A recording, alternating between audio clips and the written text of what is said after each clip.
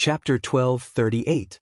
In the air, Irene, who was floating in front of all the Dem magicians, suddenly raised her head and looked forward. There, a stream of light formed from flames suddenly flashed out from the void. It was like a meteor as it streaked across a smooth trajectory. Soon after, it came to a stop. When the flame dimmed, a figure standing on flames had already appeared in front of everyone's eyes. Seeing this, the magicians of Dem all raised the guns in their hands and aimed. Irene also tightened her grip on the laser lightsaber in her hand, and her purple eyes flickered slightly. "You finally showed up?" Ifrit. Coterie lifted her head and swept a glance at the large group of magicians. She scoffed in a mocking tone. As expected of the Dem, they're taking full advantage of their numbers. Although I don't want to. Irene's face was emotionless. She wasn't affected by Coterie's provocation. But in order to complete the mission, Ike has also given the order. I will not go against it. Besides, if I don't seize the time to capture you when your brother returns, it will be very troublesome on my side. Is that so? Coterie pursed her lips. If that's the case, why don't you send your Bandersnatch as well? We have no choice. Irene looked at Coterie coldly. The branch was destroyed by some infuriating elves. The Bandersnatch was destroyed as well. Without the facilities, we can't replenish the Bandersnatch, so we have to do it ourselves. Oh! Coterie chuckled. That's really good news, Coterie. A streak of light appeared out of nowhere and stopped next to Coterie. She was wearing a thick CR unit that was completely different from the Dem, and she was looking straight ahead. The Vice Commander sent me to support you. Take care of those small fries. Coterie gave the order without hesitation. As for the strongest magician in the world, leave him to me. This. Shinnah hesitated for a moment before nodding his head. His expression turned serious. You have to be careful. You might be an elf, but that woman isn't easy to deal with, you might. Don't worry. Coterie nodded. Is the battle conference over? We don't have much time left. Irene narrowed her eyes and raised her hand. Everyone. Yes, ma'am. The magicians from Dem responded. At the same time, Jianghu also rushed out. In an instant, he was like a ferocious tiger that had entered a flock of sheep.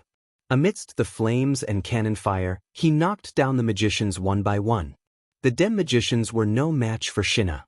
It was impossible for them to be Jianghu's opponent. At best, they only had the advantage in numbers. Looks like our magicians are better. Coterie raised an eyebrow. If you don't help, you might get wiped out. It's fine. Irene picked up the laser lightsaber and replied concisely. From the very beginning, I didn't count them as part of my combat strength. To capture you, I alone am enough, Coterie chuckled. She narrowed her eyes and a ball of fire erupted from her body, burning her clothes to ashes. Divine spiritual equipment? 5 times, Elohimji wave R. Just like a phoenix spreading its wings, Coterie waved her hands, and an ethereal kimono appeared around her and covered her entire body. The sleeves of the kimono were burning with flames, and her twin ponytails had turned into long hair. A pair of horns adorned the top of her head, making her look both beautiful and domineering. Burning demon destroyer, camel. A gigantic flaming axe appeared from the flames and landed in Coterie's hand. Coterie raised the axe that was taller than her and pointed it at Irene. Flames flashed in her red eyes. I have to say you're unlucky. Irene? Mira? Mercer. Irene's expression changed. She asked in a deep voice. What's the meaning of this? You're recognized as the strongest in the world, yet you lost to my older brother on Himi Island. Coterie looked at Irene with a cruel smile. I also lost to Natsuki when I was trying to capture Meijio.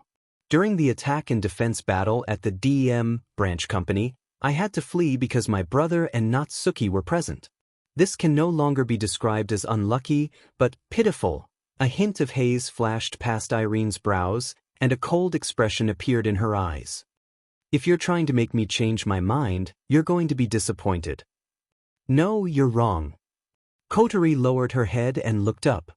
I just want to say, you're unlucky right now. After all, unlike my brother and Natsuki, even if I can control my spiritual energy and stop myself from going berserk, I still don't know how to show mercy. As soon as she said that, boom! An explosive sound suddenly sounded, accompanied by a violent flame that exploded over the entire Heavenly Palace city.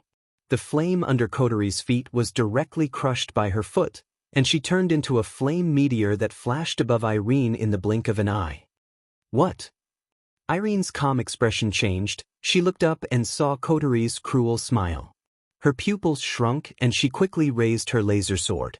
At the same time, Kotori's eyes flashed with a terrifying light and she swung her axe down. Boom! In the sky, a monstrous curtain of fire exploded like a waterfall. It was like a large red lotus that was blooming. Together with a deafening roar, it broke through the clouds and swept out in all directions with strong waves of wind and fire. The curtain of fire spread at an extremely fast speed, and it didn't take long for it to expand to a range of a few hundred meters. Below the curtain of fire, a charred figure with light smoke all over his body wrapped in a circular green protective shield flew out from it. His figure was in an extremely sorry state. Irene's expression turned ugly as she looked at the curtain of fire that engulfed her. Her heart was in turmoil. Could it be that even the Efreet possessed greater power than himself?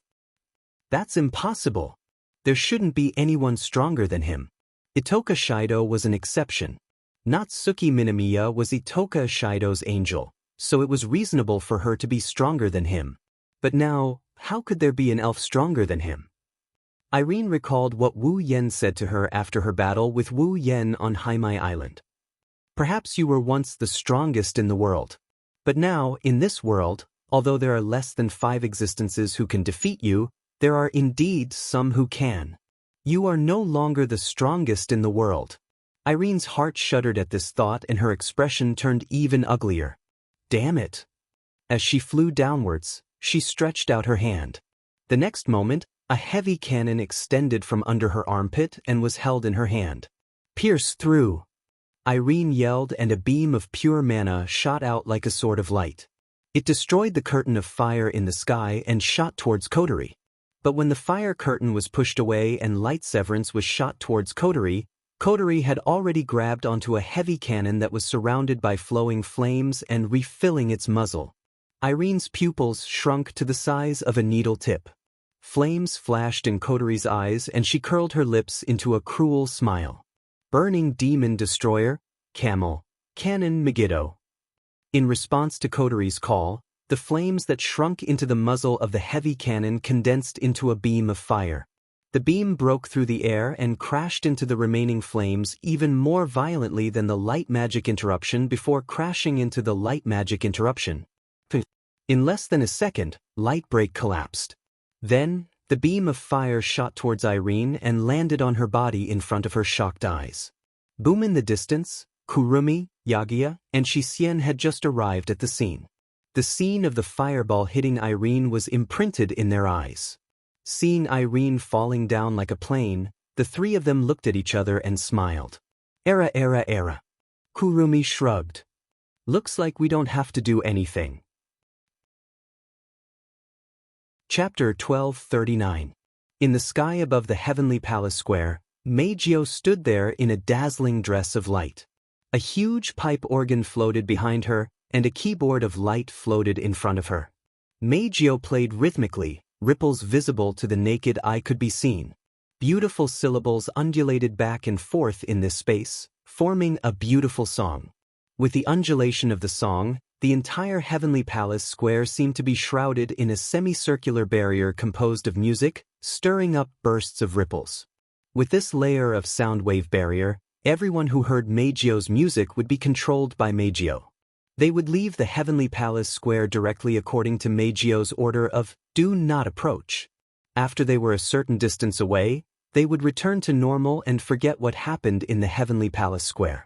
It was also thanks to Meijio and the army destroyer singer that the commotion within the Heavenly Palace Square was resolved with minimal impact.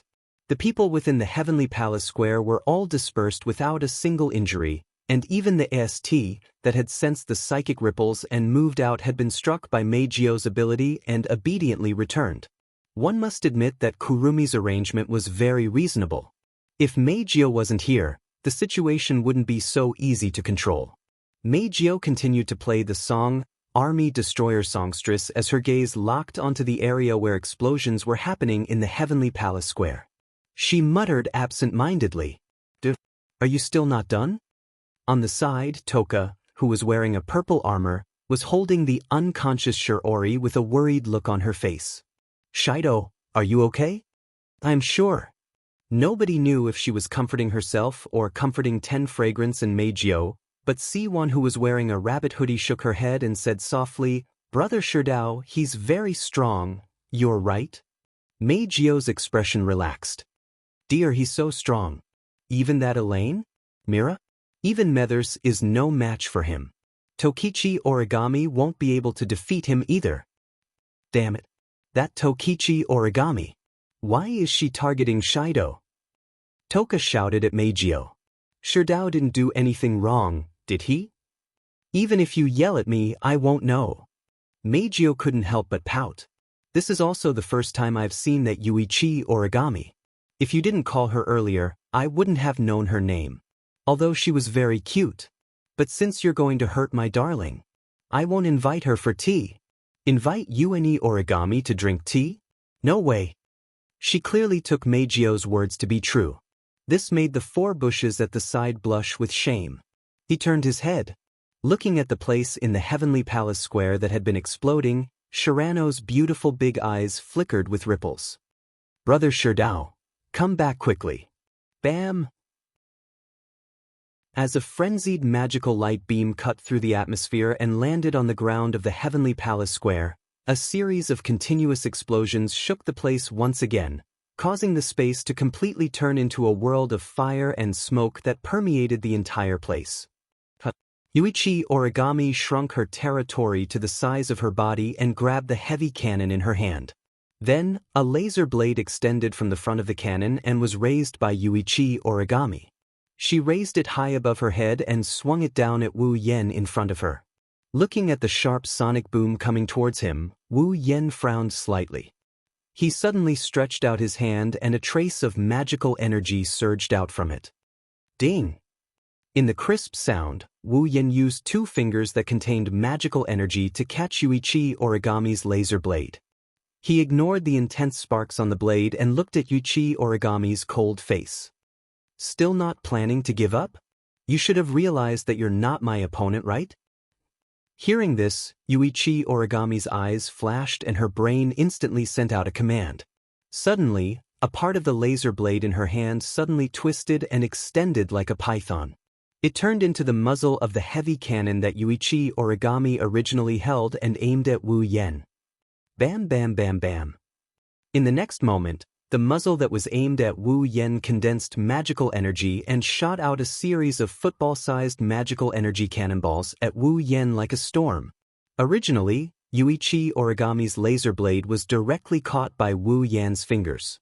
The cannon that extended from the blade was naturally less than half a meter away from Wu Yen. Therefore, almost at the same time when the cannon fired, the magical energy cannonballs that contained violent magical energy all landed on Wu Yan's body. Bam bam bam bam. Continuous explosions sounded one after another, sweeping up smoke and fire all over Wu Yan's body. Yuichi Origami used the propeller on her back to quickly leave the center of the cannon fire. She looked at the figure shrouded in smoke and fire and tightened her grip on the weapon in her hand. Through this first battle after her transformation, Yuichi Origami finally understood the extent of her strength. Powerful. He was truly powerful. She was far from being comparable to her previous self. In the past, even if he tried his best, he would not be able to withstand a single blow from an elf in its perfect state. But now, Koichi Origami had the confidence to fight one-on-one with any elf that he had once conquered, and they were evenly matched.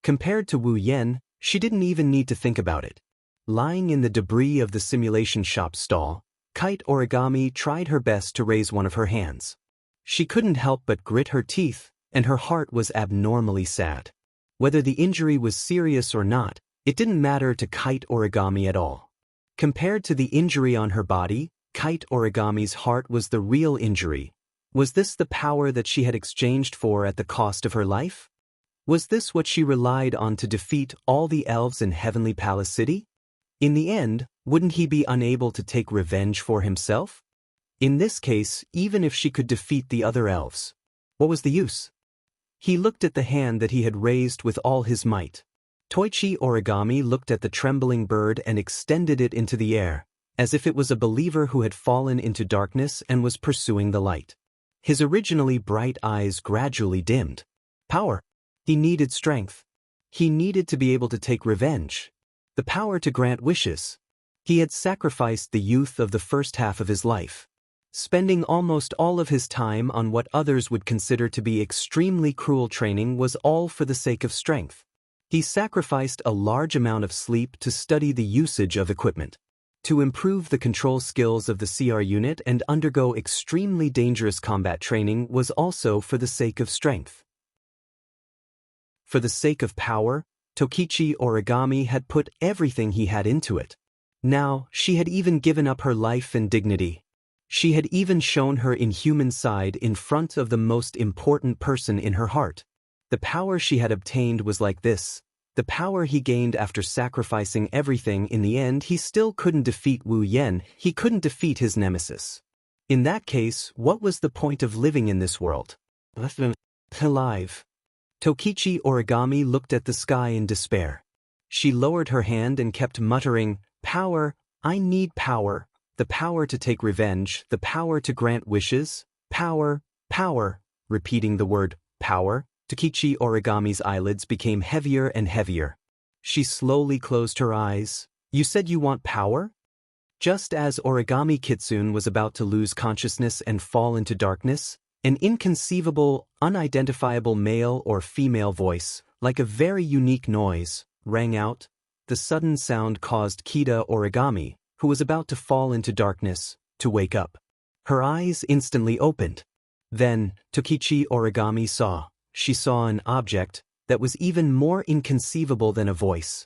No, rather than an object, it was more accurate to say that it was an existence. That's right, it was a pure existence.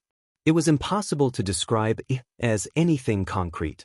He could barely feel that it existed there, but he couldn't see it in its physical form. He could only see a group of mosaic-like things floating there, as if it was watching Kite Origami. Tokichi Origami looked at it in a daze. Me? It seemed to be laughing, but she didn't know what it was laughing at. After laughing, it opened its mouth and said, "I am an existence that can give you power." Power! Tokichi Origami's dim eyes suddenly lit up. Power? It asked with a seductive tone. "Do you want power? I can give it to you, and it's an extremely powerful power." Extremely powerful power? Tokichi Origami forgot to breathe and forgot to react. She just stared at it in a daze. There was only one word left in her heart, that is power. With Tokichi Origami's personality, even if she didn't treat it as an illusion, she wouldn't be so easily led by and fall into its topic. She might even become hostile towards it because of her vigilance. But now, it appeared at the moment when Tokichi Origami's heart was at its weakest. Thus, Tokichi Origami used her subconscious to answer this question that she had decided on from the start. Power. I want power. As if he had gone crazy, Yuichi Origami squeezed out his voice and used all of his strength to shout out. "No matter what price I have to pay, no matter what I have to sacrifice. Give me power. Give me absolute power. Give me power to surpass everyone. Surpass all fairies. Surpass the strongest power of Ito Shido." At this moment, Tokichi Origami's shout was definitely enough to create an echo that resounded through the entire Sky Palace Square. But strangely, not only did the shout not create an echo, and Tokichi Origami heard it. Other than that, this voice couldn't even be transmitted through the air. As if it smiled. She couldn't see its expression, she couldn't even see its body shape, but Tokichi Origami could feel it. Who was indeed smiling. If you want it, I'll give it to you. It opened its mouth and stretched out its hand towards Kenichi's origami. On top of it, there was a gem that was emitting a dazzling white light like a star. Take it. This is the power you want. The power I want. Tokichi Origami held her breath and stared at the gem in his hand. She couldn't help but ask. Can give me power? Yes. Yes. Great power? Yes. Yes. The power to defeat Aidoshido? Yes. There was an imperceptible pause in its tone before it answered immediately. Yes. Tokichi Origami held her breath and her breathing quickened. She looked at the gem as if she was possessed. She unconsciously raised her hand and extended it towards the gem. As if disdaining Tokichi Origami for being too slow, it also extended its hand towards the gem. The gem was getting closer and closer to Tokichi Origami's hand. Just as Tokichi Origami's hand was about to touch the gem, a black shadow suddenly barged into this world of two people and instantly wrapped around its hand. That black shadow was also a hand. Both Tokichi Origami and were stunned. They didn't expect this to happen. It was also at this moment that a third person other than Tokichi Origami and it spoke. I'm clearly here, but you're treating me as if I don't exist. This is the first time I've encountered something like this. As soon as he finished speaking, a torrential flow of magic power abruptly surged. Boom! The vast amount of demonic energy transformed into a violent shockwave that hit it and sent it flying. Instantly, that was covered in mosaics shot out like a cannonball. It smashed one stall after another and created a deep trench in the ground. It only stopped after smashing into another stall. Then, its head raised its head and looked forward. In the next moment, it saw Wu Yan's cold smile. In Wu Yan's hand, its gem is quietly lying there. It's emitting a gentle white light. Chapter 1241. Tokichi Origami looked at Wu Yan, who suddenly appeared beside her and knocked away. Who wanted to give her power. Her pretty face was slightly distorted. However, Wu Yan didn't have the time to pay attention to Tokichi Origami. His eyes were attracted by the incredible existence in front of him, covered in mosaic. He didn't know if it was a man or a woman, a human or a ghost.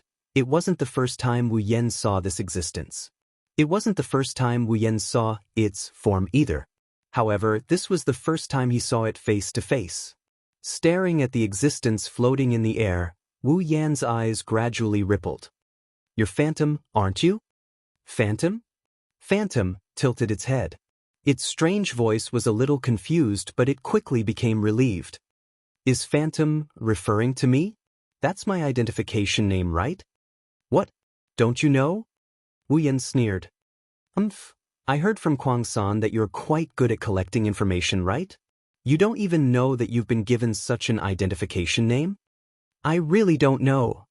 Phantom's voice didn't fluctuate at all. I usually don't take the initiative to collect this kind of insignificant information. Oh?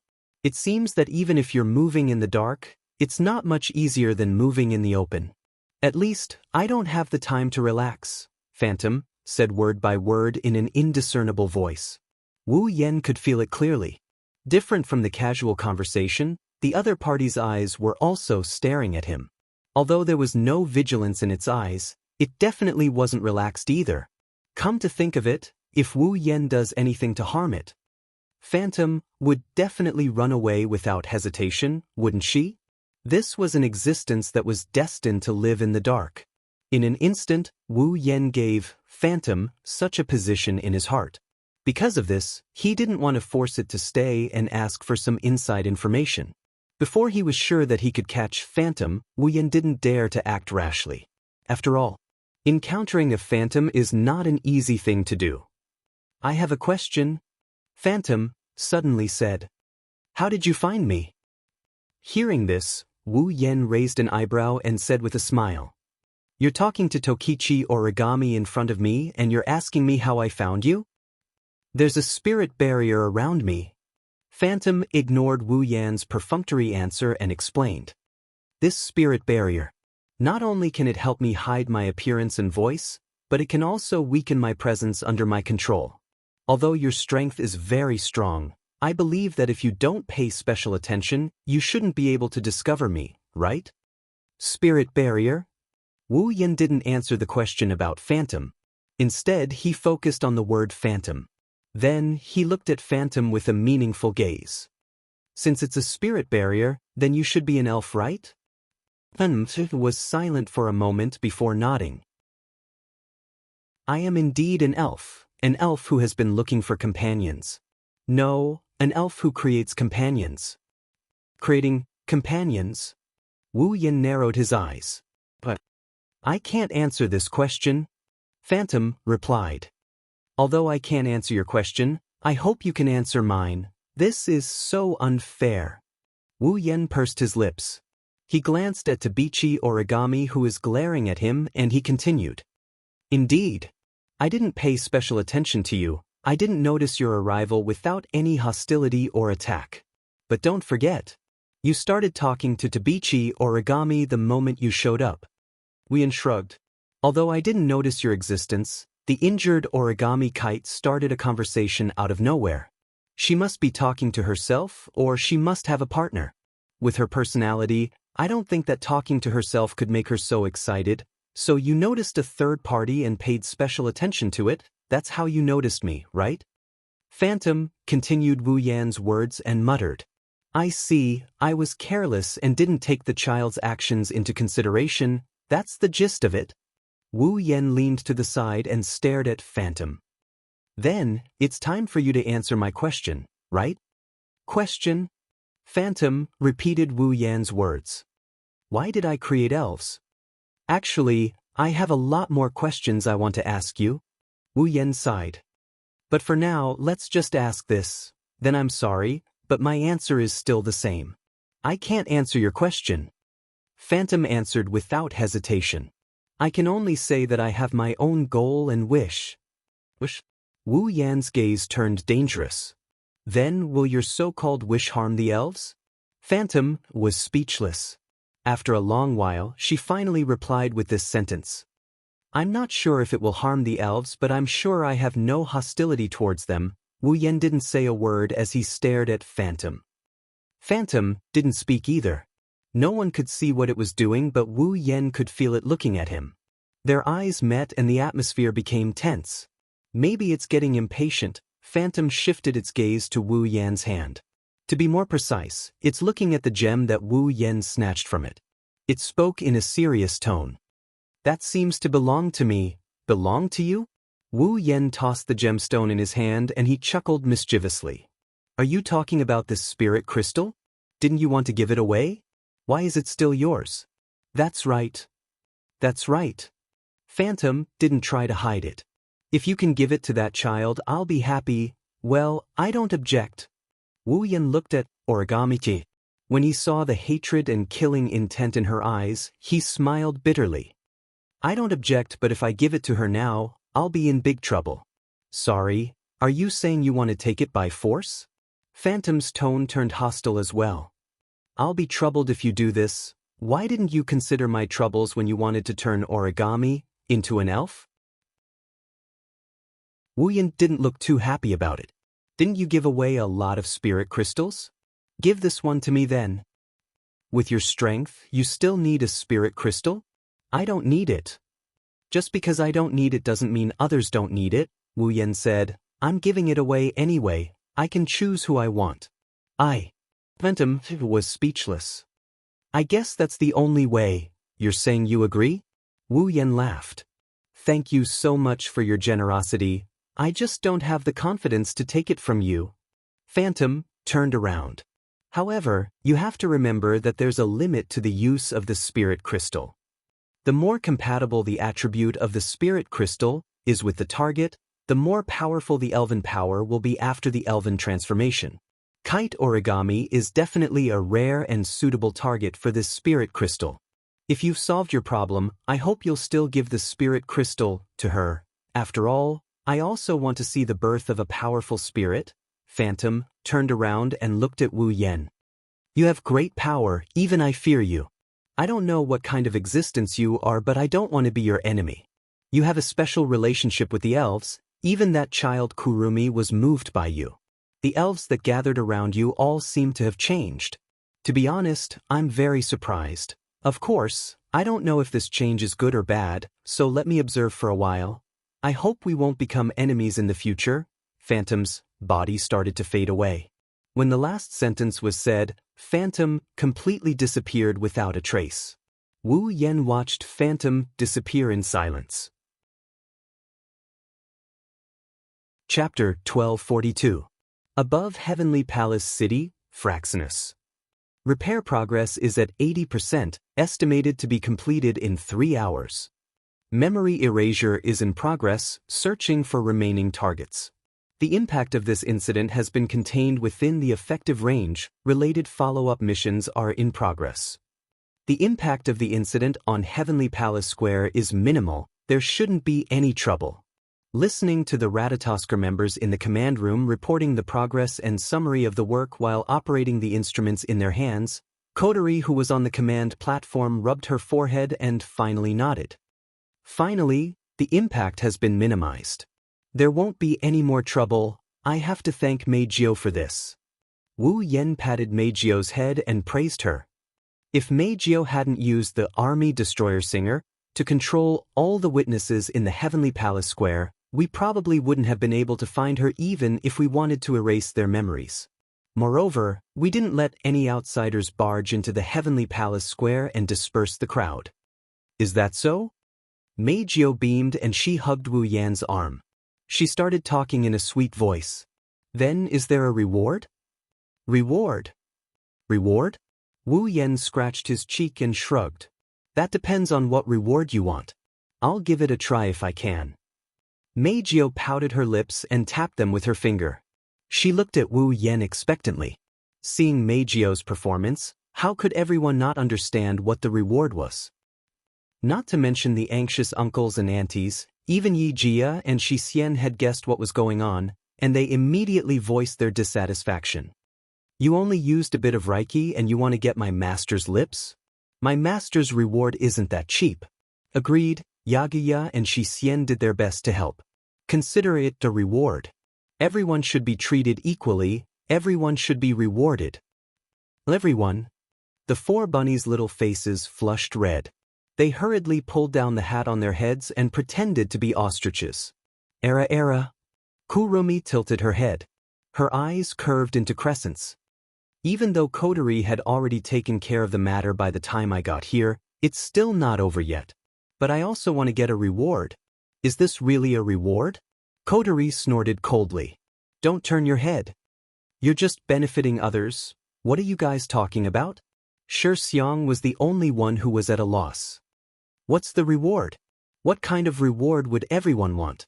Since everyone has one, I want one too. Can you stop arguing? His request for a kiss was interrupted by a group of girls. Meijio couldn't help but feel displeased.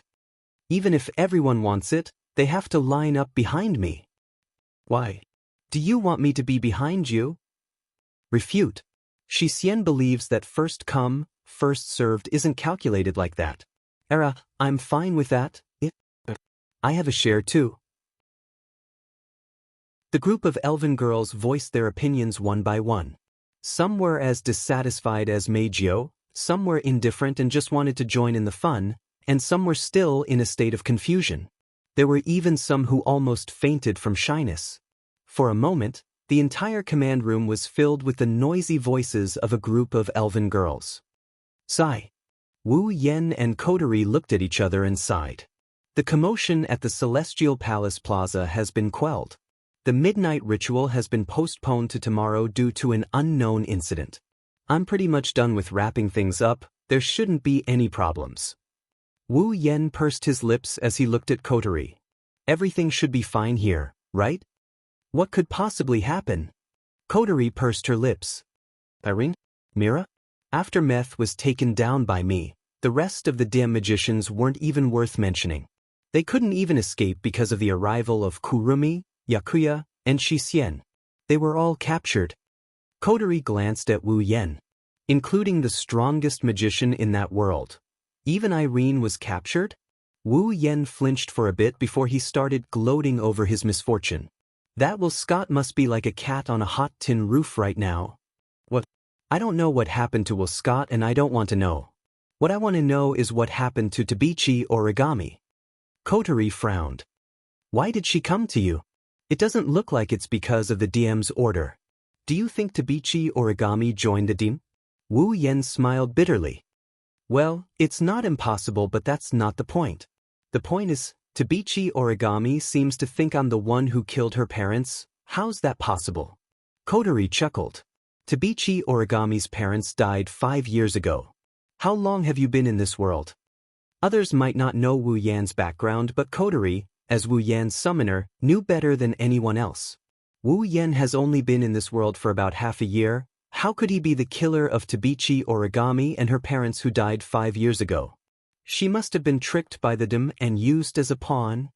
Kotori's guess made Wu Yen smile bitterly again. Even if she's tricked, she'll have to come up with something to trick her. Otherwise, with Tabichi Origami's personality, she won't believe a one-sided story if there's nothing to prove I killed her parents. Wu Yen sighed and looked at Kotori. How's Tabichi Origami? She's still recovering. Kotori replied nonchalantly.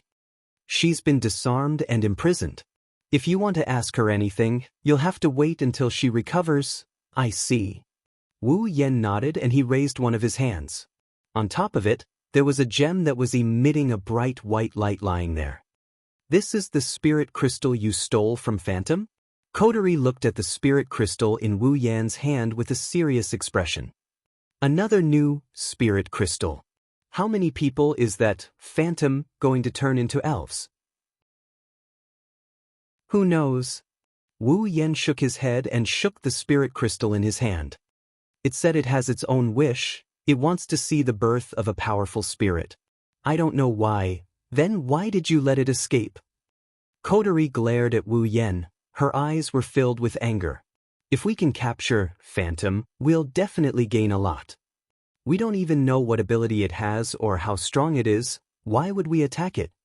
Wu Yen rolled his eyes at Kotori. Although I didn't sense any danger from Phantom, even I couldn't tell how it disappeared in the end. If I try to catch it, not only will I fail to catch it, I might not even be able to get this bit of information. Wouldn't that be even less worth it? You're right. Kotori's face was filled with disbelief. But it wasn't easy to find a Phantom, but we can't get any useful information. Wouldn't that be a waste of time? Who said so? At least we know Phantom has her own goals, and to achieve that goal, she needs to create strong spirits. Wu Yen narrowed his eyes as he raised the spirit crystal in his hand. This spirit crystal itself is also a reward. Also, Phantom mentioned that the strength of the target's sprite will be determined based on their compatibility and compatibility with the spirit crystal. This is also a piece of information. Wu Yen looked at Kotori, who still can't get over it. He knocked her on the head with an amused expression. Phantom won't be our enemy for the time being, so let's put it aside for the time being, all right? Kotori nodded helplessly. We'll talk about this spirit crystal later. Now, Tabichi Origami is receiving treatment. I'm going to see Irene. Mira?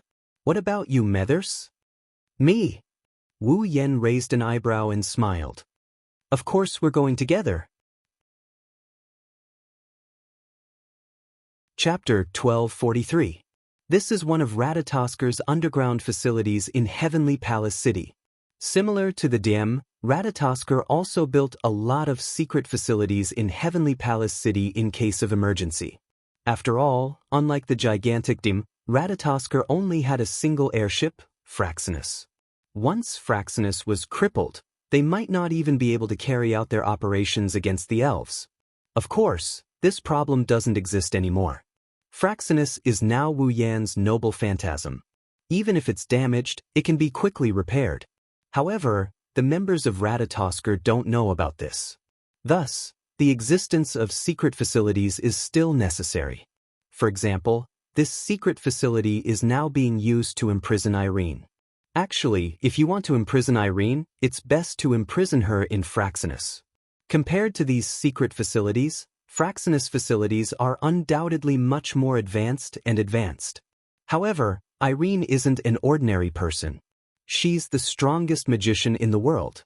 She's even stronger than most elves. Placing such a dangerous person in Fraxinus, if something were to happen and Irene managed to escape, then even if Fraxinus was turned into a noble relic, it wouldn't be able to handle the burden of Irene causing a ruckus. Therefore, after defeating Irene, Coterie directly picked her up and transferred her to this facility for interrogation and punishment. After the battle with Coterie, Irene's injuries are very serious, even more serious than Konichi Origami. However, Irene seems to be used to these injuries. Before Coterie caught her, she already treated her injuries. After she was imprisoned, she was treated again and basically healed. This can be seen from this. Even if Konichi Origami's strength increased greatly after being treated with magic, she still can't compare to Irene. However, it's not a good thing for her injuries to heal first. At least, Konichi Origami is injured. That's why Coterie didn't bother her for the time being. Under Coterie's lead, Wu Yan walked down a corridor wider than any other corridor in Fraxinus.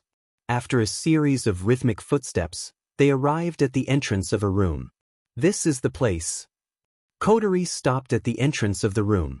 She quickly keyed in the password on the identification device beside the door and placed her palm on the scanner. Then, with a light electronic sound, the door slowly slid open and revealed the situation inside. It's a very spacious room. The light in the room was dim, and it felt a little like a small black room. The walls in all directions were made of steel, and there were all kinds of mechanical instruments placed inside. In the middle of the room, there's an isolated space made of solid glass. The isolated space was a place that looked like an ordinary living room with very ordinary furniture. If you didn't look at the glass, it would be an ordinary living room.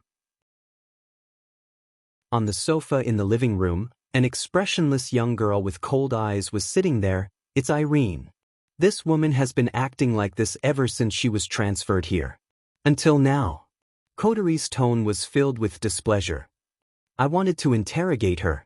However, with this woman's arrogant personality and her loyalty to Will Scott, I don't think she'll be able to get anything out of her even if we interrogate her. So, I might as well just leave her here. Then why are you here? Wu Yan looked at Coterie curiously. Did you find a way to deal with her? No. No, Coterie said straightforwardly.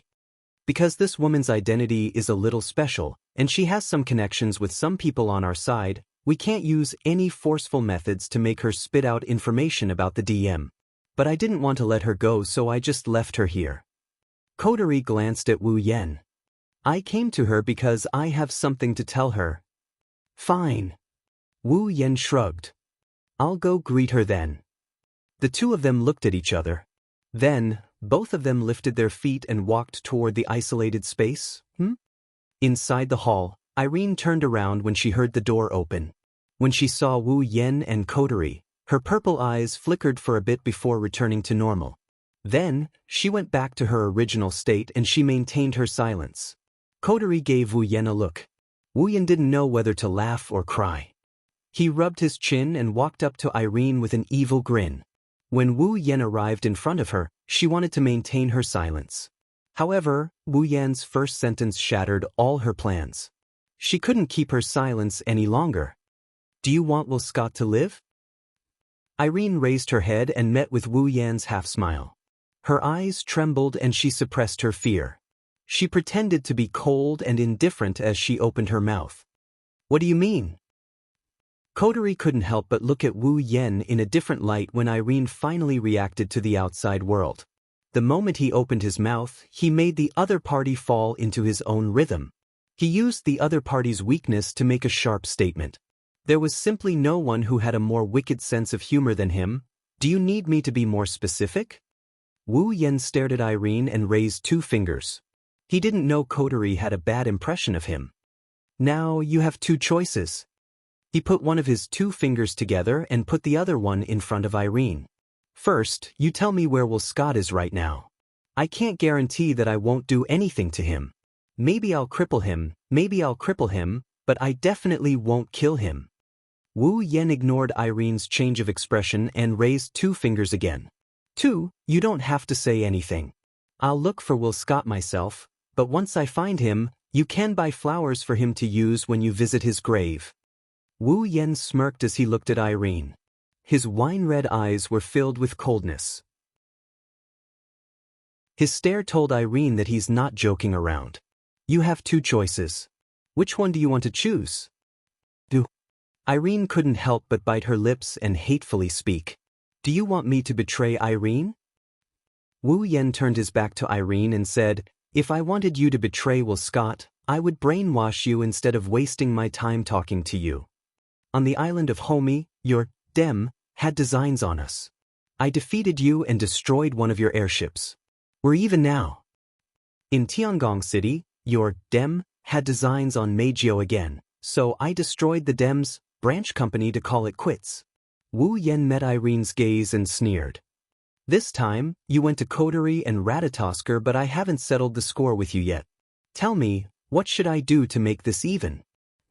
In less than a minute, Wu Yan's series of words shattered Irene's cold demeanor. Each and every one of his words pierced deep into Irene's heart. Like sharp arrows, Irene's heart clenched in pain and she forgot to breathe. Ditoka Shido. Clenching her fist, Irene's expression turned ugly. Don't you dare hurt Irene. I'm curious where you got the confidence to make such a declaration. Wu Yan laughed. What do you think Will Scott has? Magician? Display device? Bandersnatch? Are these things useful? Irene's expression froze. Peh. Wu Yan grinned at Irene's stunned expression. As long as I'm here, your them will never be able to do anything to us. What's more, you're still in my hands now. If Will Scott has the heart to abandon you, this trump card, then I'll treat you as the price for offending us this time. It's not impossible for us to settle the score once again. Think about it. Wu Yan walked out of the isolated space, leaving behind a pale Irene and a helpless Coterie. They didn't say anything for a long time. Chapter 1244. In the sky above Tiangong City, Fraxinus. Inside an isolated ward, Tabichi Origami, who is wearing a hospital gown, is lying on the bed. She glared at Wu Yan, who is standing beside her bed with a hateful expression. Wu He. Shirdao.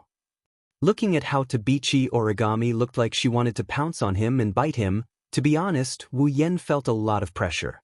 Obviously, Tokiichi Origami had completely regarded him as the enemy who killed his parents. But Wu Yan didn't do anything. The feeling of being wrongly accused was really too unpleasant. What's even more annoying is that the person who wronged him is a cute girl. Moreover, she was a cute girl that he was more or less acquainted with. How can Wu Yan feel good about being wronged by a cute girl? He can't beat her up and she won't believe him. Rubbing his aching forehead, Wu Yan looked at Tabichi Origami with a mentally and physically exhausted expression. He enunciated each and every word that came out of his mouth. Listen up, I didn't kill your father, nor did I kill your mother. Tabichi Origami's expression didn't change in the slightest when she heard that. Her face is still filled with hatred. Obviously, she didn't choose to believe Wu Yan's words. Sigh. Wu Yan sighed helplessly. What should I do to make you believe me? I won't. I won't believe you. Without even thinking about it, Yuichi Origami bit her lips. Her voice sounded like it was squeezed out from the depths of her throat as she looked at Wu Yan coldly. I saw everything with my own eyes. Where did you see it? When did you see it? What did you see? 3 questions popped out in a row, perfectly displaying Wu Yan's frenzied mood. Even if you think I'm your enemy and you want to kill me, you should at least let me know what happened. I didn't do anything. Why are you so sure I did it? You should at least give me an explanation. That's right. Toka stood up and shouted at Tabichi Origami. Shido would never do something like that. Yakuya snorted. He crossed his arms in front of his chest. Master, if he killed someone, he would definitely admit it. Plus, you can't do anything to him even if he admitted it. There's no need to pretend. I agree. Xixian raised her head slightly, closed her eyes, and nodded heavily. I believe Master. Since Master said he didn't do it. Then he didn't do it. That's right. Meijio chimed in. She said helplessly. My dear is so strong, why would he do anything to a normal couple? Back then, when I accidentally hurt some powerless fans, dear also lost her temper. She taught me a good lesson. I think so too. Sigue raised his hand weakly. Brother Shido wouldn't do anything to normal people. Kotori and Kurumi didn't say anything, but their eyes told Tabichi Origami that they believe Wu Yen didn't kill her parents. However, Tabichi Origami didn't buy it.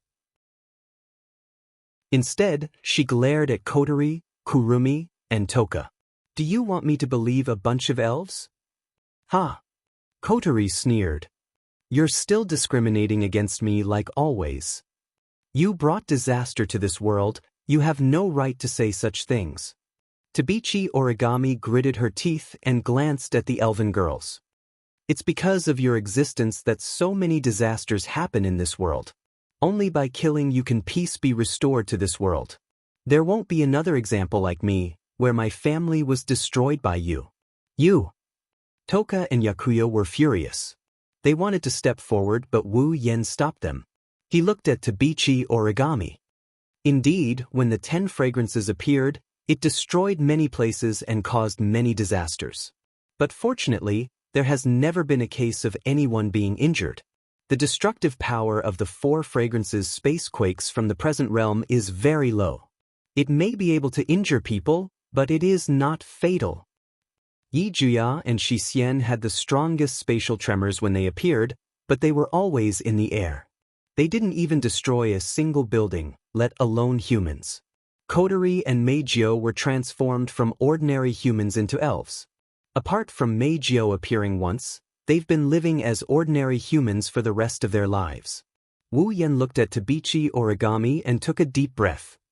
So, I'm sorry, but I will never agree with your theory of destroying other people's families. A warm current flowed through the hearts of Kotori, Toka, Yoshino, Yashioya, Yoshihiro, and Meijio, causing them to involuntarily smile. However, what they got in return was an even colder gaze from Koichi Origami. What about her? Tabichi Origami's eyes narrowed as she looked at Kurumi. Are you going to say she's never harmed anyone? All the elven girls were speechless, unable to say a word. Perhaps, when Kwang-san appeared, she didn't hurt a single person because Heavenly Palace City had taken comprehensive measures to defend against space shocks.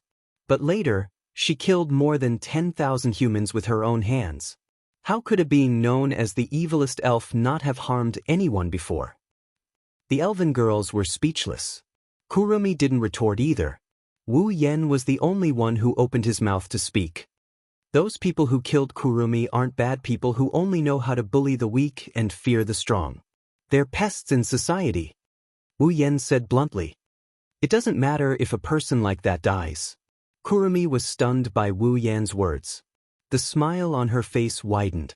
Tabichi Origami opened her eyes and stared at Wu Yen. Her voice was as cold as ice. As expected, I won't believe you. At this point, I don't expect you to believe me. Wu Yen waved his hand as if he had given up. He glanced at Tabichi Origami. However, I want to know why you think that I'm the murderer of your parents. Tabichi Origami didn't speak, nor did she explain. She just continued to stare at Wu Yen, releasing an extremely sharp gaze. Wu Yen smiled bitterly, patted his cheek, and stood up. Since you don't want to say it, then I can only use a more violent method. He walked directly to Tabichi Origami. Before she could react, Wu Yen suddenly stretched out his hand and put it on her forehead. Your memory, let me read a little bit. As soon as his voice fell, Wu Yen closed his eyes. A trace of magical power emerged from the hand on Tabichi Origami's forehead, and it operated at an extremely fast speed. You. Before Tabichi Origami could react and tried to break free from Wu Yan's hand, a mysterious small magical formation appeared in Wu Yan's hand with a burst of light. The sudden bright light pierced Tabichi Origami's eyes and she instinctively closed them, forgetting to struggle. It didn't take long before the light weakened and the surging magical power calmed down. Wu Yen released his hand from Tabichi Origami's forehead and opened his eyes, filled with shock and confusion. "What's wrong?" Kotori couldn't help but ask. "Did you read anything?" "Yes. Yes." Wu Yen nodded and he met Kotori's gaze. His eyes and face were filled with confusion. Tabichi Origami obtained a video from Wuxia. The video inadvertently captured the scene of Tabichi Origami's parents' death. In the video, the person who killed Tabichi Origami's parents is me. You. The fairy girls held their breaths. Miko hurriedly spoke. Could it be a forgery? Or is there a mistake? A forgery? Wu Yen pondered for a moment, then shook his head. Perhaps, but I can't see any signs of forgery in the video. Don't tell me you also think you killed Tabichi Origami's parents. Kotori frowned. Don't forget, you only appeared in Tiangong City half a year ago. You're right. Wu Yan's face was still filled with confusion. Right at this moment, Kwang-san suddenly spoke. Why don't you see it with your own eyes? Chapter 1245. Why don't we see it with our own eyes? Kurumi's words instantly attracted everyone's attention, including Tokichi Origami, whose face was full of surprise. See it with our own eyes? Wu Yen hesitated and asked Kurumi, You mean, To confirm Wu Yan's guess, Kurumi nodded with a smile. Her voice spread throughout the room. Using the power of Zafkiel, the last bullet of 12, bullet of 12? Go back to 5 years ago and prove it with your own eyes. Hearing this, everyone present subconsciously held their breaths and looked at each other. Except for Tokichi Origami, who had never dealt with Kurumi before, the rest of the people present all knew about Kurumi's ability. She was the spirit of time. She had the ability to manipulate time. Her angel, the Zafkiel, could use every ability that represented time in the form of a bullet to be fired. Among the 12 abilities that represented time, the last one was also the most heaven-defying one. It was the Bullet of 12, YOD. The power of Bullet of 12. Time reversal. The ability to go back to the past. It was because of the power of Bullet of 12? That was the power of the realm of gods, which was why everyone forgot to breathe for a moment. Going back to the past? Who had ever experienced such a dreamlike thing before? Wu Yen was able to travel back in time to 5 years ago due to his battle with Kurumi. But because he had experienced it himself, he felt it was unreal. No matter what, traveling through time and returning to the past was a dreamlike thing. Even though they knew Kurumi had such an ability, they couldn't help but have such a reaction. Even those who were familiar with Kurumi's abilities were shocked. Needless to say, Origami, who had just learned of Kurumi's ability for the first time, was even more shocked. He was so shocked that even his mind went blank. Finally, Wu Yen, who had experience going back to the past, reacted first. He scratched his cheek and frowned. Using the power of Bullet of 12? Using the power of Bullet of 12 to go back to the past to confirm something, isn't that making a big deal out of nothing? I don't think so. But Kwang-san, on the other hand, disagreed. I recall that my husband once told me that an accident occurred during our battle, and we were transported back in time to 5 years ago. That was also when Kotori's power was sealed, right? Wu Yen nodded. Kurumi's expression turned serious. Then, is it possible that it was at that time? What if my husband accidentally killed Origami's parents? That's impossible. Kotori refuted before Wu Yen could say anything. You should have seen the memory that was erased by Phantom, right? Before my brother disappeared, he had always been by my side. How could he have killed Origami's parents? No, I wasn't by your side when I first appeared, Wu Yen said calmly. At that time, I first appeared in other places. Later, I found Kotori, and before I found Kotori, I was always alone. In other words, Meijio covered her mouth to suppress the shock that surged up in her heart. Dear, did you really kill Tokichi Origami's parents without knowing it? That's impossible. Wu Yan rubbed his forehead in distress. From the time I returned to 5 years ago to the time I came back, I don't remember what kind of attack I launched. How could I have unintentionally killed Tokichi Origami's parents? The fairy girls looked at each other blankly. They didn't know what to say. Let's confirm it ourselves. Kurumi smiled at Wu Yan. Even if it's not to confirm whether Lord Husband killed Origami's parents, it's still necessary to confirm what Lord Husband did when he went back to 5 years ago. But is that okay? Wu Yan hesitated. Use bullet of 12, yod? Isn't the price of a bet very high? If that's the case, Kurumi. Don't worry. Kurumi put her index finger on Wu Yan's lips. Bullet of 12 yod? There are also conditions for the cost of using the bet. Depending on how long you want to go back in time, this part of the cost will change. The longer the time you want to go back in time, the longer it will take. With Lord Husband here, you don't have to worry about not having enough time at all.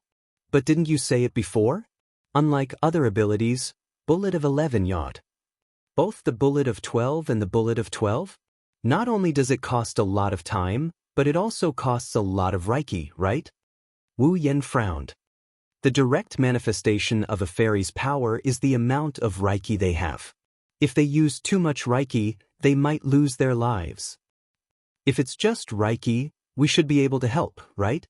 On the side, Yajuya quickly said. With so many of our Reiki, isn't it enough to let Master go back to 5 years ago? Agreed. Shi Xian can also provide Reiki. I can do it too, dear. If there's a need, I'll do my best. Shi Xian, Toka, Yoshino, and Meijio also made their own declarations one after another, causing Kurumi to chuckle and shake her head to refuse. Although I'm very grateful for everyone's kindness, there's no need to worry. Indeed, I still need to consume a lot of spiritual energy, but the amount of spiritual energy I use depends on how far back in time I go. Perhaps it would be very, very dangerous to go back to 30 years ago, but if it's just going back to 5 years ago, I alone will be enough. After saying that, Kurumi recalled the bullet of 12 yod again. Reiki. Of course, depending on how long the target stays in the past, a certain amount of Reiki will be consumed. The longer you stay in the past, the more Reiki you have to pay. However, it happened before Kotori's Reiki was sealed. It's not that long, so it's more than enough for me to pay. This time, everyone present was silent. All right. Wu Yan helplessly looked at Kurumi. Since it won't affect you, it's fine to verify it. But don't be reckless. Kurumi mischievously blinked her eyes and said with a smile. Although I'm very happy that hubby is so concerned about me, it's just to verify one thing, there's no need to be reckless. Good. Wu Yan exhaled. He lifted the sealing bracelet on his hand and he removed the seal on Kurumi. Feeling the Reiki returning to her body, Kurumi pursed her lips and smiled. She turned around and black and red Reiki equipment appeared on her body. At the same time, 2 ancient matchlock muskets and a huge clock face appeared. Then, Kurumi held the rifle in her hand and pointed it upwards. Zafkiel, bullet of 12, yod yod. Reiki. Following Kurumi's call, the huge clock behind her suddenly shook and flashed with an unprecedented amount of light. The black and red light instantly enveloped the entire area, and dense black shadows burst forth. If one looked carefully, they would discover that the black shadows were all bursting out from the Roman numeral 12 on the huge clock dial. The black shadow flowed into the rifle in Kurumi's hand like a violent stream of air. Immediately, the loaded rifle shook violently and the high concentration of Reiki went berserk. Kurumi. Wu Yan couldn't help but call out. Don't worry. Kurumi raised the corner of her mouth at Wu Yan and revealed a reassuring smile. She aimed her rifle at Wu Yan and pulled the trigger. Bang! A jet black bullet shot out from the muzzle of the rifle, leaving a black trail in the air as it landed on Wu Yan's body. In the next second, the space started to distort. Wu Yan's body started to distort from where the bullet hit. It was as if he fell into a small black hole. As the distortion expanded, Wu Yan's body also started to distort. Finally, it disappeared. Chapter 1246. It wasn't until the distorted figure completely disappeared from this space that the huge clock face also disappeared in the mirage. An indescribable sense of fatigue assaulted Kurumi's mind. Her body tilted and she fell to the ground. Kurumi. When the elven girls recovered from their shock and saw Kurumi on the ground, they all cried out in alarm. Kotori, who was closest to Kurumi, quickly reached out her hand and supported her. "Hey, are you okay?" Kotori was surprised to see Kurumi gasping for breath in her arms. Her eyes were filled with exhaustion. "Didn't you say you could use the bullet of 12? Won't it make any difference?" Yeah, you're not lying to us, are you?" That won't do. Didn't Master tell you not to act rashly?" Displeased, if Master sees you like this, he will definitely blame himself. If you act rashly, I won't help you if Master scolds you. Kurumi couldn't help but feel a little uncomfortable listening to the different elven girls. She turned her head away and forced a smile. Bullet of 12 foot? It can allow the target to return to the past, but the time of return can only be specified to that day. It can't be used to point back the time. In order to not let Lord Husband miss the exact time and to allow Lord Husband to have enough time to stay there, I used a little too much spiritual power. Are you okay? Kotori pursed her lips in dissatisfaction. There are so many elves here. You have plenty of spiritual energy, but you just had to mess around. Fortunately, Big Brother left. Otherwise, if he knew about this, you would definitely be scolded. That's true. Who told Master Darling to be so gentle? Kurumi bitterly smiled and shook her head. She took a deep breath and broke free from Kotori's embrace. She retracted her spiritual energy and the black and red spiritual equipment disappeared from her body. "I'm just a bit tired. I'm fine." Hearing this, the group of elf girls carefully sized up Kurumi. When they didn't find any abnormalities other than tiredness, they relaxed their tense faces. Yakuya walked over to where Wu Yen was standing. He touched the air there as if he was checking if Wu Yen is still there. He clicked his tongue. Did Master really return to 5 years ago? If I remember the time correctly. Kurong-san calmed down her breathing. She tidied up her clothes and hair. Kotori turned into an elf and engulfed the entire Heavenly Palace city in a sea of fire. August 3rd. Yuichi Origami, who was lying on the hospital bed, suddenly raised her head. Her eyes were shining with a terrifying light. There was no hatred or coldness in her eyes. Instead, her gaze was so bright that it shocked everyone present. August 3rd, 5 years ago. Right? Tabichi Origami said as she shifted her gaze to Kotori. Kotori snorted when she saw Tabichi Origami looking at her. That's right. August 3rd, 5 years ago. Kurumi nodded. She looked at Wu Yen and murmured, "That's right. If nothing unexpected happens, hubby will be back soon. Don't worry." Question, can he really come back? Yushin narrowed her eyes and looked at Kurumi. He won't be able to come back, right? No. That's impossible. Kwang Sanmao replied firmly. The amount of spiritual energy required to travel back in time depends on how long it takes to travel back in time. The amount of spiritual energy required to travel back in time is also determined by the amount of spiritual energy that was injected into the bullet. Once the amount of spiritual energy required to travel back in time exceeds the amount of spiritual energy required to travel back in time, hubby won't be able to travel back in time. How long will it take? Meijio looked at Kurumi. Kurumi smiled. I'm not sure if the flow of time is the same as the flow of time here. But I don't think it'll take too long, at most half an hour. I see. At the side, Toka and Yoshino also heaved a sigh of relief. That's good. The elven girls looked at where Wu Yen was standing. They waited for their loved ones to return. At this moment, Origami Kitsune suddenly made a sound. Toka Kurumi, I want to borrow your power. Tokichi Origami's sudden words stunned all the girls present. You. Kurumi looked at Toka Origami in shock. What did you just say? I want to borrow your power. Toka Origami stared at Kurumi. Her eyes glowed with passion. I want to borrow your angelic power that can travel back in time. Hearing Tabita Origami's words that contained a different kind of emotion and the rich light in his eyes, Tabita, Yoshino, Yagoya, Shisien, and Meijio didn't know how to react. They could only stare blankly at Tabita Origami with their mouths slightly agape. Is this still the cold and emotionless Toka Origami? Kotori and Kurumi glanced at each other as if they had seen through Tabichi Origami's thoughts and looked at her. You want me to use the bullet of 12 on you? Do you want to bet on it? That's right. Toka Origami's eyes rippled. She looked at Kurumi and said, as long as you promise to help me, I can do anything you want. You want to return to 5 years ago too, right? Kotoni said to Tabichi Origami expressionlessly, you want to change history and save your dead parents, right?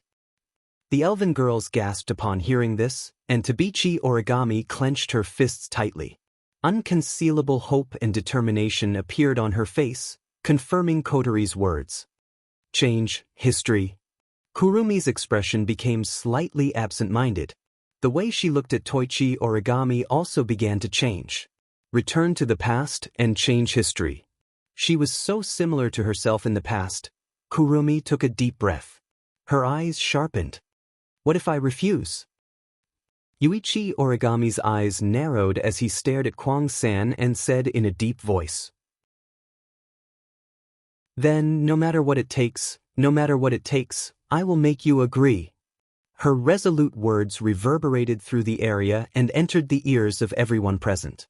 At this moment, all the elven girls present could feel the determination in Kitaichi Origami's heart. Indeed, with Toka Origami's personality, she would do anything to save her parents. As long as she can make Kurumi use the bullet of 12 on her, she would do it without hesitation. Yuichi Origami's mind was very smart, and her personality was very calm. However, once she encountered something related to her parents, she would make extremely reckless moves.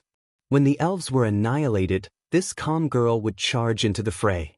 She would even ignore the orders of her captain and superiors to kill the elves. When encountering her enemy, this usually calm girl would immediately go crazy. She was so crazy that in order to kill her enemy, she would ignore the ordinary people around her and launch an attack. If Toka Origami's classmates saw her like this, they wouldn't be able to recognize her. Who would have thought that the originally calm and composed Origami Kitaichi would act recklessly under certain conditions without considering the consequences? Thinking of this, Kurumi and Kotori had a helpless expression. If it was me in the past, I might not mind helping you. After all, for me now, the cost of using Angel is no longer worth mentioning. The cost of using the bullet of 12 can go back to 5 years ago. Kurumi looked into Toka Origami's eyes. But I still won't agree. Kita Origami's delicate body trembled, and the light in her eyes dimmed at a speed visible to the naked eye. But because my life is no longer mine. Kurumi smiled. Her smile was gentle like never before. Whether it's power or anything else, it belongs to him, my husband. As if in response to Kurumi's call, the space where Wu Yen was standing twisted and a figure was spat out from it. Seeing this figure, the group of elf girls were overjoyed. However, when they saw the expression on the figure's face, the joy on their faces instantly froze. Chapter 1247. Bitterness. Bitterness is written all over his face. Wu Yen appeared in the isolation ward again, this time in front of everyone. Bitterness is written all over his face. This made all the elven girls and even Tokichi Origami hold their breaths. Their hearts suddenly tensed up. Could it be that Wu Yen really did something 5 years ago that caused the death of Tabichi Origami's parents? The elven girls' faces changed at this thought. Tabichi Origami's face turned ugly. She looked at Wu Yen with hatred and murderous intent. Come to think of it, once she confirms that Wu Yen is the one who killed her parents, even if her injuries aren't fully healed, Tabichi Origami would fight Wu Yen to the death. Shido. Brother Shido. Brother. House Sama. Master. Dear. In contrast with Kitsune Origami, All of the elven maidens were crying out with concern on their faces, but they didn't know what to do after that. Should they ask? Were they supposed to ask if the most important person in their hearts had gone berserk and killed an ordinary couple? How could they possibly ask that? With such thoughts in mind, the elven girls stood rooted to the spot and panicked. Kotori and Kurumi were the more rational ones and were the first to calm down. They quietly walked towards Wu Yen and stood on his left and right. Are you all right? Even Kotori couldn't help but be cautious at this moment. Her tone was extremely soft as she asked this question. Did it go through bullet of 12? Do you feel any discomfort after using the bullet of 12? If you feel something is wrong, please tell us, How-sama. Kurumi also spoke. Her red eyes met Wu Yan's gaze. After all, I've never used the bullet of 12 before. This is the first time I've used it. The ability to reverse time is limited to cognition. If it's used in practice, it's hard to avoid some problems. Yes, Sherdao. 10 Fragrance said worriedly, where do you feel uncomfortable? You must tell me, even if you are the master of the 8 dance of the hurricane. It's hard to avoid being plagued by illness. Yakuya tried to lighten the heavy atmosphere with a humorous tone. He raised his head and puffed out his chest. He pretended to be arrogant. Don't worry. You are my master. I won't laugh at you. I'm concerned. I hope that master will not hide it from me. Shixien also opened her bright silver eyes and stepped forward. He approached Wu Yen. Otherwise, Shixien will be very worried. Fourth aunt didn't say anything. Instead, she came to Wu Yan's side and held his hand. Her beautiful eyes were filled with unconcealable worry. Mei Jiao directly hugged one of Wu Yan's arms. Her beautiful face was filled with gloom. Seeing the unconcealable worry on the faces of the elven girls, Wu Yan's heart warmed. The bitterness on his face faded away and turned into a gentle smile. All right, don't worry. Wu Yan patted Mei Jiao and fourth aunt's head and grinned. I'm fine. Seeing the genuine smile on Wu Yan's face, the elven girls relaxed. Only Tabichi Origami stared at Wu Yen and spoke in a deep voice. What did you do 5 years ago? Following Tabichi Origami's words, the atmosphere became heavy again. The elven girls were nervous, Kotori and Kurumi were no exception. Under everyone's gaze, Wu Yen slowly retracted his smile and sighed. If you want to talk about what I did. Tabichi Origami's eyes narrowed. She bit her lips and her shoulders trembled. She forced herself to speak. Was it you, the one who killed my parents? Everyone's gaze gathered on Wu Yen. Wu Yen turned around and saw Tabichi Origami's expression as if she didn't want to face reality. He closed his eyes. Even if I say no, you won't believe me, right? The elven girl's hearts tightened. Tabichi Origami clenched her fists and opened her eyes wide. Her lips trembled as she asked word by word.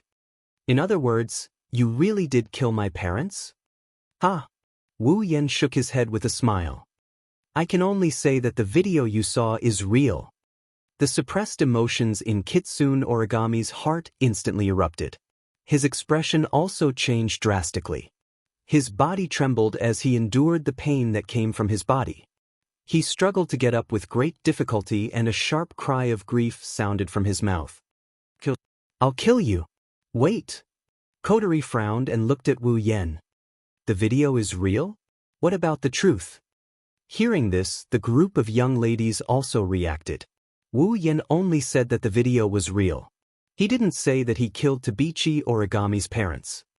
Tabichi Origami, you do have a reason to think that I killed her parents. Wu Yen glanced at Tabichi Origami and said the truth that everyone wanted to hear. But I didn't kill her parents. Hearing this, the girls' eyes lit up and they couldn't help but smile. Only Tabichi Origami was still gnashing her teeth. Her gaze never left Wu Yen for even half a second. Her eyes were filled with indifference. Like you said, I won't believe you. Didn't you go back in time 5 years ago? Then show me the evidence to prove that you're not the one who killed my parents. You want proof, right? Wu Yen nodded. He extended his hand and a blinding white light enveloped Tabichi Origami. The light started surging around Tabichi Origami. Kyuchi Origami could clearly feel that with the appearance of this white light, her injuries were rapidly recovering at a speed visible to the naked eye. The pain was also gradually disappearing. When the white light dissipated, Kyuchi Origami still felt that her body did not have much strength, but it was no longer a problem for her to move. Kanon healed Koichi Origami's wounds with the help of the Angel of Holiness. Wu Yen turned around after he healed her. If you want to know if I killed your parents, come with me. Wu Yen ignored Kotoichi Origami's reaction. He grabbed Yono's hand and they walked out of the room. Meijio, who was hugging Wu Yan's arm, followed them. The other girls exchanged glances and they quickly followed after them. Even Kotoichi Origami hesitated for a bit before she got off the bed and walked out of the room. Under Wu Yan's lead, the 7 elven girls and Tabichi Origami were teleported from Fraxinus to Heavenly Palace City. They arrived at a field full of flowers and plants. Heavenly Palace City is a city that is often damaged by spacequakes, so it's rare to see a field like this. Therefore, this is a well-known place. Today, however, there's no one here. It's probably because of the Tianyang ritual. With Wu Yen in the lead, the 9 of them entered the wilderness. They passed through the beautiful scenery and headed deeper into the wilderness. It didn't take long for them to arrive at a place overgrown with weeds. Wu Yen stopped and he scanned his surroundings. It should be here. Where's the evidence? Tabichi Origami asked coldly as if she was prepared to ask this question. Where's the evidence you're talking about? Wu Yen didn't answer Tabichi Origami's question. Instead, he turned his back to everyone and looked at an empty field in front of him. Dense mana swirled around his body and condensed into a pillar of mana. With a wave of his hand, the pillar of mana shot out and smashed into the empty field in front of him. Bang! With a loud explosion, a shockwave as strong as a tsunami blasted out. The shockwave engulfed the entire area in a cloud of dust. Wu Yen didn't care about the shockwave. He raised one of his hands and mana surged out from his palm. In the next moment, all the girls saw, in front of them, 2 huge blocks of ice flew out of the dust and landed in front of Wu Yen. Ice blocks? The girls looked at each other and walked forward. However, when they saw the full appearance of the ice block, their eyes widened and their faces were filled with shock. What? Tabichi Origami's expression changed drastically. In the end, her eyes were filled with disbelief. Kite Origami muttered absent-mindedly as if he was sleep-talking. There are 2 people in the ice blocks. They are Tabichi Origami's parents. How? All the girls present were dumbfounded. Chapter 1248. Wu Yan's vision blurred. He felt the bullet hit him. The moment he was hit, he lost consciousness for a brief moment. Now that he regained his consciousness, the first thing he felt was dizziness. Of course, it's not dizziness, it's more accurate to say that the bullet hit him. When the bullet hit him, Wu Yen felt like his existence was completely broken. There wasn't any pain, nor was there any sense of discomfort.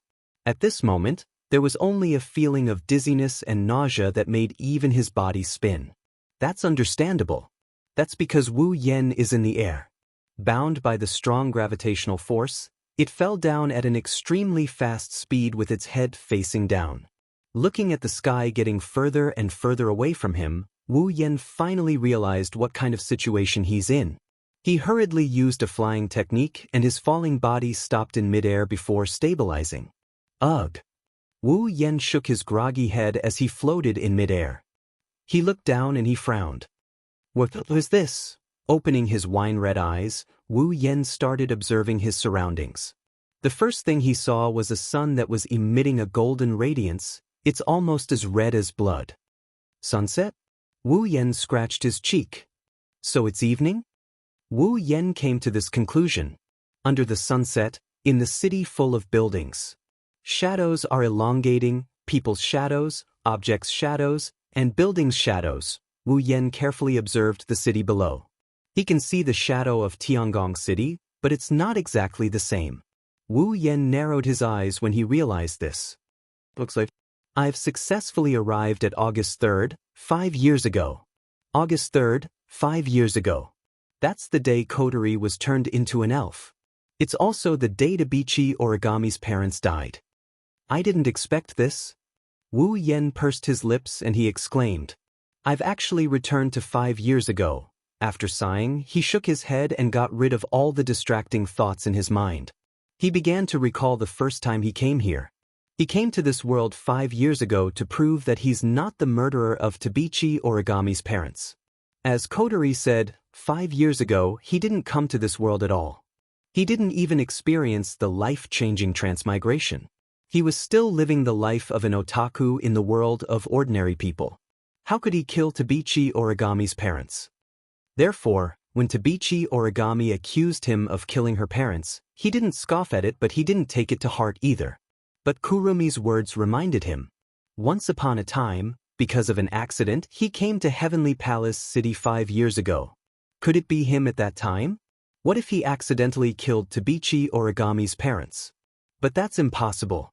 Other things aside, when Wu Yen came here, other than using his flying skills, he didn't show any inhuman powers. Even if he killed Tabichi Origami's parents with his own power, he would have to be able to use his own power to do so, right? In Tabichi Origami's memory, it was Wu Yen who attacked and killed Tabichi Origami's parents. The two contradicted each other. Even Wu Yen couldn't figure out what was going on. Otherwise, he wouldn't have asked Kurumi to waste a lot of time and spiritual power to make him come here to prove that he didn't kill Tabichi Origami's parents. Of course, other than that, when Wu Yen returned to this time, he still had a huge doubt that needed to be confirmed. Wu Yen recalled the first time he traveled back in time 5 years ago. He looked in a certain direction and he turned into a ray of light and flew forward. In that direction, soon he would welcome his first time traveling through time and space. He only needed to follow him at that time and monitor him all the time. Then he could figure out whether he killed Tabichi Origami's parents or not. Just like himself at that time, he didn't know how long he could stay here, so he had to act as soon as possible. After clarifying his purpose, Wu Yen flew toward his destination at top speed. Then, not long after, a sharp alarm spread from the Heavenly Palace City below. That was not a spacequake alarm. It was a fire alarm. At the same time as this thought rose in his mind, Wu Yen clearly felt that the temperature in the air seemed to be gradually rising and boiling, and the dusk in front of him seemed to become more and more hot. His gaze moved down slightly, looking at Tiangong City below. Then, as Wu Yen expected, Tiangong City was burning. Buildings were burning. Flames were spreading. There were also the sirens of fire trucks and ambulances, fire alarms, people's screams, messy footsteps, and all the sounds were intertwined, forming a hellish scene in the sea of fire. Looking at the panicked people running crazily on the streets, Wu Yen sighed and turned his head away. With his strength, wanting to extinguish this fire was a simple matter. However, in that case, it would definitely cause irreversible historical changes. At present, Wu Yen didn't have the confidence to be strong enough to do such a thing as changing history, as he wanted without causing any impact. Therefore, he could only watch the big fire in Tiangong City. He simply closed his eyes and flew to the place where he arrived in his memory. After a long time, suddenly, a strange feeling appeared in Wu Yan's senses, making him stop abruptly. The magical power on his body rose, and a crude invisibility was used to hide his figure. In the next second, a very familiar figure appeared. It was Wu Yen, who traveled through time and space and came to Tiangong City 5 years ago.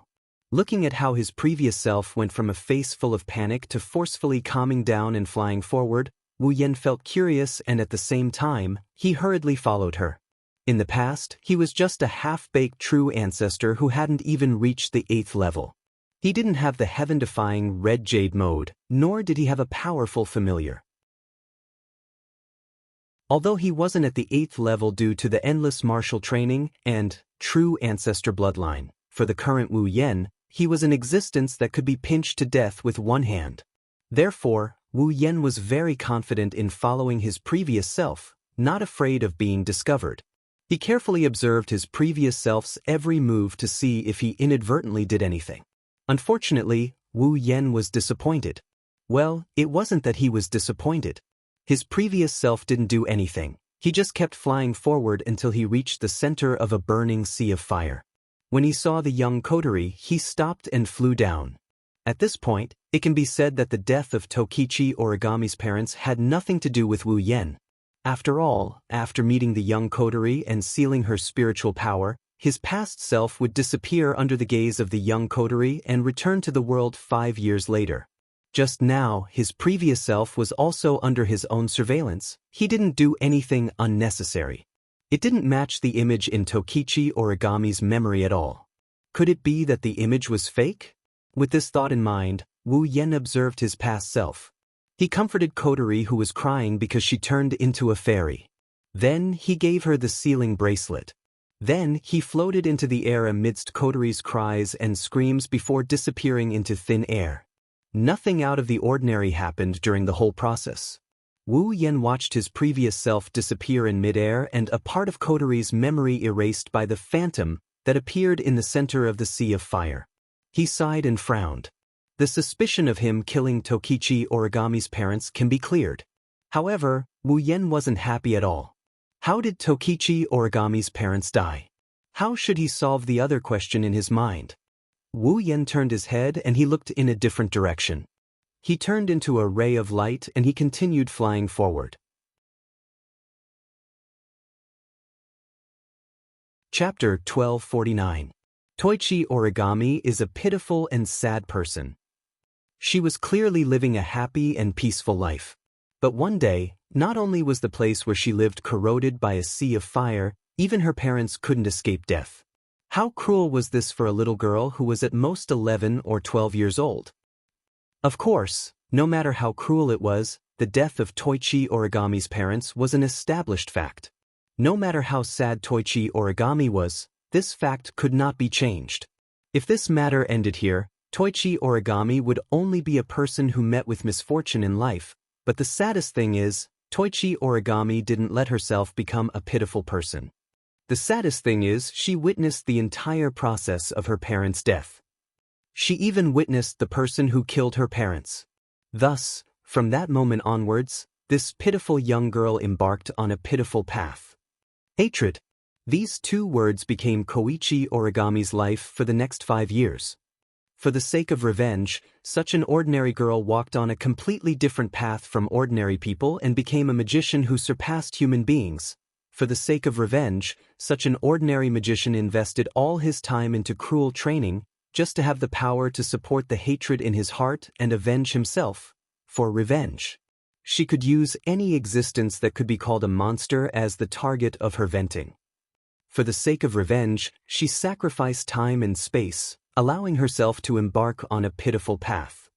But this isn't the saddest part. Wu Yen, who knows the original plot, knows something else. This girl who only had vengeance in her life had always been seeking revenge. The target of her vengeance wasn't the elves who she hated the most, nor was it Kotori who she hated the most, nor was it her current self who she hated the most. That's right, Toichi Origami herself. She herself was her own enemy. Wu Yen still remembers. In the original work, Koichi Origami, who was searching for power, encountered a phantom at a certain point in time, just like the previous time.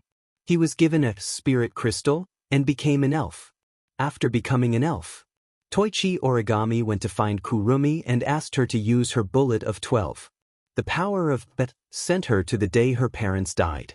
By killing the phantom, whom she mistook as the enemy who killed her parents, she changed the history of her parents' deaths.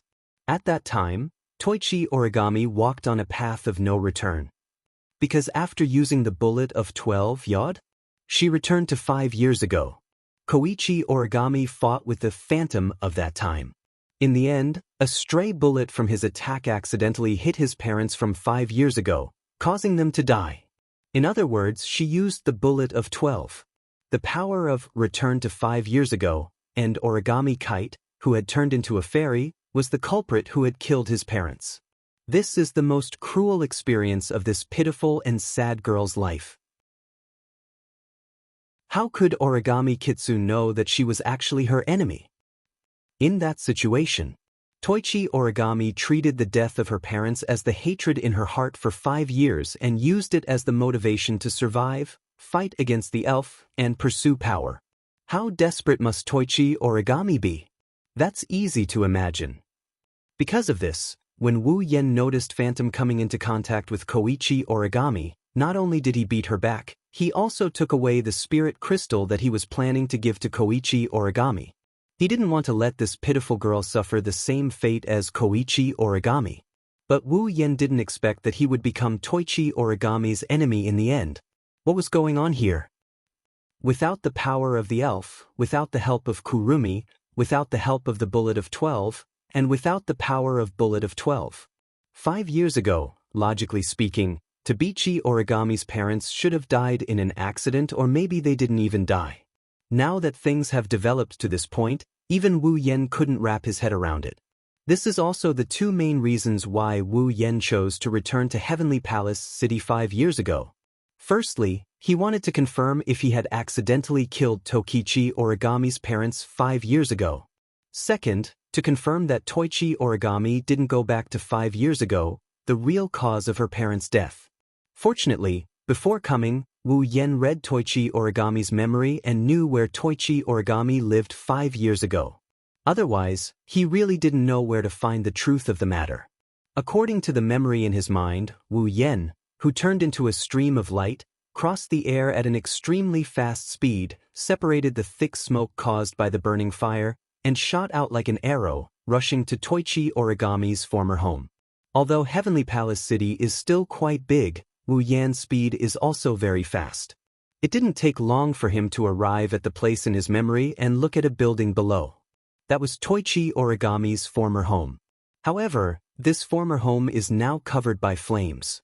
Only vague black shadows and billowing smoke can be seen. Other than that, only the fiery red flames are left. Suspended in the air, Wu Yen could clearly see that in the almost burned building, a middle-aged man was hugging a young woman, hiding from the raging fire and running towards the exit. Those are Toichi Origami's parents. Seeing this, Wu Yen couldn't help but breathe a sigh of relief. Fortunately, Toichi Origami's parents are not dead yet. Just when Wu Yen breathed a sigh of relief, below, an accident happened. He saw that in the building, a heavy object that was originally hanging at the top suddenly lost its support under the burning flames and fell down. And under the heavy object, Toichi Origami's father was hugging his wife and escaping there in a panic. Seeing this, Wu Yan's heart tightened. Without time to think, he waved his hand and an invisible force suddenly blew away the heavy object that was falling towards Toichi Origami's parents. Unfortunately, it was a bit too late to make a move now. The falling heavy object was deflected by an invisible force. The heavy object that was supposed to fall on the heads of Tokichi Origami's parents rolled and landed on the backs of the parents who were passing by. After a loud muffled sound, Toichi Origami's parents fell to the ground on the spot and fainted. It's unknown whether they are dead or alive. His wine-red eyes suddenly trembled. Wu Yan's body reflexively leaned down, planning to save Toichi Origami's parents who fainted in the building. However, when he moved, Wu Yan realized something. If he saved Tokichi Origami's parents, would that be the reason why they were killed by the elves? If he didn't save them and let them die in the sea of fire, it would only be an accident, right? In that case, Toichi Origami wouldn't have any enemies and wouldn't have to live in hatred anymore? Thinking of this, Wu Yen was a bit shaken. However, it didn't take long for him to shake his head and reject this idea. With how much Koichi Origami valued her parents, if they died in the sea of fire, then Koichi Origami would definitely attribute the hatred of killing her parents to Kotori, the culprit who caused the fire in Heavenly Palace City, and then seek revenge on her. In that case, the problem wouldn't be solved. Why not just save Toichi Origami's parents? If he didn't kill Toichi Origami's parents, the hatred wouldn't exist anymore and everyone would be happy. However, the impact would be too great. At the very least, in the world they live in, Toichi Origami's parents are already dead. That's why Toichi Origami became a magician and joined AST. If he saved Toichi Origami's parents, Toichi Origami might not become a magician and won't join AST. In the worst-case scenario, it might even cause a space-time distortion in the future. The impact of that would be huge. Wu Yen, who is floating in midair, couldn't decide if he should save her or not. Wu Yan, who is floating in midair, couldn't make up his mind. However, time wouldn't wait for him. If this continued, Toichi Origami's parents would die in the sea of fire. He didn't have much time left in this world, so he didn't have time to think. Should he save them or not?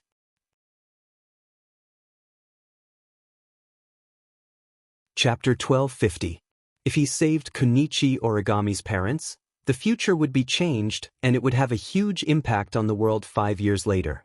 It is even possible that Wu Yan's past with the elven girls would be completely negated and everything would become chaotic. If he didn't save them, Kunichi Origami's parents would die and Kunichi Origami would be controlled by the curse of hatred and become a pitiful person. No matter which option he chose, the result would be something Wu Yan didn't want to see. Compared to Wu Yan's relationship with the elven girls, Kunichi Origami's future didn't matter at all. After all, Tabichi Origami is Wu Yan's classmate. Due to their identities, they are like fire and water. Normally, they wouldn't even greet each other when they see each other, they might even fight each other. Comparing Tabichi Origami's future with Wu Yan's and the other elf girls' futures, Tabichi Origami's future is incomparable. But if possible, Wu Yan still wanted Kunichi Origami to be saved. You could say that he was overflowing with sympathy, or that he was just putting on an act. In any case, to let him helplessly watch such a pitiful young girl walk down a path without a bright future, he admitted that he really couldn't bear to watch. Looking at Kunichi Origami's parents who were lying in the middle of the sea of fire, Wu Yan finally made a decision: save. But he couldn't just save them without any consideration. He had to save Yuichi Origami's parents under the condition that it wouldn't affect the future. Thinking until here, Wu Yan's mind instantly turned and he focused on the current state of Kunichi Origami's parents. He also started to look for a feasible solution. Let the target be hit by the bullet of 12 yod? Power can't be maintained forever. According to the amount of Reiki given by Kurumi, it will determine how long Wu Yan can stay in this period of time. Wu Yan didn't know how long he can stay in this period of time, but it definitely won't be too long. Finding a solution during this period of time won't affect the future. Finding a way to save Kunichi Origami's parents isn't an easy task, Wu Yan pondered while paying attention to Kunichi Origami's parents. He couldn't help but bitterly smile. If Yukari was here, she would be able to find a solution in an instant, right? No. Yukari doesn't have to be here. Even if Shokuha Misaki was here, she would be able to find a solution in time. Not only won't affect the future, but he also has to save the people who were supposed to die. What should he do? Clenching his fists, sweat started dripping down his forehead as he tried his best to suppress the impatience in his heart. He tried desperately to think of a solution. If he doesn't affect the future, then he will have to make Kunichi Origami's parents in the next 5 years.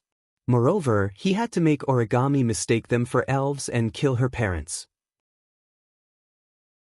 Thinking, Wu's Origami's parents' Misaki Origami's parents' misfortune? Also, Kunichi Origami's parents' death must be witnessed by an elf. Then, 5 years later. Then, Kunichi Origami's parents' reappearance. That way, he can save Kunichi Origami's parents without affecting the future and reunite them. But how should he do it? Wu Yan has a way to make Kunichi Origami's parents disappear in the next 5 years. Wu Yan can also think of a way to make Kunichi Origami's parents deaf and mistakenly believe that they're no longer in this world. But what should he do if he wanted Tokichi Origami to witness his parents being killed by an elf? Where am I going to find an elf to kill Kunichi Origami's parents? Was he supposed to ask Kodori or Phantom for help? That's just bullshit. The best way to deal with this is to do it himself, but he's not an elf, no. Wait, Wu Yan paused. A bright light flashed through his wine-red eyes. Who said he's not an elf? In this world, wasn't he treated like an elf? Thinking of this, Wu Yan's expression changed drastically. In the end, it turned into a bitter smile. I see. That's how the video came about? Wu Yan sighed with a bitter smile. I really feel like I'm a sucker. Wu Yan took a deep breath and disappeared from the spot. When he reappeared, he was in the building next to Kunichi Origami's parents. He reached out to check the breathing of Tabichi Origami's parents. When he found that they are still breathing weakly, he relaxed his tense expression. Good, they're not dead. A dense light flashed from his hand and shone on Tokichi Origami's parents. Instantly, the injuries caused by the falling heavy objects and the burns caused by the flames on the heavy objects recovered at a speed visible to the naked eye until they were completely healed. After that, Wu Yen retracted the power of the holy angel. He picked up Konichi Origami's parents and disappeared again. How could this be? Outside the house that was covered in bright red flames, a little girl of about 11 or 12 years old stood there in a daze. Her white hair was pinned up to her shoulders with a hairpin. She watched as her house gradually turned into black charcoal. Her expression was gradually covered by despair. Daddy! Mommy! Konichi Origami's petite body trembled as she screamed at the top of her lungs. She was hoping for a response. In the future, she would have charged into the fire without hesitation. However, she was only a child and didn't have the courage to do so. Daddy! Mommy! Kitsune Origami could only continue to shout. The more she shouted, the more her body trembled. The expression on her face also became more and more desperate. Until a certain moment, a loud sound suddenly rang out, covering her voice. It was the sound of the house's door being kicked open from the inside. Konichi Origami saw her sweaty father holding her mother's shoulder as he rushed out of the house. He was in a sorry state. Daddy! Mommy! Origami's face lit up with joy. Just as she was about to rush towards where her parents were, a beam of fire fell from the sky and entered her eyes. Bang! With a loud explosion, the beam of fire fell where Konichi Origami's parents were. It caused a violent shockwave and blew Konichi Origami away. Under the attack of the shockwave, Origami Kite fell to the ground not far away. However, the pain that she imagined did not come. This made the young Origami Kite stunned. She subconsciously moved her gaze back to where her parents were originally. However, there was no one there anymore. All that was left was a huge crater. A strong sense of dizziness struck Toichi Origami's mind. It was as if the entire world was twisting. Her vision was shaking. Toichi Origami stared blankly at the hole where her parents were supposed to be standing. There was only one thought left in her mind. How could this be? Keeping a blank expression on her face, Yuchi Origami uncontrollably raised her head and looked at the source of the fire. Then, her pupils violently shrank. In the sky above the burning street, a figure was suspended in the air, looking down disdainfully. On his body, there were streams of fire moving back and forth like pythons. At this moment, Konichi Origami understood. It's this person. It's this godlike person who killed my parents. Crazed hatred and anger surged into Origami's young heart and mind. Looking at the figure floating in the air, Origami's sorrowful cries filled with despair and darkness resounded through the entire space. Kill you? Kill you? I will kill you with my own hands. Sigh. In the air, Wu Yen just destroyed the illusion of Konichi Origami's parents with a beam of fire. He heard Konichi Origami's sad cry and sighed. From this moment onwards, Tokichi Origami will bear the burden of hatred and spend the next 5 years, but that's for the sake of a better reunion 5 years later. I hope that in the future, you will be able to laugh out loud. Wu Yen looked at Tabichi Origami for a bit before he turned around and disappeared from the spot.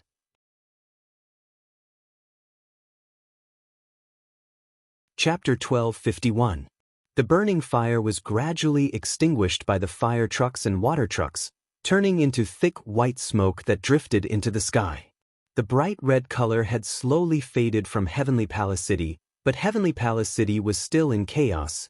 Even though the fire had been controlled, this inexplicable fire had almost turned the entire Heavenly Palace City into scorched earth.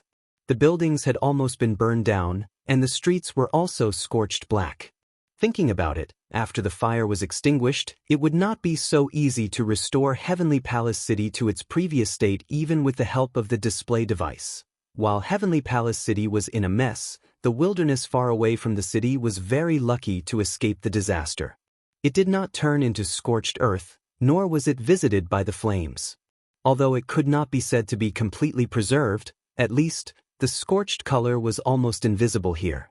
It was such a wilderness that happened to meet Wu Yan's conditions and was chosen by Wu Yan. Holding Koichi Origami's parents and using the space transfer technique, Wu Yan came to this wilderness without much time. He chose a remote open space and waved his hand. A stream of magic power suddenly appeared like a giant whip and smashed down. Bang! In the open space, there was a muffled sound. A pit that covered a small area but was quite deep was smashed by the magic power stream, stirring up a burst of thick smoke and gravel. However, before they swept out, a stream of magic power blew the smoke and gravel aside, exposing the pit in front of Wu Yan. Looking at the deep pit in front of him, Wu Yan nodded with satisfaction and turned his head. He cast his gaze on Koichi Origami's parents who were unconscious. He squatted down. "I'm really sorry. Next, you have to sleep for 5 years, but this is also for you and your daughter. Please forgive me." He lowered his head slightly. He expressed his apologies. Wu Yan stretched out his hands and placed them on Tokichi Origami's parents, mobilizing the magic power in his body. He activated the ability of one of the familiars sleeping in his blood, Ashnice of the Enchantress. At the next moment, along with the emergence of a majestic mana, a white mist that carried a little bit of cold temperature slowly drifted from Wu Yan's hand and covered Koichi Origami's parents. Almost in an instant, in the white mist, the bodies of Toichi Origami's parents were covered in ice at a speed visible to the naked eye. It was getting thicker and thicker. In the end, the two people in the white mist were completely sealed in a pair of ice blocks the size of a small car. Only then did the white mist gradually dissipate. Next, Wu Yan would freeze Yuichi Origami's parents and bury them in the hole in front of him, letting them spend 5 years without anyone knowing. After all, through the bullet of 12 yod. Wu Yan, who came to this world 5 years ago with the power of the bullet of 12 yod, will sooner or later be exhausted by the power of the bullet of 12 yod. Returning to the world 5 years in the future due to the exhaustion of the power of the bullet of 12 yod is an irresistible phenomenon. He can't directly bring Yuichi Origami's parents back 5 years in the future, so he can only use this method. When Yuichi Origami's parents wake up again, it should be 5 years later when Yuichi Origami's parents are brought back to this world again. With that thought in mind, Wu Yan used his mana to lift the 2 huge ice blocks in front of him into the hole. Then, the mana used to lift the 2 ice blocks surged into the hole. With a forceful sweep, all the dust and stones were pushed into the hole, covering the hole with the ice blocks. After doing all this, Wu Yan slapped the ground hard. The space in front of him wriggled a few times and returned to its original state. No one would have thought that there's a couple sleeping in the ice blocks that can't be melted here. After setting up several defensive and concealment barriers around the space to prevent this place from being accidentally destroyed by the space-time quake or other accidents, Wu Yan sighed in relief. He wiped the sweat on his forehead and bitterly smiled. Next, I have to go back and explain clearly. With a bitter smile on his face, Wu Yan used up the power of the bullet of 12 yod. The power of the bullet of 12 yod began to twist like a whirlpool until it finally disappeared. That's how it happened. Looking at the 2 ice blocks that are still sparkling and translucent even after 5 years, and the couple sleeping peacefully within them, Wu Yan bitterly smiled and said, "So, that video is indeed true. At that time, I did make a move. This is an indisputable fact. But it was only 2 illusions that were killed, right?" Even Kotori couldn't help but sigh. You really put a lot of thought into this. In the end, even if you go back to the past, history can't be changed. Kurumi muttered with an inexplicable tone. At this time, the established facts are directly determined by the integration of all the things that have happened in the past. Even if you use the ability to go back to the past, it's still just an effort for the established facts now. History, however, will not change. Hearing this, the elven girls who knew about Kurumi's past immediately looked at her worriedly. This also woke up Kurumi, who was immersed in a sorrowful atmosphere. Looking at the elven girls, Kurumi revealed her usual bewitching smile and told them that she was fine. That means... Tabichi Origami didn't care about the low temperature of the ice block. She put her hand on the ice block and spoke with a hoarse voice. "My parents, can still be alive, right? Yes. Looking at Koichi Origami's worried expression, Wu Yen subconsciously lowered his voice and gave her the answer she was waiting for. Don't worry, your parents aren't dead. Not dead? But my parents are not dead. Yuichi Origami murmured absent-mindedly like a broken doll. It was not until a long time later that an uncontrollable excitement appeared on her face. Not dead. Mom and Dad aren't dead. With an agitated expression, Tabichi Origami grabbed Wu Yan's shoulder with her frozen hand. She lost her usual cool. Hurry up. Let them out. Wu Yan nodded. He looked at the 2 ice blocks and waved his hand. The dazzling magic radiance shot out like a meteor and landed on 2 huge blocks of ice. Under the gaze of everyone present, the ice blocks melted. There wasn't the slightest sound, nor was there the slightest abnormality.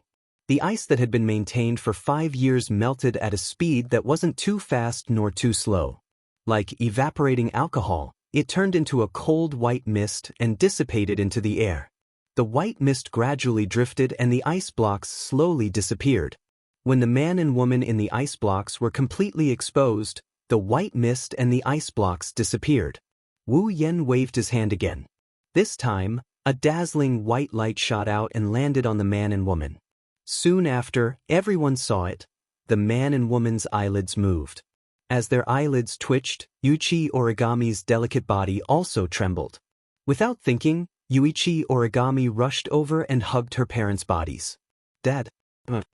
Under Tabichi Origami's call, her parents' eyelids trembled and finally opened. Tabichi Origami felt like she was in a dream. Amidst a groan, Tokichi Origami's parents covered their heads and looked around blankly. Hearing that familiar voice, Tabichi Origami's emotions could no longer be suppressed. Dad. While choking with sobs, Yuani threw herself into the arms of her parents. In her eyes, the tears that had completely dried up 5 years ago once again sprouted life force and flowed down once again. Woo! Woo! In the air, the unrestrained cries of a child reverberated in the air. Everyone heard it. Looking at the white-haired girl who threw herself into the arms of her bewildered parents, Wu Yen exchanged glances with the other girls and they all laughed.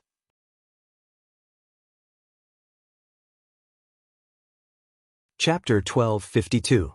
See you on the top floor of the Central Plaza in the evening of the Afternight Festival.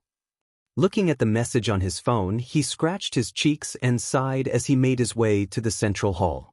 It had already been 3 days since Yuichi Origami unreasonably made a move on the square of the Heavenly Palace. Wu Yen had a hard time in the past 3 days. He was attacked in the square of the Heavenly Palace, encountered a phantom, and was attacked by a dem. After that, he had to clean up the mess, control the impact of the incident, and go through a round of bullet of 12 YOD. He had to go back to 5 years ago to save Tabichi Origami's parents. It's only been 3 days, but Wu Yen has been sighing and groaning for a long time due to all the things that have happened. Ever since Tabichi Origami reunited with her parents, they were brought back to Fraxinus by Kotori. She hasn't seen Wu Yen since. That's why he was invited out by Tabichi Origami. To be honest, Wu Yen was very surprised and even a bit nervous. He didn't know what that icy beauty would do next. For Wu Yen, these 3 days were very hard to bear. For the students of the 10 high schools, these 3 days weren't very relaxing either. They didn't have any memories of the elves and magicians. Zhen Na Yu and the rest of Ratatosker led by Ratatosker had erased all of these students' memories. However, they still retained their memories of the Tianyang ritual. Due to an unknown explosion, the last day of the Tianyang festival was cancelled, which caused all the students to protest. After 2 days of hard work in the Tianyang sacrificial ceremony, the last day of the night sacrificial ceremony, which only belonged to the students, had been cancelled just like that. How could anyone be willing to accept it? Therefore, the group of students burst out with unimaginable enthusiasm. They protested fervently. The elven girls were also unwilling to let it go. They kept bothering Kotori. She had no choice but to use her connections with Ratatosker. She cooperated with the students. The Afternight Festival was postponed for 3 days. It was held once again. The students were very satisfied with the result. Even though it was postponed for 3 days, today, the students were still as if they weren't affected at all. They were happily celebrating the night's sacrifice. It was almost evening now, and the clamor could be heard everywhere. This was the best evidence. After passing through the lively streets, Wu Yan arrived at the central hall. The doors to the central hall were already closed. Even the staff had been evacuated. There was no place to enter. Wu Yan circled around the central hall but still couldn't find an entrance.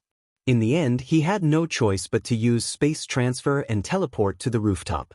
The sun was setting in the west, and the dazzling radiance sprinkled down. On the rooftop of the central hall, a beautiful girl with an extremely conspicuous white shoulder-length hair, wearing a short-sleeved inner shirt and shorts, stood with her back facing the entrance. She stroked her hair that was fluttering in the wind with one hand while looking into the distance, elongating the shadow behind her. Standing under the radiance, it formed an extremely beautiful scene. At first, Wu Yan thought he saw an angel and lost himself for a split second. When he came back to his senses, the beautiful girl under the setting sun had already turned around and looked at him. Her pretty face was as calm as an ancient well, but her pair of blue eyes were sparkling with a radiance that made one's heart flutter. It was still the same face and the same performance as before. However, looking at Kite Origami's expressionless face, Wu Yan felt comfortable all over. This was because he could clearly feel that even though that face was still as expressionless as before, the haze that could be hidden behind it had completely dissipated like the clear sky after the rain. Instead, it was replaced by a refreshing feeling that made people unconsciously feel comfortable. This was the current Kite Origami. She had completely gotten rid of the past, got rid of the hatred, and also got rid of the sad path. The perfect Kite Origami.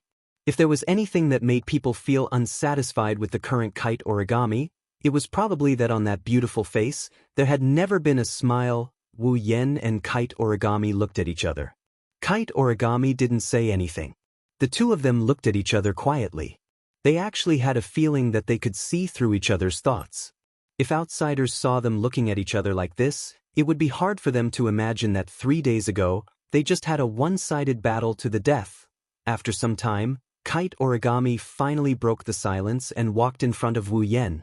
She then bent down and deeply bowed to Wu Yan. Thank you, and, sorry, gratitude and apology. This was the most realistic portrayal of Kite Origami's current mood. As for what she was thanking and apologizing for, there was no need to mention it again. Kite Origami has now been reborn. Wu Yan clearly realized this and couldn't help but smile and shake his head. You don't have to take it to heart, you saved me. Kite Origami looked into Wu Yan's eyes. I won't forget this. Wu Yan scratched his cheek. I think I saved your parents. To me, the person you saved is me. Toichi Origami used the simplest words to express her true feelings. I was redeemed because of you, is that so? Even Wu Yan felt a bit embarrassed at being asked this way. But he still asked anyway. How are your parents? Yes. After a checkup, they have completely recovered to the level of a normal person, but because they slept for too long, their bodies are too stiff. It will take a lot of time for them to move normally. Kite Origami's face was expressionless, but her eyes were bright. She was clearly in a good mood.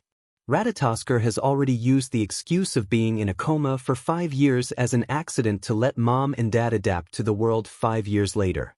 When they return to normal, they will be able to move freely. Then, are you okay on your side? Wu Yan teased.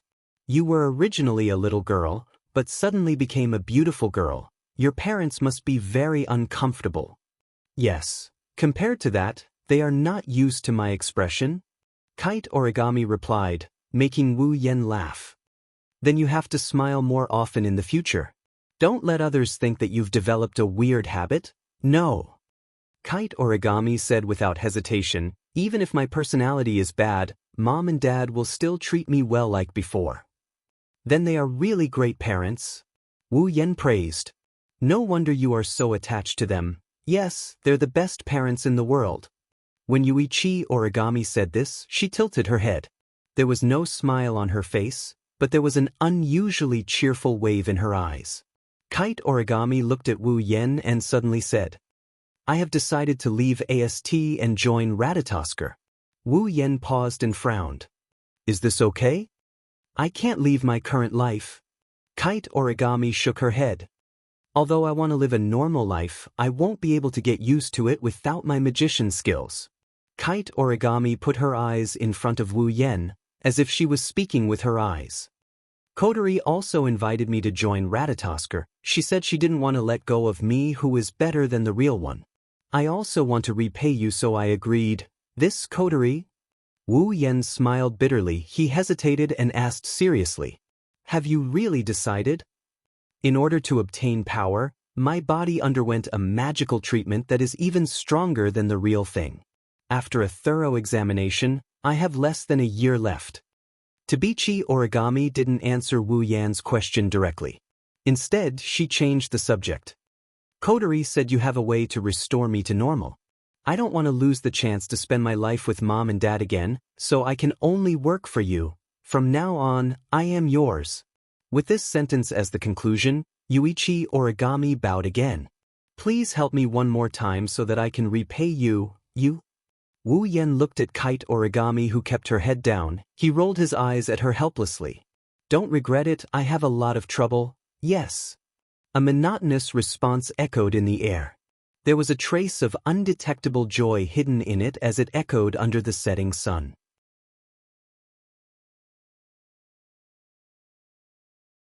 Chapter 1253. Lying in his bed, Wu Yen, who just woke up, looked at Tabichi Origami, who is lying on top of him with her hands on both sides of his head. Her face is only 10 centimeters away from him. She is looking at him with her clear and expressionless eyes. She didn't say a word. The wine-red eyes and the blue eyes looked at each other. Both of them had nothing to say to each other. For the next 5 minutes, Wu Yen and Tabichi Origami just stared at each other without saying a word. The atmosphere was so cold that it sent chills down the spines of the onlookers. Of course, the reason why this happened wasn't because the two of them had short-circuited their brains. At least, Wu Yen wasn't. During these 5 minutes of staring at each other in disbelief, his brain was spinning rapidly to think of a problem. What the hell is going on? Well, Wu Yan's brain was indeed short-circuited. He couldn't help it. The scene in front of him was too strange. After a conversation with Yuichi Origami last night, the two of them had buried the hatchet. Since Yuichi Origami was no longer a member of AST, she had completely let go of the hatred in her heart and will no longer hate the elves.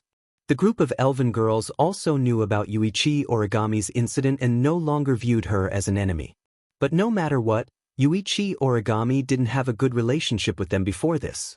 However, the current situation was that the person who had just buried the hatchet and declared that he wanted to repay him not only appeared in this house full of elves today, but also in his own room in such a manner. No matter who it was, they would feel strange, right? Perhaps I should correct this. Yuichi Origami, the culprit, wouldn't feel strange. Time slowly passed. Another 5 minutes had passed. The two of them were still staring at each other in this manner. The atmosphere in the room was getting stranger and stranger.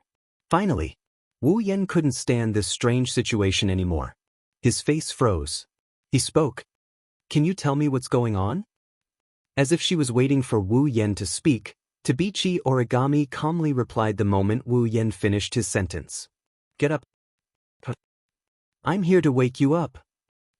"Can I ask why?" "This is Shirji's order." "Shirji?" "Yes." "Actually, can you be more specific?" "Around 7 a.m., I came here as instructed and knocked on the door at 6:32:34. Then, after about 3 seconds, Shiori answered my knock and opened the door for me 15 seconds later. Then, wait. I was wrong. I shouldn't have asked that." Wu Yen resisted the urge to flip the table. He took a deep breath and looked at Tabichi Origami's pretty face. He wiped the cold sweat off his forehead. "Then, I'll ask you a question." "No problem. First, why are you in this house?" Kotori asked me to come here. She said there's something to discuss. Discuss something? Wu Yan paused for a second before he recalled something. He frowned. Is it about the phantom? How can this be discussed in the house? It's fine. Yuichi Origami replied concisely. Kotori said Shirji will find an excuse to run away as soon as I come here. Is that so? Wu Yan started sweating. He shook his head and returned to the topic at hand. Then, why would Shirji ask you to wake me up? Maybe it's just Wu Yan's imagination. Tabichi Origami's eyebrows twitched for a split second when she heard his question. She didn't reply until a while later. Although I don't know the specific reason, according to my observation, this should be an excuse for Shirori to drive me away when I'm in the process of improving my relationship with her. Don't you understand? Wu Yan's lips twitched as he complained. Then why did you wake me up in such a way? This is an experiment. What? This is an experiment. Tokichi Origami repeated the question with an expressionless face without the slightest bit of impatience. Then he explained. It's because I've only learned how to use a female identity to intimately awaken a good friend who is also a female in the past. I don't understand what's the best way to awaken a man, so I tried to do this experiment. Can I ask where you learned this from? From a book. Yuichi Origami answered without hesitation. A book that's only available for rent in a very special store. I know that without you telling me. Wu Yan felt like all his energy was drained away by Tabichi Origami's emotionless words. He felt like he was out of energy. In conclusion, now that Shirji has run away because of you, you still followed Shirji's order to wake me up, but you didn't know what method to use. As a result, after experimenting one by one, when I woke up, I experimented with one of them, and the result became like this. Is it like this? Correct. Well then, let me ask. Wu Yan forced a smile as his expression turned unnatural. If I don't wake up, what will you do next? Yuichi Origami was silent for a moment before replying with a blank expression. According to the book, a certain part of a man's body will be particularly energetic in the morning. I'm going to stimulate that part and let you get up comfortably. Cough, cough, cough. A breath rushed into Wu Yan's heart and throat, almost choking Wu Yan to death. Fortunately, as a true ancestor, Wu Yan couldn't die. His face turned green. Let me ask again, how are you going to stimulate it? Lick. With her usual cold expression, Yuichi Origami said something that couldn't be ignored. Although there are many other ways to stimulate that part of the mind, according to statistics, licking is the most suitable and most comfortable way. Wu Yan didn't know what expression to use to respond to Yuichi Origami's answer. Excited? Of course there is. After all, a super beautiful girl was planning to wake him up by licking him. Regretful? Of course there is. After all, I woke up at the right time, right? But what was this feeling of being unable to let go of this feeling in his heart? Wu Yan looked at Yuichi Origami with a conflicted expression. After a long time, he finally said something. Aren't you afraid that Shirji will misunderstand our relationship? It doesn't matter. Once again, Origami answered without hesitation. Love has nothing to do with gender or quantity. I will use my actions to move Shirji. The problem is, your actions have scared Shirji away. Wu Yan reminded her out of kindness. That's because Shirji hasn't gotten over it yet. Yuichi Origami said calmly. And because it's you, I did it. Because it's me. This time, Wu Yan's expression changed. Where did this come from? You are my benefactor. Yuichi Origami remained calm. So it doesn't matter. Because you are my benefactor, so it doesn't matter. Wu Yan's eyebrows twitched, his heart twitched uncontrollably. He felt that it wasn't a good thing to bury the hatchet with Yuichi Origami. If he had a good relationship with such a girl, once they started chatting, his lifespan would decrease. Looking at Wu Yan's pained expression, Tabichi Origami tilted her chin and said this. Don't you like it when someone stimulates your mind in the morning? Hearing Yuichi Origami's blunt words, Wu Yen showed a conflicted expression. He smiled bitterly and answered hesitantly.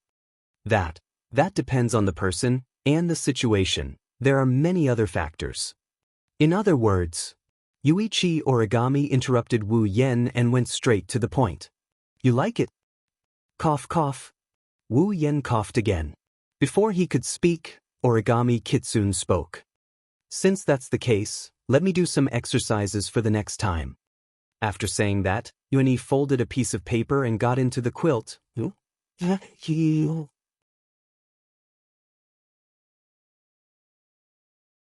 Chapter 1254. Kotori sat on a sofa in the living room. She glanced at Tabichi Origami, who is sitting opposite her with an unapproachable expression. Then she looked at Wu Yen, who is sitting on the sofa beside them. Wu Yen looked like he's in a trance. She frowned. Did something happen between the two of you just now? Or did I miss something? Wu Yen and Tabichi Origami's eyelids twitched. One shook his head while the other remained expressionless, as if he couldn't be bothered to explain himself. Kotori narrowed her eyes and snorted. Forget it, I'm too lazy to care about what you guys did just now. Pulling out a small notebook and a pen from her pocket, Kotori twisted the pen tip and opened the notebook. Her expression turned serious. Then, it's time for us to start the question and answer session. About the phantom. Phantom. Tabichi Origami raised her eyebrows and looked at Kotori. The phantom you're talking about is the one who appeared in front of me the other day. The one who was covered in mosaics and whose body and voice couldn't be seen, right? Yes. That's right. Kotori perked up.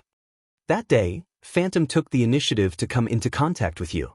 Until he was defeated by his brother, there was a period of time. You two must have had a conversation, right?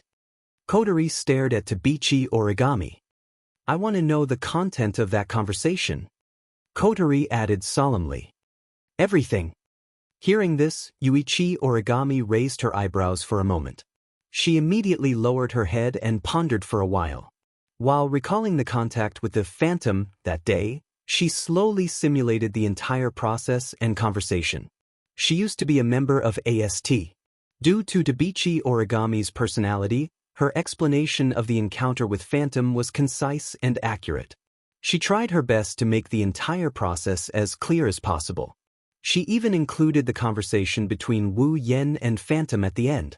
Kotori wrote something in her notebook as she listened to Tabichi Origami's narration. Just like that, the two of them went back and forth, repeating the events of that day one after another. Wu Yen felt a bit bored at this point. Just like Kotori said, Shiori found an excuse when Tabichi Origami came to visit. They escaped from the house and brought all the elven girls with them. Now, only the three of them were left in the Five River house. Ignoring Wu Yen, Kotori and Tabichi Origami continued their investigation of the phantom. As time went by, the investigation was completed. However, the frown on the two girls' faces deepened as the investigation progressed. First, we induced the phantom with language, then we gave the spirit crystal. Kotori tapped the notebook in her hand and said with displeasure, "That's basically the same as when I was with Meijio. It's useless to investigate like this. I told you to ignore the phantom for now, but you just had to look into it." Wu Yen mocked her in a sarcastic tone. "See, we didn't get anything in the end, right? Don't talk like it has nothing to do with you." Kotori raised her eyebrows and yelled at Wu Yen. "If you hadn't let Phantom go, we would have been able to get more information. We might have even been able to find out the real identity of Phantom." "I don't think so." Wu Yen pursed his lips. "Although I don't know exactly how strong that Phantom is, since she was able to hide her existence when I didn't pay attention to the surroundings, silently contacted Origami Kyuchi, and even had a conversation with it. In the end, if it weren't for her carelessness, I might not have noticed her appearance until the end. Just this hidden ability alone is enough to make our gains close to zero." Wu Yen narrowed his eyes and his lips curled into a grin. I think, unless Phantom comes to us herself and makes contact with us, with her cautious attitude and unusual concealment ability, it'll be difficult to find her. I feel like the Phantom has been watching us from the dark. Kotori bit the lollipop in her mouth and clicked her tongue. The more compatible the target of the spirit crystal is with the spirit crystal, the more powerful the spirit crystal will be after it is transformed into a spirit crystal. In other words, before the spirit crystal was given to me, Meijyo and Kite Origami, Phantom already had a certain understanding of us and had been paying attention to us in a certain way, right? Kotori subconsciously looked around and her red eyes flashed. Could it be that the Phantom has been with us all this time? Hearing this, the atmosphere at the scene suddenly became silent. Around us. Wu Yen sighed. That's not impossible. After all, I wouldn't be able to discover her if I didn't pay special attention to her. In other words, it's possible? Kotori's eyes lit up, she smiled mischievously. Come to think of it, the spirit crystal that Phantom intends to give to Origami-kwan is in our hands. She's paying attention to us from all around. It's not impossible for her to steal it when we're careless. Speaking of which, we haven't investigated the spirit crystal yet. Kotori looked at Wu Yen. Where's the spirit crystal? Oh, it's with me. Wu Yen stretched his hand out as if he was trying to find something on his body. Before he could put his hand into his pocket, Tabichi Origami opened her hand with a cold voice. In his hand, the spirit crystal, that originally belonged to Origami Kitaichi, was releasing a bright white light. You. Wu Yen looked at the spirit crystal in Tabichi Origami's hand in shock. When did you take it? This morning. Tabichi Origami said calmly. I found it in your pocket. Pocket? Kotori was stunned. She glared at Wu Yen. You put something so important in your pocket? Ah. Wu Yen quickly laughed and shrugged his shoulders. I studied it last night. I was too sleepy, so I just stuffed it in my pocket. You. Kotori glared at Wu Yen and turned away. She looked at Tabichi Origami with a sour expression. Forget about him. He's just a freak. Nothing will happen to him. But how can you casually come into contact with spirit crystals? This is something that will turn you into a fairy the moment you touch it, you know? I guessed a little. Kotori's expression darkened, but Tabichi Origami remained expressionless and raised her hand. That's why I didn't touch it. Wu Yen and Kotori were stunned.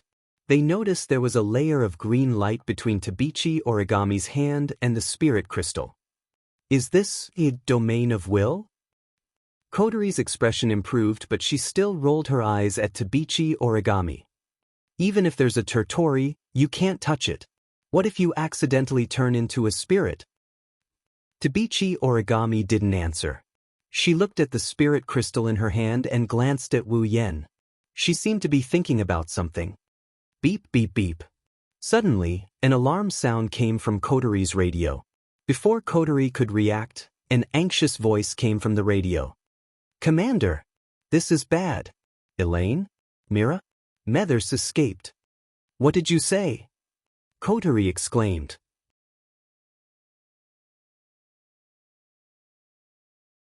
Chapter 1255. Heavenly Palace City on a certain street. On the busy street, a slender figure passed by the pedestrians at an astonishing speed. The surrounding pedestrians widened their eyes in surprise as they rushed towards their destination. This person was none other than Irene, who had tried her best to escape from Ratatosker's secret facility. Irene's goal was to head to the AST base where Weiss Court was stationed. She compressed her Tour Tori and wrapped it around her body. Then, she sprinted towards her destination as fast as she could without the CR unit. As she sprinted, she clenched her teeth tightly. Irene must return to the AST base before Ratatosker's pursuers catch up to her. That's the only way to ensure her safety. Otherwise, even if she didn't care about Ratatosker's people, she would be at her wits' end if the few existences she feared were to come looking for her. At the same time, Irene's heart was filled with grievances. As the world's most powerful magician and an invincible existence, Irene had never thought that one day, she would actually fall to the point where she would become someone's prisoner and even have to run away from someone's pursuit. But she has no choice. Among the existences that Alice sees as enemies, there are some that she has no choice but to fear. Itsuka Shido. Not Suki Minamiya. Itsuka Kodari. The three of them had once defeated her without any injuries. With Irene's strength, there was no way she could resist them. Irene can only endure the aggrieved and humiliated feeling in her heart. She gritted her teeth and rushed towards the AST base. However, with her current speed, she doesn't know if she can reach the AST base before the enemies arrive. That's still an unknown quantity. There's no other way. Irene looked around. She suddenly plunged into a small alley. Then, a burst of bright light flashed in the small alley. The next moment, a ray of light shot into the sky with the sound of an engine. He shot past them and continued to head towards AST's base. His entire body was equipped with the platinum-colored special CR unit, Pandaragon, and he unleashed his Tritori that was much more powerful than a few seconds ago. Irene operated the thrusters as fast as she could. She recalled what Wu Yen said to her that day. Now you have two choices. 1. Tell me where Will Scott is right now. I can't guarantee that I won't do anything to him. Perhaps I'll cripple him, but I definitely won't kill him. 2. You don't have to say anything. I'll find Will Court myself. Once I find him, you can buy flowers for him to visit his grave. Recalling how that man had said those words in front of her, Irene's eyes flashed with hatred, and her speed increased to another level. I won't let you succeed. Heavenly Palace City, the garrison base. In the luxurious room, Will Scott sat on the sofa with his eyes closed. Surprisingly, there was no longer that annoying smile on his face, not even the slightest bit of expression. This was a very unusual thing for Will Coat. However, it was no wonder that his most capable assistant, who could also be said to be his strongest trump card, was captured by Ratatosker's men. This was too unexpected for Will Court. It was too much of a blow. Fortunately, Will Court was quite capable. He did not lose his composure at all. He still did what he was supposed to do, but it was inevitable that he would behave differently from usual. If anyone who was familiar with Will Scott was here, they would know that the Will Scott who didn't do anything was the most unusual Will Scott. One could only imagine how Will Scott was feeling right now. But it was a pity that his mood didn't last long. Shortly after, as though he sensed something, Will Scott opened his eyes abruptly and gazed at the door. His lips curled into a sharp and disgusted arc as usual. Ike! Almost at the same time, the door was violently flung open, and Irene strode into the room. Her face was still cold, but her forehead was covered with sweat. It was clear that she had exhausted a lot of energy just now. Oh, you're back? Will Scott's eyes narrowed into slits as he spoke in a mocking tone. As expected of you, even Itsuka Shido was unable to imprison you. No, Itsuka Shido only came to talk to me once. He didn't interfere with my imprisonment. Ike took a deep breath and forced herself to calm down.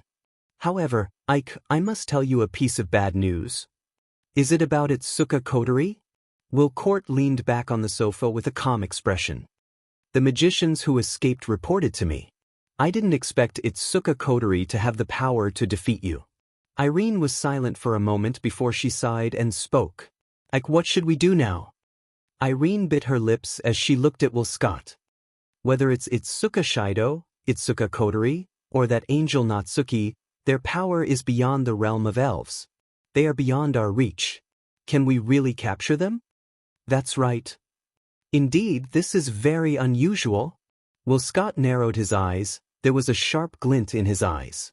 The strength of the elves around Itsuka Shido seems to be beyond our expectations. This must be related to Itsuka Shido. Irene nodded silently and agreed with Will Scott. It's not like the Dim hasn't fought fairies before. Irene didn't only encounter fairies in Heavenly Palace City. However, compared to the fairies she encountered before, Wu Yen, Kodari, and the others are way too strong. They're so strong that they shouldn't be the only fairies that can handle them. This made Will Court and Ike suspect that Wu Yen is the cause of this. With the power of Dem, They knew that whenever elves appeared, Wu Yen would take the initiative to contact them and seal their spiritual energy. They even found out about Ratatosker's existence. Now, whenever the DM gets involved with Wu Yen, all sorts of things will go wrong. How can Will Scott and Irene not suspect that Wu Yen is the culprit behind all this? Looks like that man is a bit special. Will Court stroked his chin, an excited smile appeared on his face. If only I could know his secret. Ike. Irene raised her voice slightly, and there was a trace of helplessness in it. I know what you're thinking, but that man is too dangerous. With our power, we can't do anything to him. You're right. Will Court sighed helplessly, but he soon smiled. However, from another perspective, isn't such a powerful sprite exactly what we're after? This. Elaine opened her mouth as if she wanted to refute. However, when she thought of what Will Scott had done, she immediately shut her mouth. Don't worry. Seeing Irene fall silent, Westcott smiled as if he was comforting her. Human nature has a lot of weaknesses, the same goes for the elves. Even if we can't find them now, it doesn't mean that we won't be able to find them in the future. No matter what, we have a lot of advantages over them. Even if they have Ratatosker behind them, it's still the same. Let's wait. Westcott stood up and turned his back to Kieran as he came to a conclusion. His voice echoed clearly in the area. We just don't have the chance now, we're at a disadvantage. Sooner or later, there will be an opening. We'll make our move then. Anyway, I'm used to waiting. Just as Will Scott finished his sentence, a mocking voice rang out. Too bad I don't have that much time to play with you.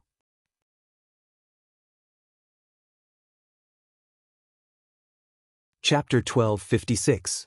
Too bad I don't have that much time to play with you. A nightmarish voice drowned out Will Scott's words and reverberated in the luxurious room. Hearing this voice, Westcott's eyes turned cold and Irene's pupils shrank. The two of them turned their heads and looked at the source of the voice. Then their expressions changed. Wu Yen was standing at the entrance of the room. He was wearing a black shirt, black pants, and a black jacket. He had black hair and red eyes. His arms were crossed in front of his chest. He had an inexplicable smile on his face. Irene was expressionless. Her shoulder-length hair fluttered even though there was no wind. The temperature in the room dropped to freezing point. Irene was the first to react. She leaped up and arrived in front of Will Scott. A golden light flashed on her body, and her special CR unit, the Pendaragon, appeared and covered her body. She pulled out the sword-shaped equipment from her back and issued a command in her mind. A laser beam shot out from the handle of the sword-shaped equipment. Irene pointed it at Wu Yen. Her expression was full of vigilance. You. When did you? Don't be nervous. Wu Yen revealed a half-smile that Irene feared the most. He shrugged. I just got here. I have no intention of eavesdropping. Although, I can more or less guess the content of your conversation. Do you think I'll believe you? Irene heard Wu Yan's words. She did not let down her guard. Instead, she glared at him. If you didn't follow me from the beginning, how would you know? How did you know we were here? Irene's eyes widened as she thought of something. Did you guys arrange for me to escape on purpose? To find Irene? Don't think we are as bad-hearted as you dem. Wu Yen looked at Irene with an innocent expression, the corner of his lips slowly curled upwards. Well, anyway, you won't believe me even if I tell you this. Irene impulsively grabbed the laser sword in her hand. She wanted to rush to Wu Yen, but she was stopped by a hand on her shoulder. Calm down. Irene, you are losing your composure. Will Scott patted Irene's shoulder and he looked at Tabichi Origami who was standing beside Wu Yen. He helplessly smiled. I think the reason why Taoist Monarch Scholar is here should be because of Origami Crane, right? Irene. Irene. Irene was stunned for a moment before she remembered. As a member of AST, not only did Tokichi Origami know that they were in AST's base, but she had also come here to meet Westcott because of the video. Naturally, he would also know where Will Scott and Irene were. Kite Origami. Irene's expression darkened. Her gaze towards Kite Origami turned dangerous. I didn't expect you to be someone who bites the hand that feeds you. I've gained power. Although it's because of your help, I've also paid the price. You've also used me once. Yuichi Origami replied expressionlessly. From the very beginning, we were never on the same side. Weren't on the same side? Irene stared at Tokichi Origami's cold face. Aren't you from Messi? Don't you hate elves the most? Isn't the person next to you the one who killed your parents? No. You're wrong. Yuichi Origami's eyes released a cold light. He's my benefactor. Benefactor? This time, it wasn't just Irene who was stunned. Even Scott was stunned. Benefactor? Isn't he the one who killed her parents? How did he become her benefactor? Looking at Tokichi Origami's beautiful face, whose expression and emotions could not be read at all, Scott and Irene frowned. They couldn't figure it out. It's not their fault. After all, they saw the video of Wu Yan killing Irene's parents. It's natural for them to react this way. Looks like something out of our expectations happened again. Scott looked at Tabichi Origami for a long time before he looked at Wu Yan. He shrugged without a hint of nervousness. Taoist Lord Shi, you're really special. It would be great if we could be friends. I'm sorry. Wu Yan smiled meaningfully. The first time we met, you threatened to attack the people around me. I intimidated you. The second time we met, you did attack me and I destroyed one of your branches. The third time we've met, which is now, you've once again attacked the people around me, and I've once again come knocking on your door. The 3 times we met, plus our identities. Wu Yan shook his head and sighed. Do you think it's possible for us to be friends? Of course. Of course. Scott spread out his hands with a friendly smile on his face. As long as you're willing, we can be friends at any time. No matter what you want, I'll satisfy you. Wu Yan couldn't help but laugh when he heard Scott's words. Ha! I didn't expect the executive director of DIM to say something like this at a time like this. Should I say as expected of a villain? Or should I call you a pig? Ignoring Irene's angry glare, Wu Yan rubbed his stomach that's starting to hurt from all the laughing. His smiling eyes are like knives cutting through Scott and Irene. If you're trying to stall for time so that the people from AST and DM can come and support you, then don't waste your time. The moment I entered this place, I've already set up a barrier around this place. Both Scott and Irene's expressions changed. Wu Yan mocked them. Do you understand now? In other words, even if I kill all of you here, no one will know about it until it's over. Buzz. Irene unleashed her Today Tori to envelop Scott. At the same time, she stomped on the ground and charged towards Wu Yan. Irene controlled her Today Tori to send Scott away while she swung her laser lightsaber towards Wu Yan's neck. Clang, however, the laser lightsaber collided with another laser lightsaber before it could hit Wu Yan's neck. The crisp sound of weapons clashing against each other caused a sonic boom that blew at Irene's blonde hair. It also blew away the cold expression hidden behind her short white hair. Irene's pretty face turned grave as she looked at Toichi Origami, who was holding a laser lightsaber and fighting against her. Toichi Origami was equipped with the sister machine, Mordred, that was very similar to her Pandaragon in terms of appearance and performance. She would never have thought that at this critical moment, the person she would be facing was actually the controller of her own personal cryo unit. Origami Kitsune. Irene said coldly. Do you think you're my opponent? Irene. I don't need to be your opponent. Origami Kitsune raised her head slightly. She gripped her lightsaber and rubbed it against Irene's lightsaber, causing sparks to fly. I just need to achieve my goal. Achieve my goal? Irene frowned and her expression changed. She abruptly turned around and looked behind her. What she saw made her expression change drastically. In the middle of the luxurious room, Wilcott's Tori had disappeared without him noticing, but his body was still floating in midair. It wasn't because Scott also had extraordinary strength, but because a hand that was disproportionate to Will Scott's body was tightly gripping his neck and lifting him up into the air. He was struggling with a painful expression. The one who grabbed Will Scott by the neck and watched him struggle in pain is Wu Yen, the one who was supposed to be Irene's target. Irene couldn't hide the shock in her heart and exclaimed without thinking.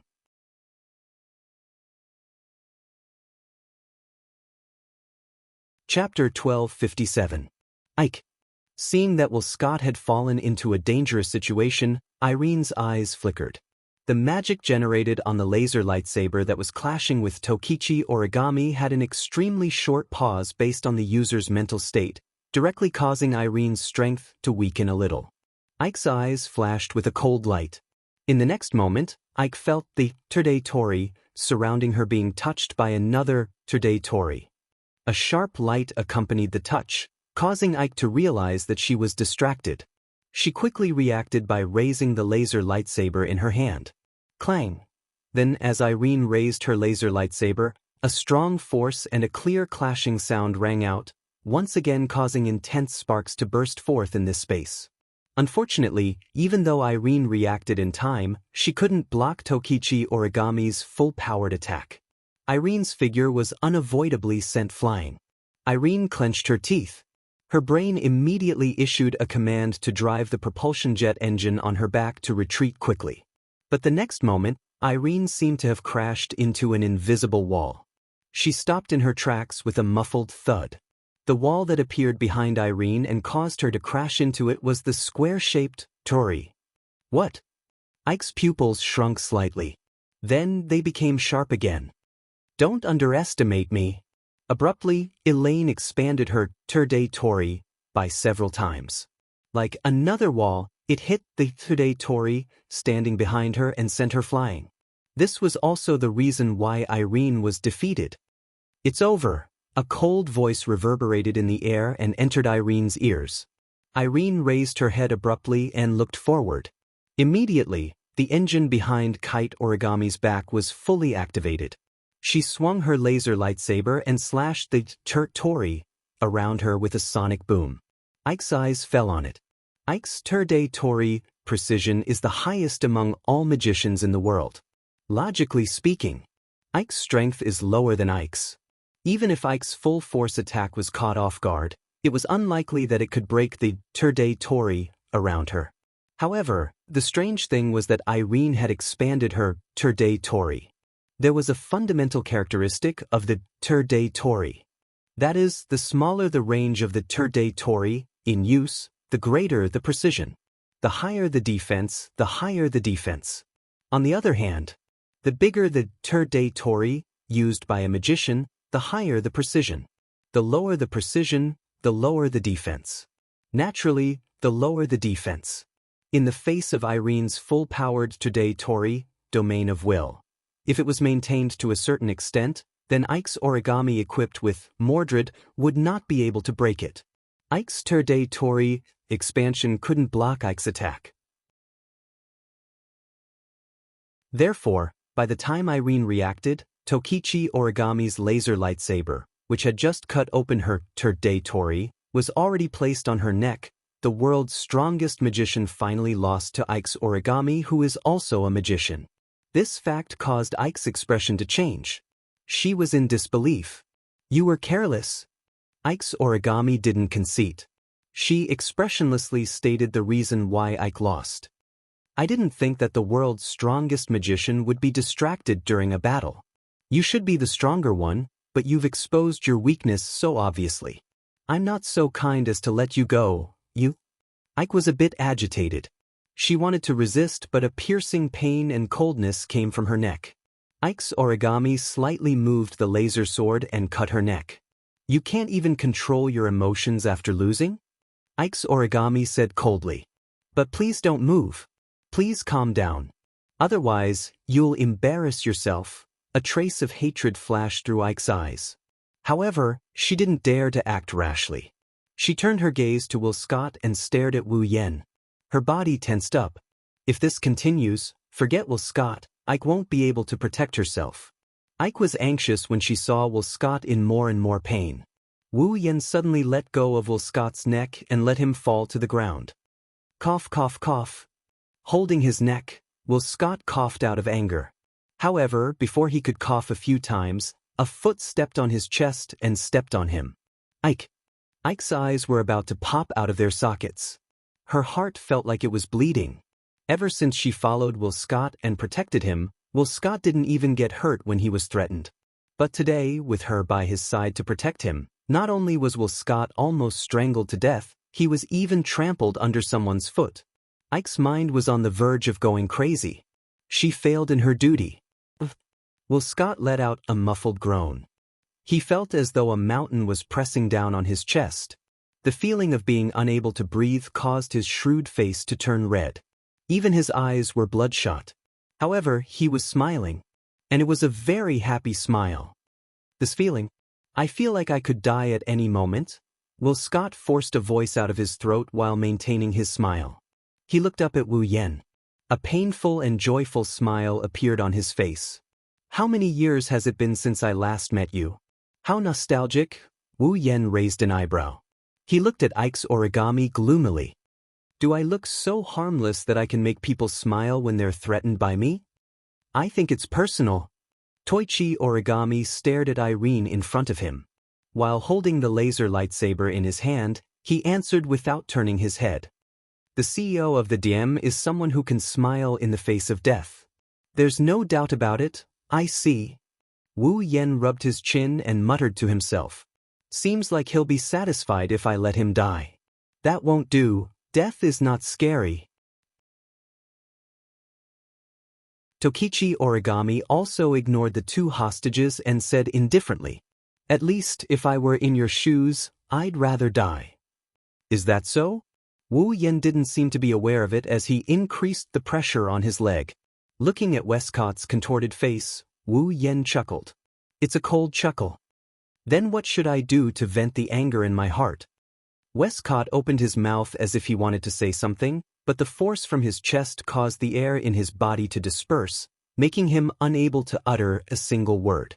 Unable to speak, Will Scott could only put on a smile on his face once more. His smile was both joyful and mocking.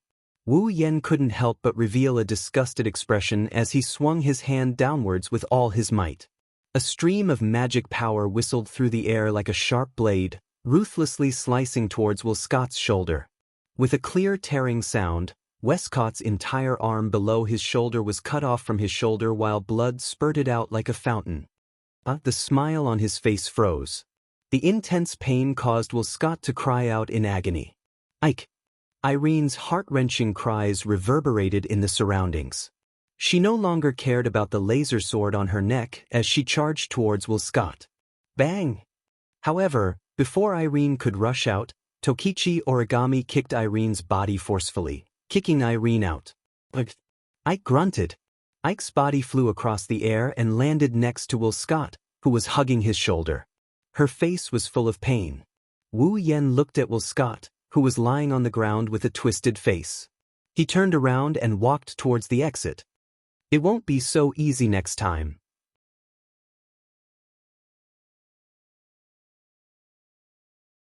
Chapter 1258. Like a loyal guard, almost as soon as Wu Yen left, Yuichi Origami followed behind him without saying a word. The two of them walked along the corridor of AST's base as if they were entering a deserted area. They didn't hide, nor did they sneak around. Instead, they walked openly. To be more precise, Yuichi Origami was just following Wu Yen. After all, Wu Yen had directly used spatial transference to bring Origami Kitsune to where Will Scott and Irene were. Since Wu Yen didn't plan on using spatial transference to leave this place, Origami Kitsune could only follow. Although Tokichi Origami felt that AST might have become her enemy, since Wu Yen was AST's enemy, Tokichi Origami decided to follow Wu Yen for the rest of her life to repay the kindness of being reborn. This was the Origami Kite. He could lead a twisted life because of hatred, but he could also become the enemy of the whole world because of a favor. It didn't matter if Kite Origami was honest, reckless, or even stubborn, Kite Origami would probably accept it expressionlessly as usual. Who asked her to be such an extreme person? Of course, the current origami kite was undoubtedly many times brighter than before. However, there were some things.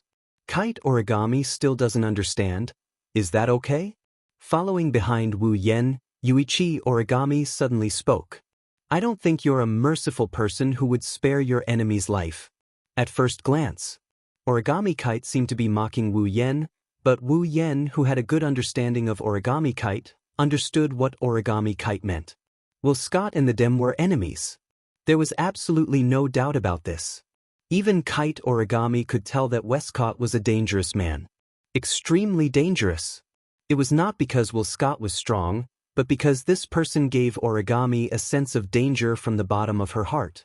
Perhaps, as an enemy, Will Scott was even more terrifying than Irene. Although Tokichi Origami had no evidence to prove this point, she believed in her own feelings. Similarly, Tokichi Origami didn't think that Wu Yen didn't know how dangerous Will Scott was.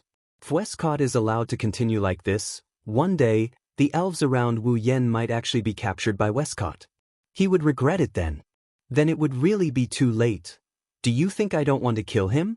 Wu Yen understood the meaning behind Tokichi Origami's words. He helplessly scratched his face and shrugged. I can tolerate him once, I can tolerate him twice, but that doesn't mean I can tolerate him 3 times. Just now, I really wanted to kill him. But someone didn't give it to me. Someone doesn't want to give it to me? Yuichi Origami was stunned for a moment.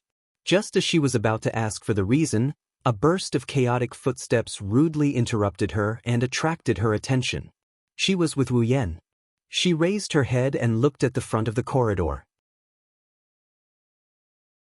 Immediately, a team of about a dozen girls wearing specialized thread-linked outfits entered Tokichi Origami's sight. The leader of the team was Tokichi Origami's former boss, Sunrise Prairie Fire. Tokichi Origami frowned and turned to look at Wu Yen. I think we should retreat as soon as possible. Yeah, we have to retreat first. If we are seen, it will be troublesome. Wu Yen agreed, but his next words stunned Tokichi Origami. So, I will retreat first. See you at the door. Without waiting for Tokichi Origami to react, Wu Yen turned around and disappeared from the spot. Tokichi Origami stared blankly at the direction Wu Yen disappeared. She was silent. A trace of gratitude slowly appeared in her eyes. Of course, Tokichi Origami didn't think Wu Yen wanted to abandon her. Even if he wanted to abandon her, he had to see what kind of enemy he was facing. A group of AST members didn't have the qualifications to make Wu Yen abandon his companions and run away. Besides, Tokichi Origami didn't believe that Wu Yen would do such a thing. Even though Tokichi Origami had only known Wu Yen for a few days, she could see that he was a good person from the smiles on his elves' faces. Now, this thought was further reflected in Tokichi Origami's heart. Tokichi Origami finally understood why Wu Yen didn't use that magical teleportation method to leave AST's base. Wu Yen was waiting for AST's people to arrive. When they arrived in front of Tokichi Origami, they would have a chance to say goodbye. He saw through me. For the first time, Tokichi Origami smiled bitterly. Tokichi Origami didn't regret following Wu Yen, even if she didn't regret it at all. However, in AST, the other elves were also very good to Tokichi Origami. Especially Liaozi, she was very concerned about Tokichi Origami. She even worried about Tokichi Origami because she knew about her situation.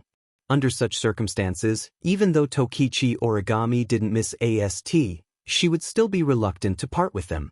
Wu Yen saw through this. That's why he walked into AST's base openly. When the target appeared, he asked Tokichi Origami to stay. He wanted Tokichi Origami to say goodbye.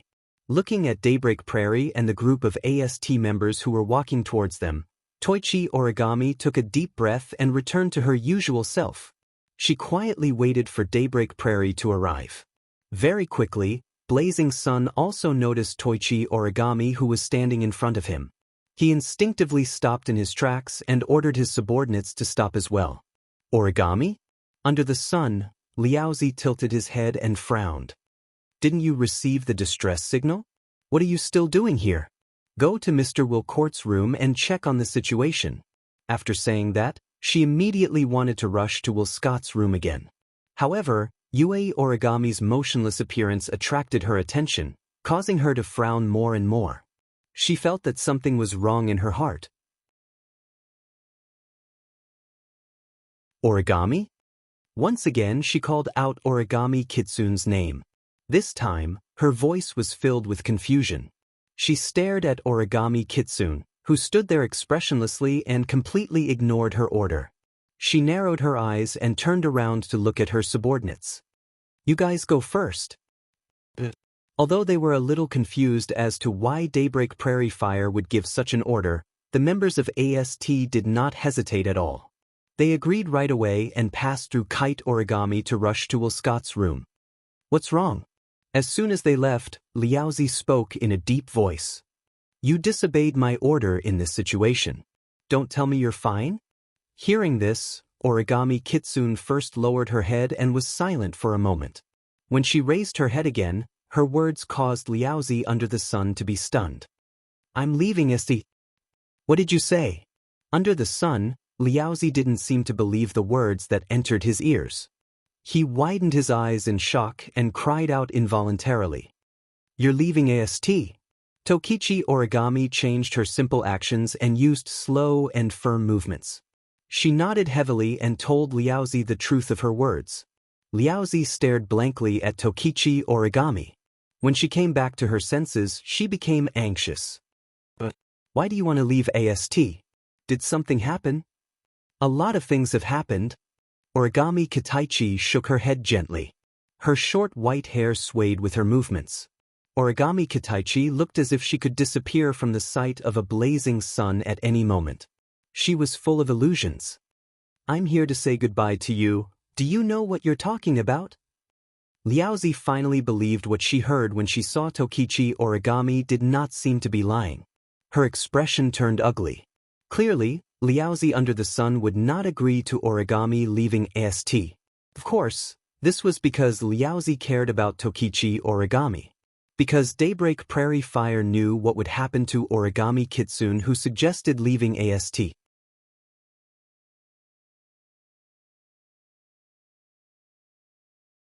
Chapter 1259. ST was the Elven Army. It was a special force that specialized in killing the elves.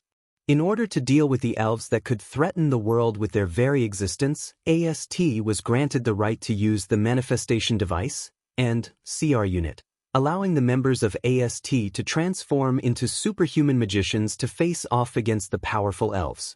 Every member of AST was carefully selected from the masses. They were special members who had the talent to become magicians. After going through training and tests, they were confirmed to be proficient in controlling CR Unit. Only then could they join AST. After all, if they couldn't control the CR Unit, how could they fight against the elves? As for those who didn't join the AST and become a member of the Magician Army, their memories must be erased with the display device so that they would forget everything about the AST and the display device and return to the life of a normal person. AST, the display device, and the elves were secrets that couldn't be revealed to the common people. Otherwise, it would bring chaos to the world. Therefore, AST wasn't something that could be easily joined. Naturally, Origami couldn't leave just because she wanted to. Of course, Origami could raise her request to the higher-ups of AST. Thus, would not force Tabichi Origami to stay even though a good magician was hard to come by. However, AST wasn't a black-hearted company like DIM. It was a legitimate self-defense force of the country. They wouldn't force anyone to leave. However, once Toichi Origami requested to withdraw from AST and received approval, the people of AST would erase Toichi Origami's memory of AST and the display device as part of their obligation. They would let her return to her normal life. In other words, not only would Origami Kite have to forget everything about the display device, he would also forget everything that happened in the AST, including her former companions and her boss, Sunrise Prairie Fire. By then, Origami would be the captain of the Elven Army who could only operate in the dark, while Sunrise Prairie Fire would be a normal citizen of Heavenly Palace City. Origami and Sunrise Prairie Fire would never cross paths again. So, after coming to the conclusion that Origami wasn't joking, Sunrise Prairie Fire's expression turned ugly. Because when Origami Koichi said this sentence, it was no different from breaking off all ties with her forever. Are you serious? Sunrise Prairie Fire stared at Origami with a solemn expression. You should know that once you leave AST, your memories will be erased, right? You don't have to worry about that.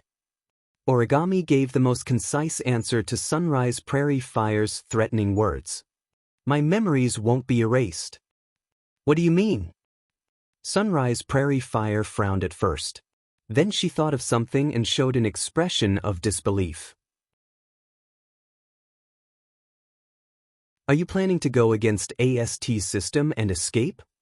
Hearing Daybreak Prairie Fire's words, Origami Kite was speechless.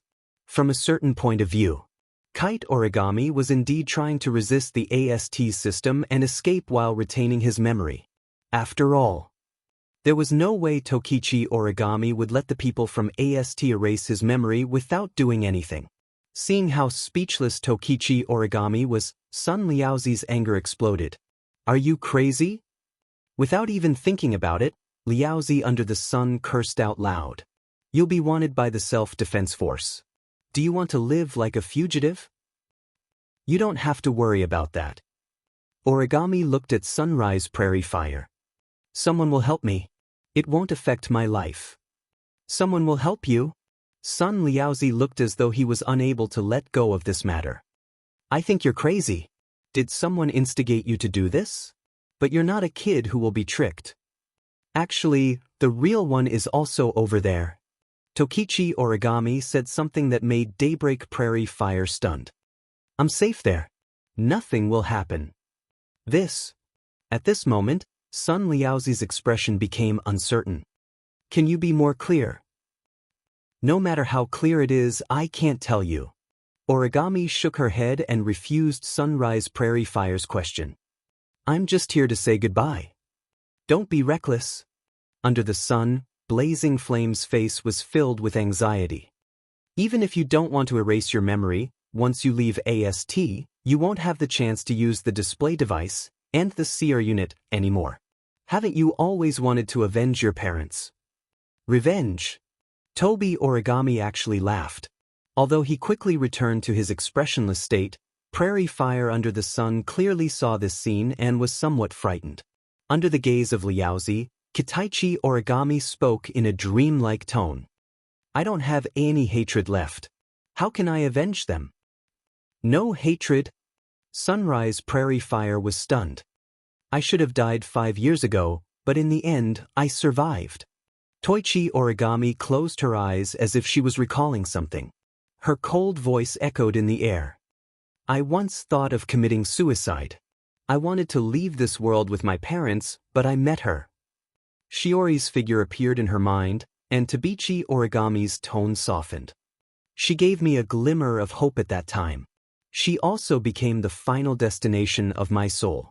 She allowed me to maintain myself and not fall. She allowed me to continue living. Meeting her can be said to be the luckiest thing in my life. She slowly opened her eyes. At this moment, Yuichi Origami's eyes flashed with a bright color that even Liaozi under the sun would be shocked. She had never seen such a color in Yuichi Origami's eyes before. That's the hope for the future. That's the hope for life. This was something that the previous Origami Kite definitely did not have. Originally, I thought that Shiori would be the last light in my life, but God sent her to my side again. Her eyes were filled with an unbelievable radiance. Kyuichi Origami's cold doll-like face actually showed signs of thawing. If Shirji brings me the longing for life and the extravagant hope to live on, then Shirdao brings me a reborn life and a bright future. I don't want to leave Shiori, and I can't leave Shido. Tabichi Origami's expression became firm. So, in order to stay by their side, I will leave AST. You. Sunrise Prairie Fire had mixed feelings. She was happy but also depressed. She was happy because Origami was no longer as lifeless as before. She was showing signs of life.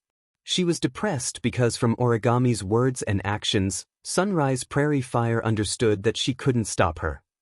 Although I don't know what happened, and it does seem to be a good thing for you, do you have to leave AST? Under the sun, Liaozi tried to mediate the situation unwillingly. Staying with them shouldn't conflict with staying in AST, right? No. Origami answered without hesitation. AST is an army against the elves. It only exists to kill the elves. I can no longer attack the elves, so it's impossible for me to stay in a... Can no longer attack fairies. Sun Liaozi was shocked and said in disbelief, the elves are the gods of destruction who bring disaster to the world. They are an existence that will endanger the world. For the safety of the world, shouldn't we stand up? I know. Origami looked straight at Sunrise Prairie Fire. But my position has changed. I won't change it again. Origami you. Sunrise Prairie Fire's expression changed. Finally, it turned into unwillingness. Is there no room for negotiation? No. Origami didn't answer. She walked past Sunrise Prairie Fire and walked forward. She silently told Sunrise Prairie Fire the answer. Sunrise Prairie Fire lowered her head. After a long time, she sighed. Forget it. I hope you can live a good life in the future. Tokichi Origami stopped, turned around and bowed to blazing under the sun. Soon after, he stepped forward and left the scene. Sunrise Prairie Fire looked in the direction Origami left. After a long time.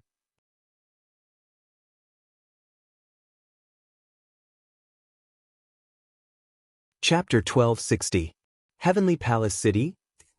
Garrison Base. At the entrance, a figure suddenly appeared without any warning. The coat on his body swayed in an arc as he appeared, and then gently floated down, appearing extremely casual. He glanced at the entrance of AST's base and then looked around. He took out his phone from his pocket. He didn't dial any number, nor did he call anyone. He pressed the call button and put the phone to his ear. He then waited in silence. Not long after, a line was connected to Wu Yan's phone. Along with it came a voice filled with vicissitudes of life. Should I call you Sherdao-kun? Or should I call you Wu Yan-kun? I don't have any particular requests. Either way, it's my current status. Wu Yan shrugged and sighed. He then said to the phone in an exasperated tone. And then? Don't you have anything else to say? You specifically told Coterie to tell me not to kill Will Scott. You even told me not to kill Irene. If you don't have a good reason, I'll lose my temper, Woodman-sama. As for the reason, on the other side of the phone, Woodman let out a long sigh as if he was pondering. Then he spoke in a mocking tone.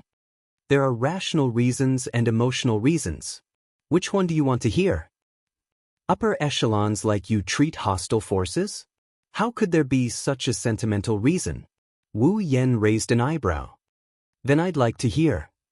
Due to various reasons, Will Scott can't die yet. Woodman answered. That's the rational reason. I'm asking about emotional reasons. Wu Yan's eyebrows twitched as he rubbed his forehead. I say, Woodman-sama, you're not purposely making fun of me, are you? No, I'm serious. Wu Yan heard Woodman's solemn voice. You'll know the specific reason in the future. Some of what Will Scott is doing is actually beneficial to us. Is that why you want me to keep him alive? As expected of the leaders of the top forces.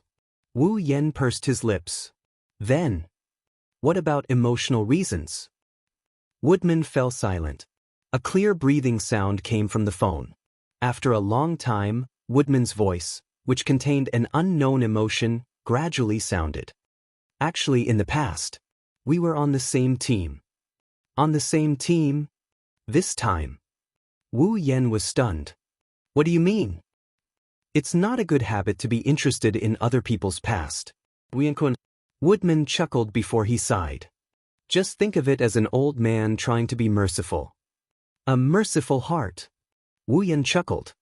Just think of it as that. Listening to Wu Yan's disbelief, Woodman didn't try to explain himself. Instead, he laughed. Sparing Will Scott's life shouldn't be a problem for you, Wu Yan-kun, right? Not for me. Wu Yan retorted. But don't forget, I still have a group of elves with me, and there are a few among them who aren't strong enough to fight against the Dem. If Will Scott has any evil intentions and seizes the opportunity, they will be in great danger. Do you think I can wait until then to regret it? Is that so? Woodman retorted with a half-smile. But why do I feel like you've never taken Will Scott seriously, Wu Yinkun? Oh! Wu Yen snickered in amusement. Why do you say that? If you think Will Scott is a threat to the elves around you, you won't listen even if I ask Commander Five River to tell you not to kill Will Scott, right? Woodman spoke Wu Yan's mind in a casual tone. After all, you made a declaration to us. If you do anything to harm the elves, you'll become our enemy. Wu Yan scratched his cheeks and sighed helplessly. Should I say that the older the ginger, the wiser? It's just a basic deduction. Woodman said calmly. Of course, I don't know why you don't take Will Scott seriously, Wu Yinkun. As you said, Will Scott wouldn't give up on using the elves around you. Those elves aren't like you, Wu Yinkun, who can ignore the dem. So, what makes you so confident, Wu Yinkun? Woodman's voice became curious. I'm curious. Then, I will use a phrase from you as well. Wu Yen held the phone with his other hand and he grinned while squinting his eyes. You'll find out the specifics in the future. As always, he refuses to reveal any information. Woodman said helplessly. Young man, being too mysterious isn't a good thing. Well, it's troublesome to explain anyway. Wu Yen shrugged. I can only say that the elves can't ignore dem now, but that doesn't mean they can't in the future. That's right. They can't now, but that doesn't mean they can't in the future. With Wu Yan's relationship with the elves, Wu Yen will make them his summons sooner or later. Once they become his summons, their growth will be limitless. The elves will become stronger in battle until they're stronger than Irene and Dem. They'll become so strong that Will Scott won't be able to do anything to them. The elves' future is limitless. At the end of the day, Will Scott is just a wall in this world. It's not that hard. If they want to, they can push it down at any time. Even if Wu Yen doesn't make a move, it'll be the same. Perhaps it should be said that with Will Scott, the dem would not give up on the opportunity to come to them.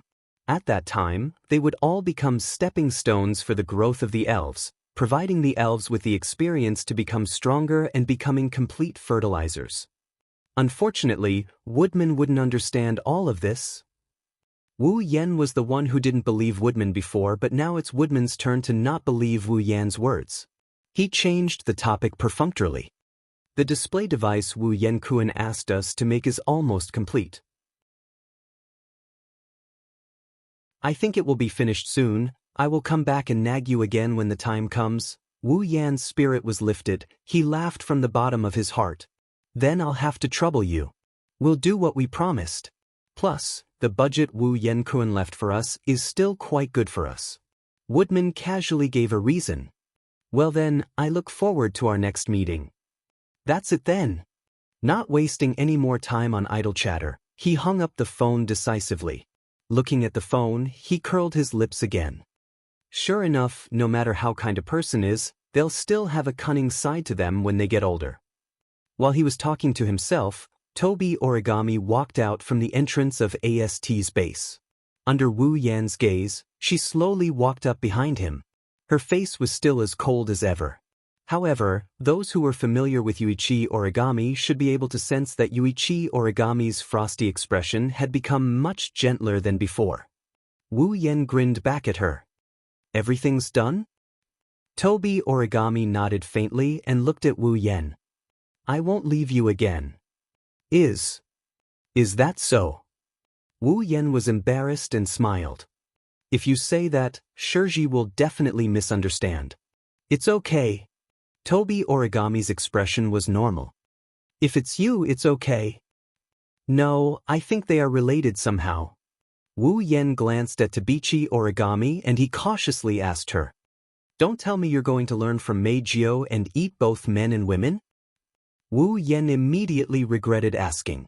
Because he clearly saw a flash of light in Tokichi Origami's cold eyes, and the way she looked at him suddenly changed. Looking at Tabichi Origami's eyes, Wu Yan felt a sense of crisis and wanted to retreat. However, Tabichi Origami grabbed him by the collar and pulled him in front of her. You're not allowed to touch Shirji. You're not allowed to touch Shirji, Toby Origami declared calmly. As compensation, I can let you trample on me. Cold sweat slid down Wu Yan's forehead.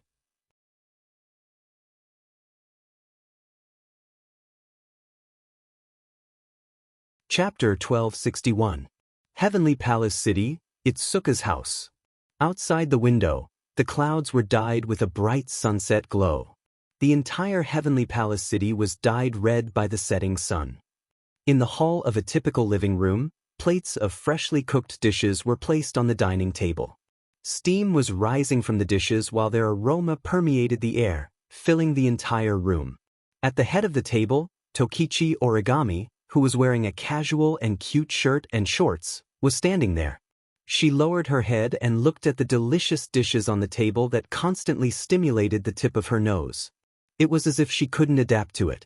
Her beautiful face, which usually didn't have the slightest fluctuation, was now filled with surprise. Of course, Yuichi Origami was not surprised by the smell of the dishes on the table. Just this level alone was not enough to surprise her. What really surprised her was that the people on both sides of the table raised their glasses to her with smiles on their faces and said the same thing in unison. Congratulations! On the left side of the table, Wu Yan, Yagoya, Yushin, and Mijio stood there. On the right side, Shirori, Kodori, Kurumi, Toka, and Shirori stood there. The people around the table raised their glasses in unison and raised their glasses to Tabichi Origami.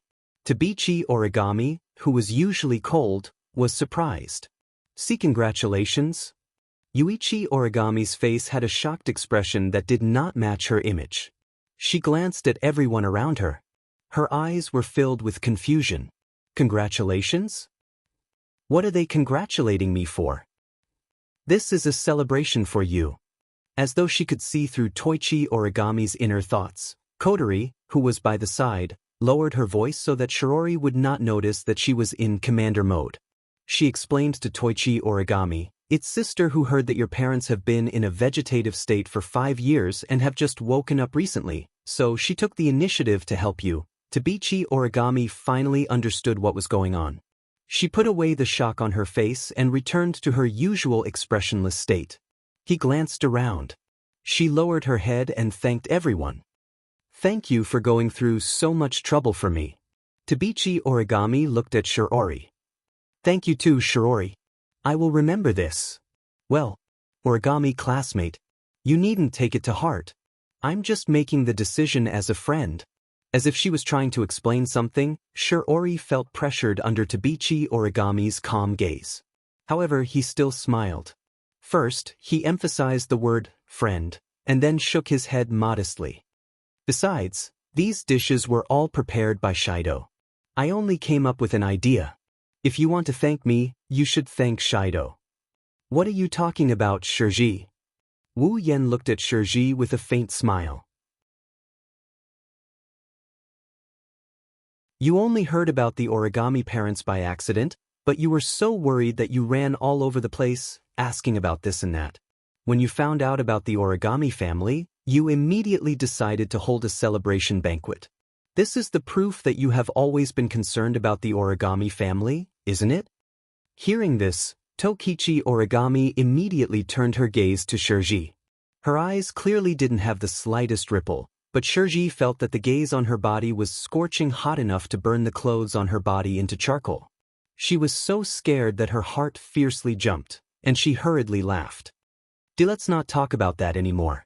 Today is a celebration for Origami classmates' parents.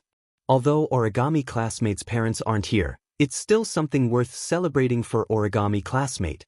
Hurry up, everyone, let's eat. Oh, can we finally eat?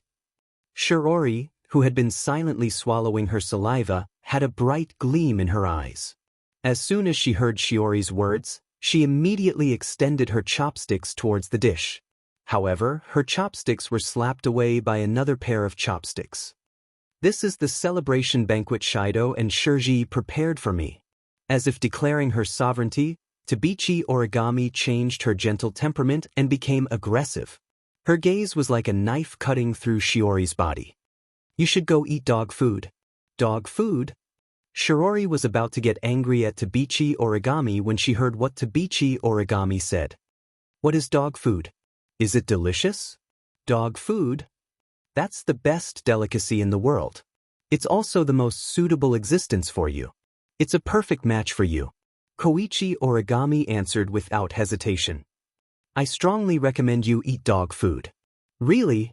Shiori's eyes widened as she looked at Wu Yen with excitement.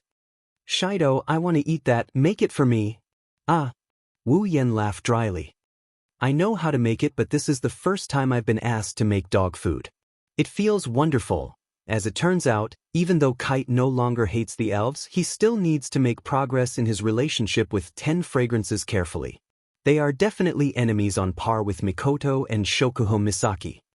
Ugh, this is delicious. On the other hand, Meijio had already started eating. She seemed to be enjoying herself. As expected of my dear, you're so good at cooking. My master's cooking isn't something that mortals can compare to. Next to her, Yajuya continued to work while puffing out her chest proudly. It was as if she had done everything herself. Shixien, on the other hand, turned her head strangely and looked in Meijio's direction. Shixien has always wanted to know why Meijio is here. Yes, my dear invited me here.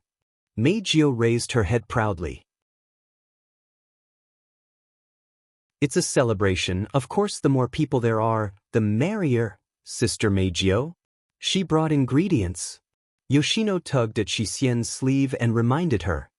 Sister Shori saw the ingredients and thought of holding a celebration. Allah. Kurumi blinked her eyes and put her finger on her cheek, making a cute gesture. So you're saying that Meijio wanted to bring ingredients to our house before we decided to hold a celebration? Yes, what's wrong with that? Meijio looked at Kurumi and said angrily, only you guys get to eat my dear's cooking every day. You're too cunning. I want to try it too. This is already our family's signature dish. Kotori pouted. Outsiders don't have the right to enjoy it. Then it's fine as long as it's someone from your family, right? Meijio wasn't angry, she was happy. She yelled at Wu Yen. My dear, let me marry you and become a member of your family. Cough cough. Wu Yen almost spat out the soup in his mouth. He coughed a lot. Shido, I say, you should restrain yourself. Shiori's eyes twitched and she glared at Wu Yen. Even if you're a playboy, there should be a limit. Wu Yan's lips moved, he wanted to explain but Wu Yen didn't. He held it in for a long time but that was all he could say. That's a force majeure. Toka is a force majeure. Tokasaki-san is a force majeure. Yogi Aro and Yushin are also a force majeure. Now even say Yaki-san is a force majeure. Shiori's eyes were filled with disdain. Then, who is the next force majeure? Who knows? Well, who knows? Wu Yen rubbed his nose in embarrassment. Maybe it's Kotori. Before he finished, 2 murderous gazes shot at Wu Yen like arrows. Wu Yen froze.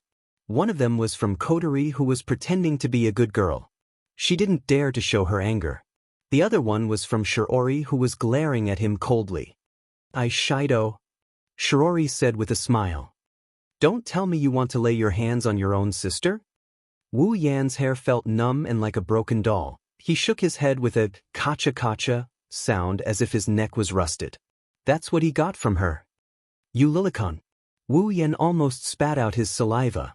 Why? Why do you have so many questions when a woman is angry? Shirori fiercely threw out such a sentence.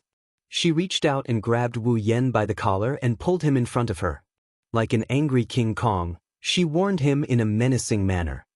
Listen up, it's your business to mess with so many girls, I can't do anything about it. But you're not allowed to lay your hands on Kotori and Yoshino, do you hear me? Wu Yan's face was covered in tears. He wanted to say that a few hours ago, Tashichi Origami did the same to him, but now, she's the one he's not allowed to lay his hands on.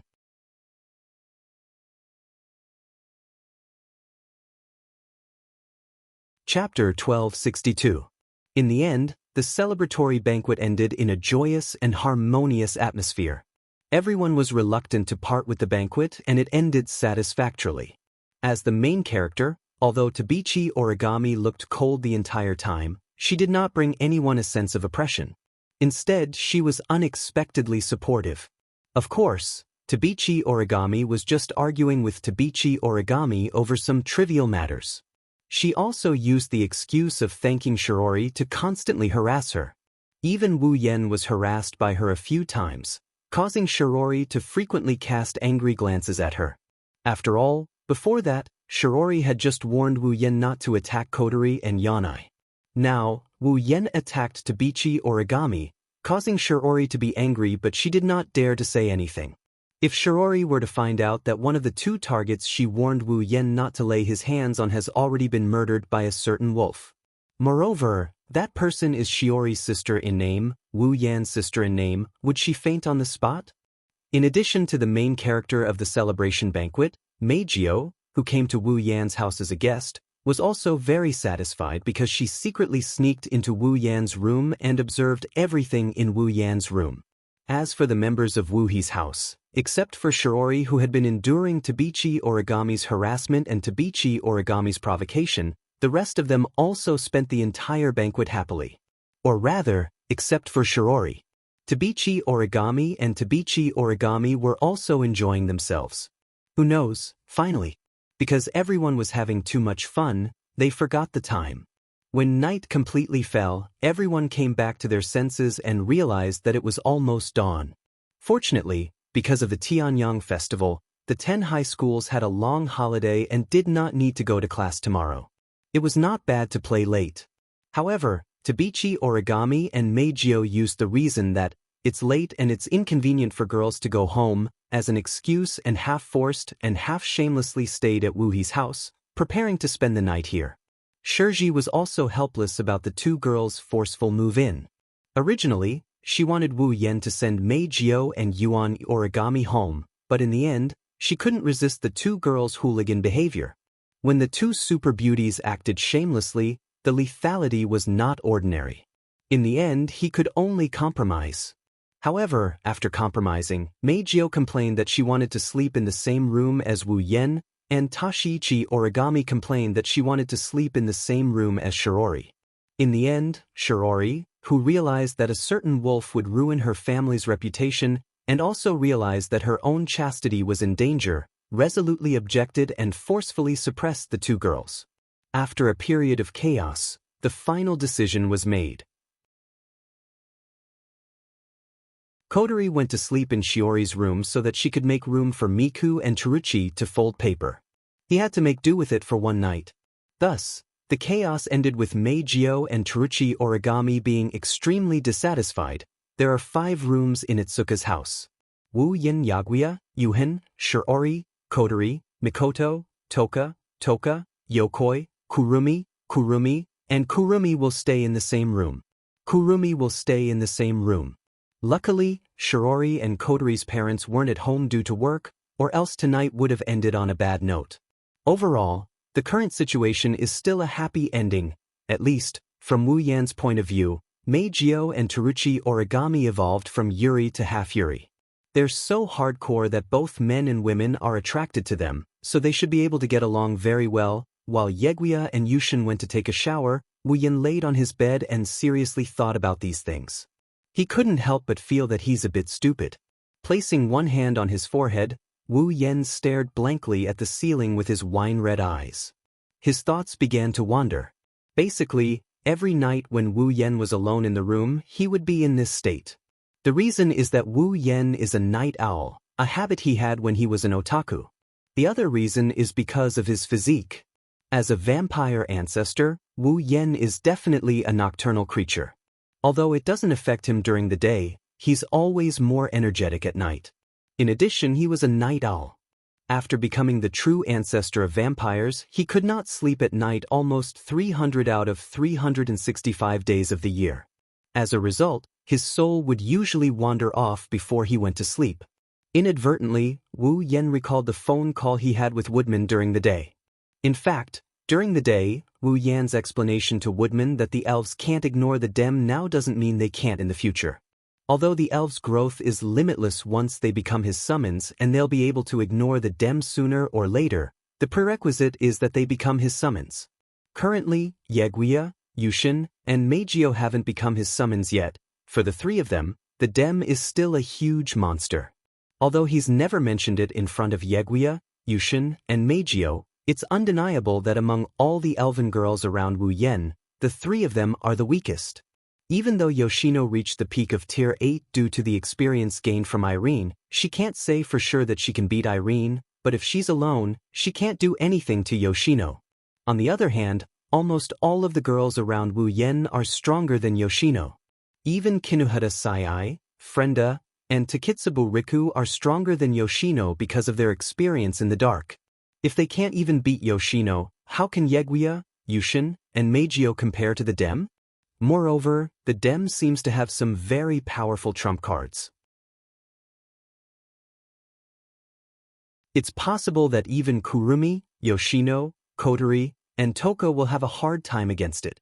For example, when they attacked the Dem's branch last time, if the beam wasn't aimed at Wu Yen but at Kurumi, Yeguia, and Yushin, the result would be terrible. In the end, although the girls' growth is unlimited, they haven't grown to the point where they can ignore the Dem, let alone Yeguia, Yushin, and Meijio who haven't become Wu Yan's summons. Thinking about this, Wu Yen, who is lying on the bed, clenched his fists. His main purpose in coming to this world is to obtain the display device that can make his sisters stronger and strengthen the base. Now, Woodman also said that the creation of the display device was almost complete. Then, it's not too early for them to leave this world. Isn't it time to explain our situation to Yi Juya and the others? Wu Yen muttered to himself. While he was muttering to himself, the soft sound of the door opening woke him up and attracted his attention. He turned his head and looked at the door carefully. The next moment, the door slowly opened. Through the crack of the door, Meijio, who had a head of shiny violet hair and wore thin pajamas that reached her knees, sneaked into the room like a thief. Her sexy figure was completely exposed. Meijio! Wu Yen was startled. Why are you here? Meijio didn't expect to be discovered so quickly. She let out a small cry of surprise.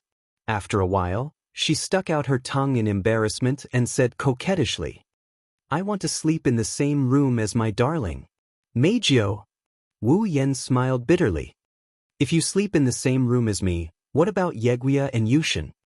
Mama, why don't I just let Yeguia-chan and Kishina-chan sleep in my room? Meijio tilted her head and she gave Wu Yen a pitiful look. Don't you want to sleep with me, darling? That's not it. Wu Yan's bitter smile deepened and his tone became more earnest. Compared to Yeguia and Yushin, Meijio is more approachable. She'll be more comfortable sleeping with Origami, right? You don't have to worry about that. Meijio smiled. Kenichi doesn't sleep in her room either. Wu Yen was stunned. Then where is she going to sleep? She's going to sleep with Shirori. Meijio betrayed her teammate without hesitation. We agreed that I'll do the night attack, darling. She'll do the night attack on Shirori. Wu Yen was speechless.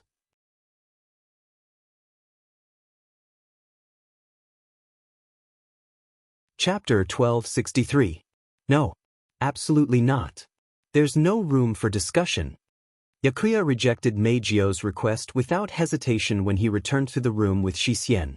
The right to enter the dreamscape with our master is the spoils of war that we obtained from our sacred duel with those two rude servants of ours. How can we just give it away? I agree. Shixien nodded fiercely. Her narrowed eyes were filled with indignation. Shixien believes that Meijio's idea of reaping without sowing is wrong. She must be strongly condemned. So what? Meijio puffed up her cheeks angrily when she heard Yakuya and Shixien's merciless rejection. Yakuya and Shixien can sleep with our dear master every night. What's wrong with giving me one night? Not every night. Yakuya corrected her seriously with one hand on his waist. Didn't we just say that? That's the right to sleep with someone else after a sacred duel. It's not easy for us sisters to obtain this opportunity. In conclusion, Yigaya and Shixien had to go through a lot of hardships to be able to sleep in the same room as master. Shixien casually said as though she was stabbing a knife into his heart. Meijio, on the other hand, is reaping without sowing. We feel that it's unfair. We won't give up the right to sleep with our master. Reaping without sowing? Meijio hesitated for a moment before raising her hand weakly. How about I treat you to a delicious cake tomorrow?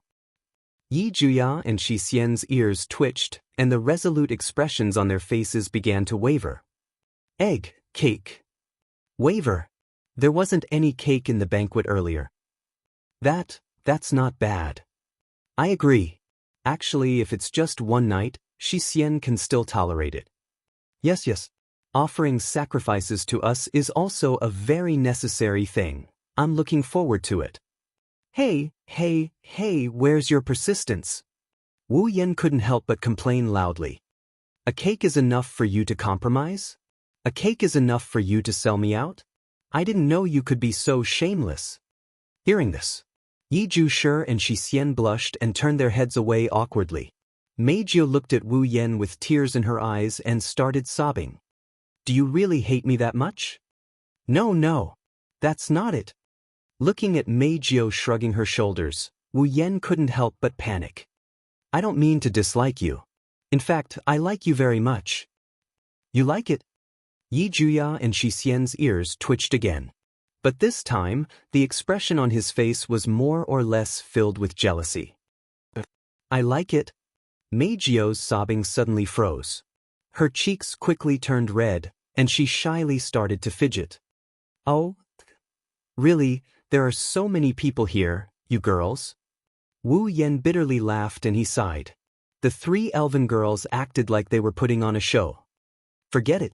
You guys came at the right time anyway. Since all three of you are here, I have something to tell you. Something. Yi Jushi, Shi Xian, and Meijio seemed to feel the change in atmosphere. They looked at each other and then looked at Wu Yan. Is there something you need us to do? Yi Jushi didn't bother to maintain his arrogant manner. He spoke softly with a normal tone. If there is something difficult you need us to do, we will help you. We will definitely help. Of course. Shi Xian stepped forward. Her expressionless face became serious. If it is for Master, Shi Xian will do it no matter what it is. It seems like it is something important.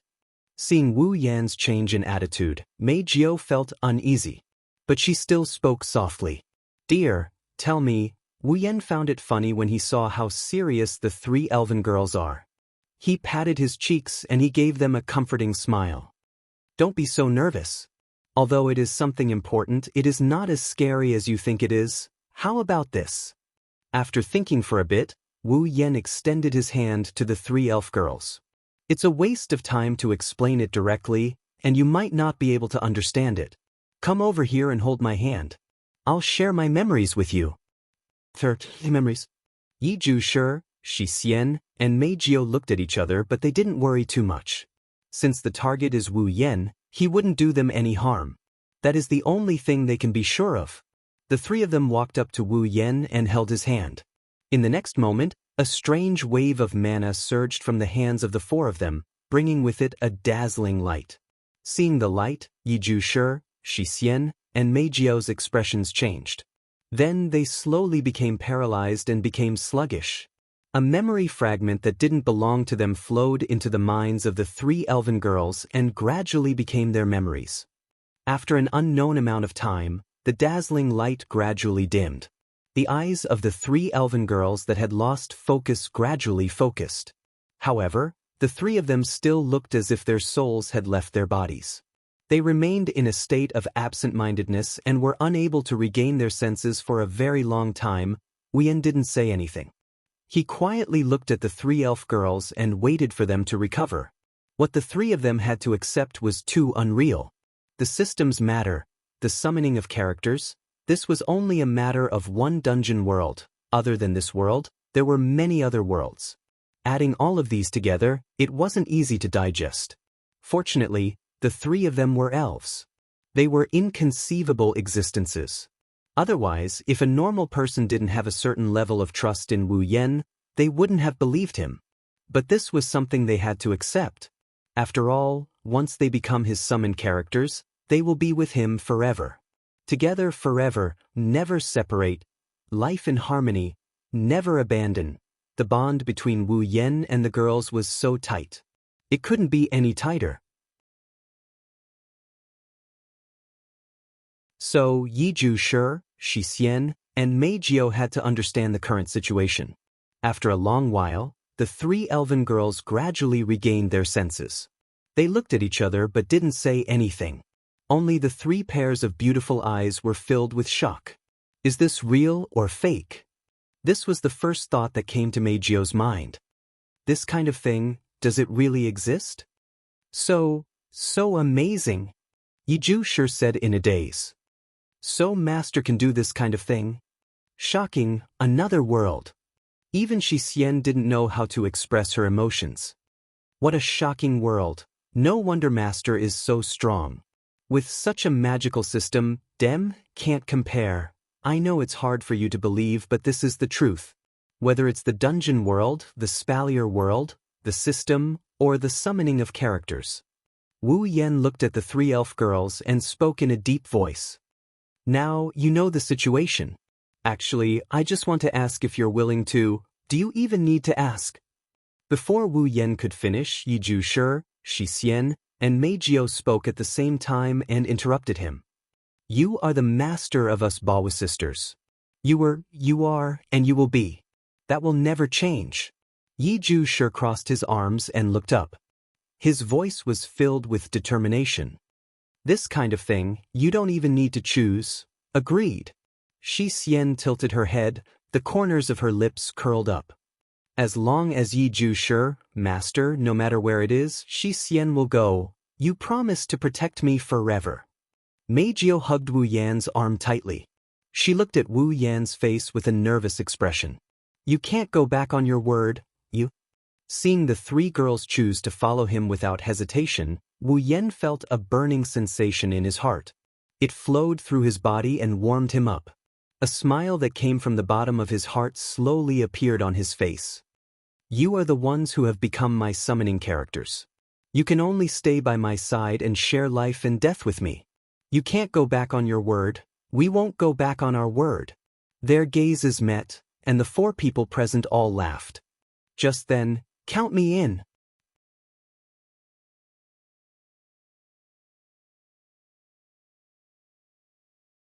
Chapter 1264. Count me in. In the small room, a cold voice shattered the warmth in the room. Wu Yan, Yiju Shi, Shi Xian, and Mei Jiao were shocked. They turned around to look at the source of the voice. What they saw shocked them. Outside the room, Tabichi Origami is standing there in her white pajamas. She is looking at Wu Yan with a calm expression. More accurately, she is looking at Wu Yan. Her eyes are filled with an inexplicable glint. Student Tabichi? Mei Jiao was startled at first, then she was surprised. Why are you here? However, Tabichi Origami ignored Mei Jiao. She walked up to Wu Yan like there's no one else around. Wu Yan looked at her blankly as if she was afraid that Wu Yan didn't hear what she just said. She opened her mouth. Count me in. The repeated words woke up the other four from their stupor. After realizing what Tabichi Origami meant, Wu Yan put away his surprise and frowned at Tabichi Origami. Count you in? Yes. Yes. Tokichi Origami nodded heavily to express the authenticity of her words. Count me in. Why do you say that? Wu Yan looked at Tabichi Origami with a perplexed expression and he asked with uncertainty. Do you know what we were talking about? Yes. Why would he ask that? There was nothing he could do about it. After all, it was about the system and the summoned characters. Wu Yan shared this information with Yokosuka, Yuxian, and Mei Jiao. From an outsider's point of view, Wu Yan only held hands with the three elven girls. As for the content, other than Yiju Shi, Shi Xian, and Mei Jiao, even if there were other people present, they wouldn't know. It's as if he saw through Wu Yan's thoughts. Tabichi Origami shook her head slowly.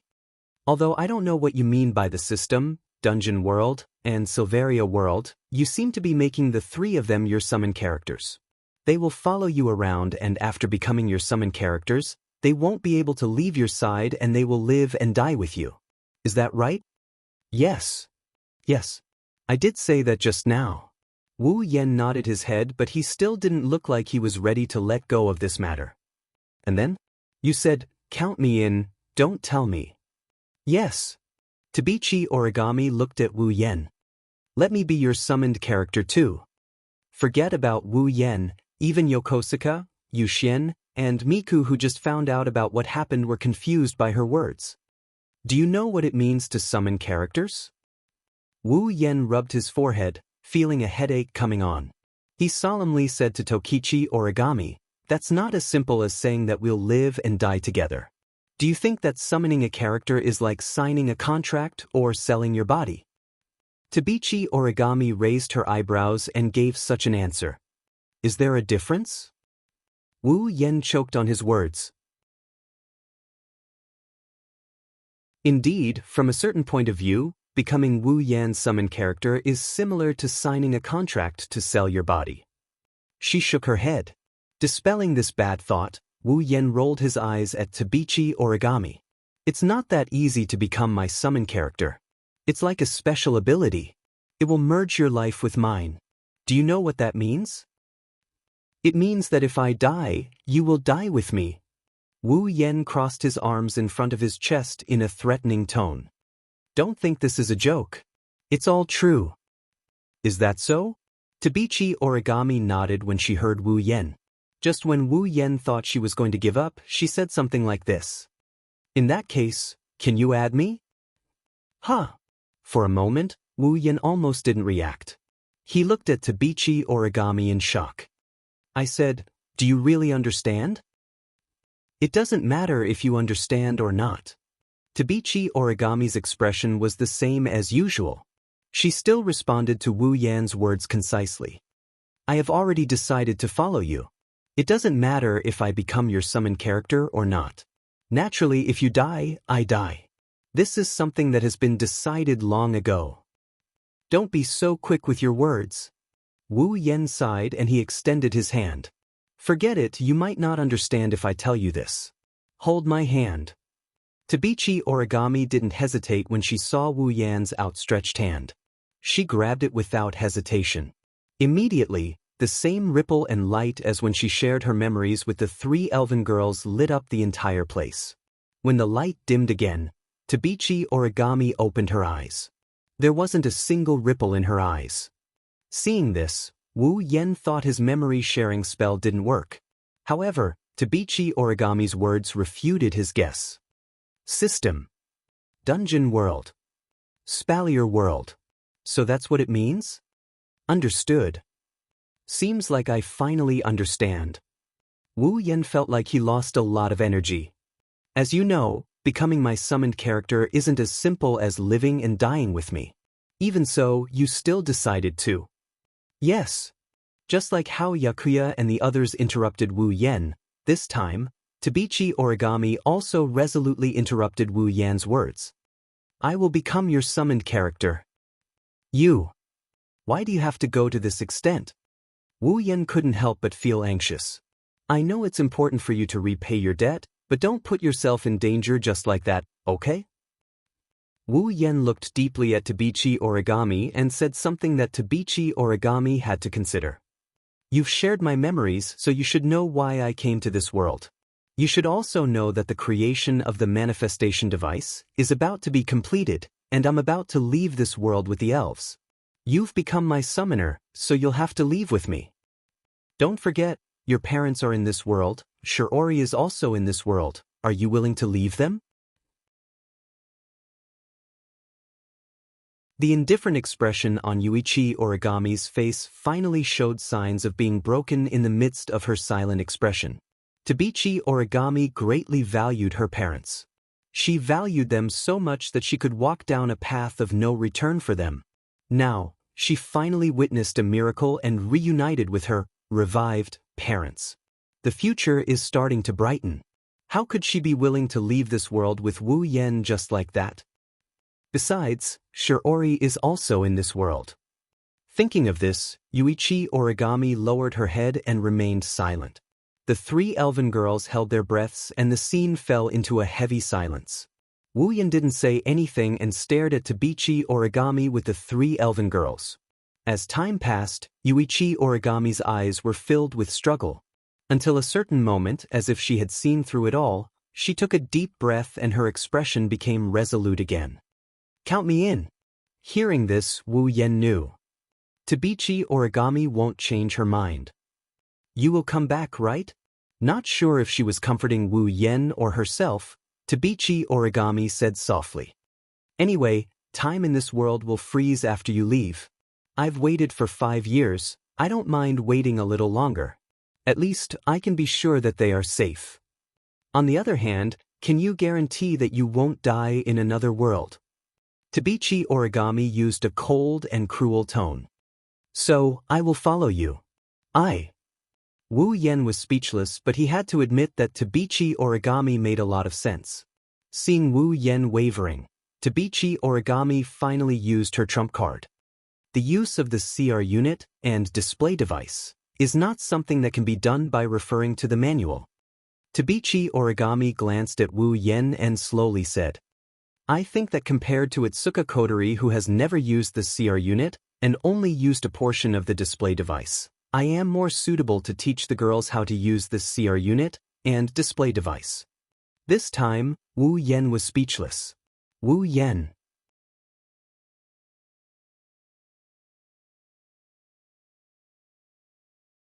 Chapter 1265. After deciding to let Yijuya, Shixien, Meijio, and Origami become his summoners, Wu Yan chased the dissatisfied Meijio and Origami back to their room. He hugged Yijuya and Shixien and laid on the bed, listening to their breathing as he coaxed them to sleep. After coaxing the two girls to sleep, Wu Yan quietly pulled out one of his hands and tapped on the air. The system list popped up. Character, Wu Yan. Equipment points, 1, 100 item points, 5, 000 ability points, 1, 000 summoning points, 300 level, 85. Looking at the number of points displayed on the system, Wu Yan couldn't help but turn his head away as tears streamed down his cheeks. In order to build the base, he had squandered all his equipment points, item points, and ability points. In the end, he only had a pitiful amount of points left. Originally, building the base didn't require summoning points. Wu Yan had the most summoning points out of the 4 types of summoning points he had. But, to summon Yukari, he had to use up a lot of points. Also, this was after Wu Yan used some of the treasures in the Ring of Gold to exchange for summoning points. Otherwise, with the summoning points he had before, he might not even be able to summon Yukari. But now, Yamada Yamu, date battle character, one of the twin elves who has the ability to control the wind.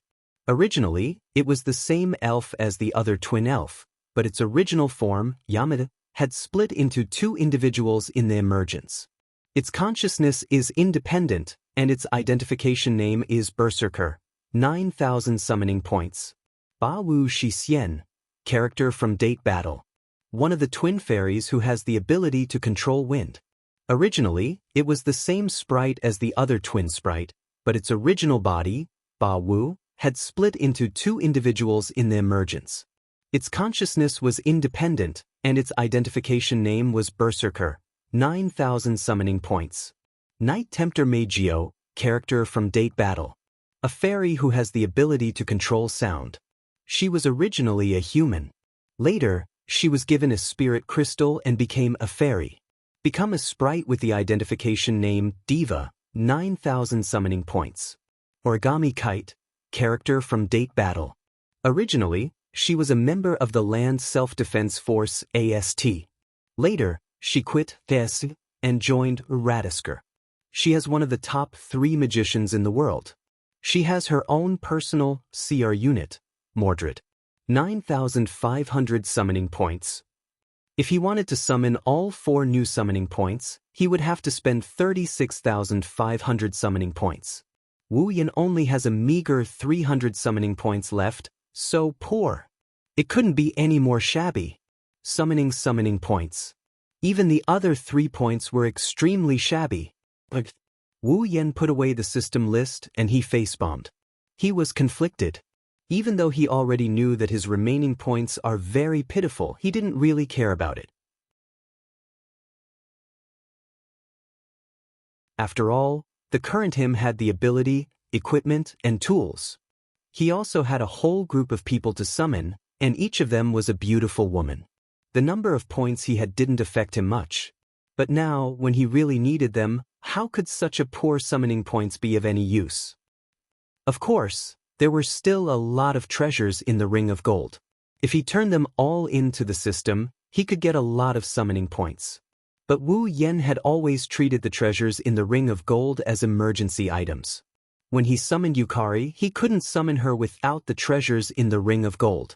Therefore, even though he knew he wasn't that poor yet, if he kept relying on the treasures in the Ring of Gold like this, it would be troublesome if he really needed to use the points in the Ring of Gold. Was it time for him to earn some points? Wu Yan muttered. System, I seem to be short of summoning points. Say, when are you going to give me a sudden mission? In the end, Wu Yan's mumbling attracted the system's obedient response. User, the current dungeon world cannot detect a sudden mission. If user is short of summoning points, user is advised to enter the next dungeon world to complete the mission. Alright. When he heard the system's response, Wu Yan was stunned. When he came back to his senses, he slapped his thigh, forgetting that he was still holding Yi Juya's thigh. With this slap, there was a crisp sound and a soft sensation in the air and in the hand at the same time, accompanied by Yakuya's small cry of pain. Wu Yan was startled. He looked at Yi Juya, who was frowning in dissatisfaction. It seemed like he was about to wake up. He quickly patted Yi Juya's back. Not long after, Yakuya's frown faded away, revealing a peaceful sleeping face. He rubbed his head against Wu Yan's chest a few times with a serene smile on his face. Then he went back to sleep. Wu Yan let out a sigh of relief and shook his head with a bitter smile. After some hesitation, Wu Yan asked, System, when I am in another dungeon world, will the time in this dungeon world be frozen as well? Yes. The system answered without any hesitation. Wu Yan furrowed his brows. Obviously, he didn't want the time in this dungeon world to be frozen as well. Right now, the display device was still being manufactured, and it would probably take some time for it to be completed. Since Will Scott's arm had been chopped off by himself, he could only return to the DEM's headquarters and use the highest performance display device to reattach his severed arm. In other words, during this period of time, staying in Tiangong City could be considered as having nothing to do. If possible, Wu Yan wanted to do dungeon missions to earn points while maintaining the flow of time in this dungeon world. When he returned, the display device would be completed. That would be the best situation. However, completing a dungeon mission was not something that could be completed in a short period of time. Come to think of it, by the time the display device was completed, Will Scott would have recovered and the possibility of him being in another dungeon world would be extremely high. If that was the case, Wu Yan didn't want to leave the girls here alone. System. Thinking of this, Wu Yan asked tentatively, Can you maintain the flow of time in this dungeon world but not too fast so that I have enough time to complete the dungeon mission in the other dungeon world? When this question was asked, it seemed like even the system didn't expect it. In any case, Wu Yan didn't wait for the system to answer directly. After a while, the mechanical voice of the system gradually echoed in Wu Yan's mind. In the system's rules, there is no denial of the user's suggestion. After the system's own judgment, the user's suggestion is feasible. The system will adjust the relevant rules. The contents of the adjustment are as follows. If the user is in the main world or dungeon world and the user has a summon character in another dungeon world, the flow of time in that dungeon world will be unfrozen. The specific flow of time will be based on the flow of time in the main world and the dungeon world the user is in. It will be 1%. Hearing this, Wu Yan scratched his cheek. In other words, if I go to another dungeon world and the user has a summon character in that dungeon world, the flow of time in that dungeon world will be the same as the main world. It will be 101, right? Yes, if the user goes to another dungeon world and spends 100 days in that dungeon world, The difference between the dungeon world and the main world will only be 1 day. That's not bad. At this moment, Wu Yan felt satisfied and relaxed. Since he could go to another dungeon world to earn points and slow down the flow of time between this dungeon world and the main world, it was not a bad choice. If that's the case, when he returns, the display device should be almost complete. After making up his mind, Wu Yan kissed Ye Juya and Shi Xian on the forehead and closed his eyes. I'll say goodbye to the girls tomorrow and go to the other dungeon world.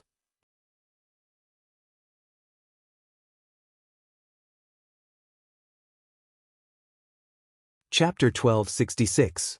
Going to another dungeon world? The next day, at the dining table, Wu Yan told the girls about the decision he made last night while Shiori went to the kitchen to prepare breakfast. The girls couldn't help but gasp in surprise. Why are you all so loud?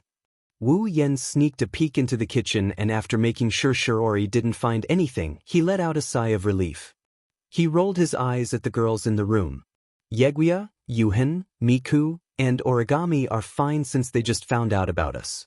But Kotori, Kurumi, Toka, and Yoshino, why are you all so surprised? How can we not be surprised? Kotori glared at Wu Yan and lowered her voice. Isn't it too sudden to suggest going to another dungeon world? It's not that sudden. Wu Yan took a bite of his bread and waved his hand casually. I'm the only one going, you don't have to follow me. We don't have to follow you. The girls froze on the spot. Seeing this, Wu Yan explained the conversation he had with the system last night to the girls. He also told the girls that when he is in this dungeon world, the time in this world won't be frozen. Instead, it will be slowed down to 1% of the time in the dungeon world he is in. When they heard Wu Yan's explanation, the girls objected strongly to it. How can you go alone? What if no one takes care of you? What if there's danger? Aotsusama, I think it's better to bring some people along. It's inconvenient to go alone. I think so too.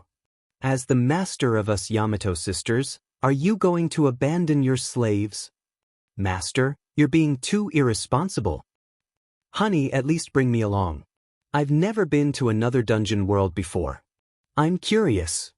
Why are you all so nervous? Wu Yan shook his head and rolled his eyes. Do I look like someone who gets into trouble easily? Let's bring some people with us. Kotori frowned. It's good to have someone to take care of me. I'll go with you. Origami declared in an unquestionable tone. My words now. I won't drag you down. This isn't a matter of whether or not we're dragging them back. Origami. Wu Yan turned his head and looked at Origami. Don't forget that you'll have to leave this world with us after the display device is completed. He didn't know when he would come back again. I think you should at least spend some time with your parents while I'm away. Okay? Origami's unquestionable expression instantly collapsed, and she fell silent. Seeing that Origami had tacitly agreed, the other 3 rookies by the side hurriedly spoke out. Then let us, the Bawa sisters, follow you to the other world. I agree. Yi Juya and Shi Xian don't have parents in this world, so they don't need to accompany them. I don't have any special events recently, so I don't need to meet my fans. Going to the other world to sing seems like a good idea. What's wrong with the 2 of them? Is there a need to be so worried?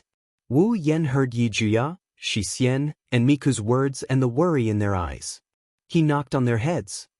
I didn't ask you to come with me, but that doesn't mean I'm going alone. Did you forget that I have Natsuki, Kanon, Nagisa, and Agurola with me? The other girls recalled that Natsuki, Kanon, Nagisa, and Agurola had been staying inside Wu Yan's body all this time. With Natsuki and the others, there's no need to worry, right? Wu Yan smiled at the girls. Besides, I need someone to watch over me. I'll be more at ease if you all stay here together. Wu Yan took out a gem that emitted a soft white light and handed it to Origami. Origami, this is for you. This is... Origami raised an eyebrow when she saw the gem in Wu Yan's hand. Spirit crystal? This was originally yours. Wu Yan looked at Origami. It doesn't matter if you want to use it or not. The decision is in your hands. You can keep it in case you need it. Origami fell silent. After a while, she nodded.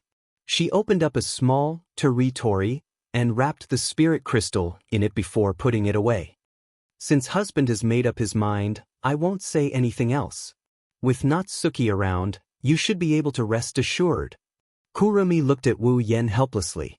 But, please be careful, don't worry. Wu Yen smiled. The time ratio is 100:1. I spent 3 months in the other world and only 1 day here. Perhaps, by the time I return, it won't even be a day here, indeed. The group of girls' expressions also relaxed. I will take care of the display. Kotori didn't throw a tantrum, she gave Wu Yen a promise. I'll take care of it too. With Toka, Kurumi, and Origami here, I'm sure nothing will go wrong, okay? Wu Yen looked at the girls and nodded with a smile. Before leaving, the girls prepared a lot of things for Wu Yen. There was plenty of food and water. Kotori even prepared some display device for Wu Yen in case he needs it. Although the display device won't be of much use to Wu Yen, who has 103,000 grimoires, it's still a token of appreciation from the girls. Therefore, Wu Yen didn't say much and put it into the gate of Babylon. After preparing everything, Wu Yen told Shiori that he'll be away for a few days and used a small excuse to brush her off. Then he snuck into his room and opened the system list. He clicked on the dungeon page and began to choose a dungeon. Of course, if he really wants to enter a dungeon, he'll have to pay points. Wu Yen was very poor and he didn't want to use the items in the Ring of Gold. He could only let the system choose a random dungeon. After all, he doesn't have to pay points to enter a random dungeon. Thus, after entering the dungeon page, Wu Yen opened his mouth. System, choose a random dungeon. Beep. Initiating dungeon selection. The system's cold voice rang in Wu Yen's mind. Then, a glowing frame started to flash between the dungeon options on the list. Like a slot machine, it spun so fast that even Wu Yen couldn't see it clearly. After a while, it stopped on one of the dungeons. Then, the dungeon option lit up from the gray, unavailable, and became an option. Beep. Random dungeon selection successful. Dungeon World, Starry Dragon Knight, selected. Enter. Starry Dragon Knight. Wu Yen stared blankly at the options shown on the list. Wu Yen stared blankly at the system. Starry Dragon Knight? Which dungeon is this? Haven't you seen the original dungeon? Wu Yen felt a headache coming on when he thought of this. If possible, he'd rather choose a dungeon that he's familiar with. That way, not only would the dungeon missions be easier, he'd be able to act boldly because of his understanding of the world. As for Starry Dragon Knight, Wu Yen didn't even see the original dungeon. Wu Yen rubbed his nose and he mumbled in an embarrassed manner. System, can you do another random selection? The user can choose a random dungeon world. If the user doesn't enter and complete the dungeon mission, the user can't make another random selection. The system's cold voice sounded. If the user isn't satisfied with the random selection, the user can spend a small amount of points to cancel the random selection and make another random selection. Wu Yan's eyebrows twitched. How many points do I need? Equipment points, item points, ability points, and summoning points are 10,000 points each. This world it is. Wu Yen said decisively. He didn't want to give himself time and chance to regret. He pressed the Starry Dragon Knight option. The scene in front of him blurred slightly. Wu Yan's figure disappeared from the room.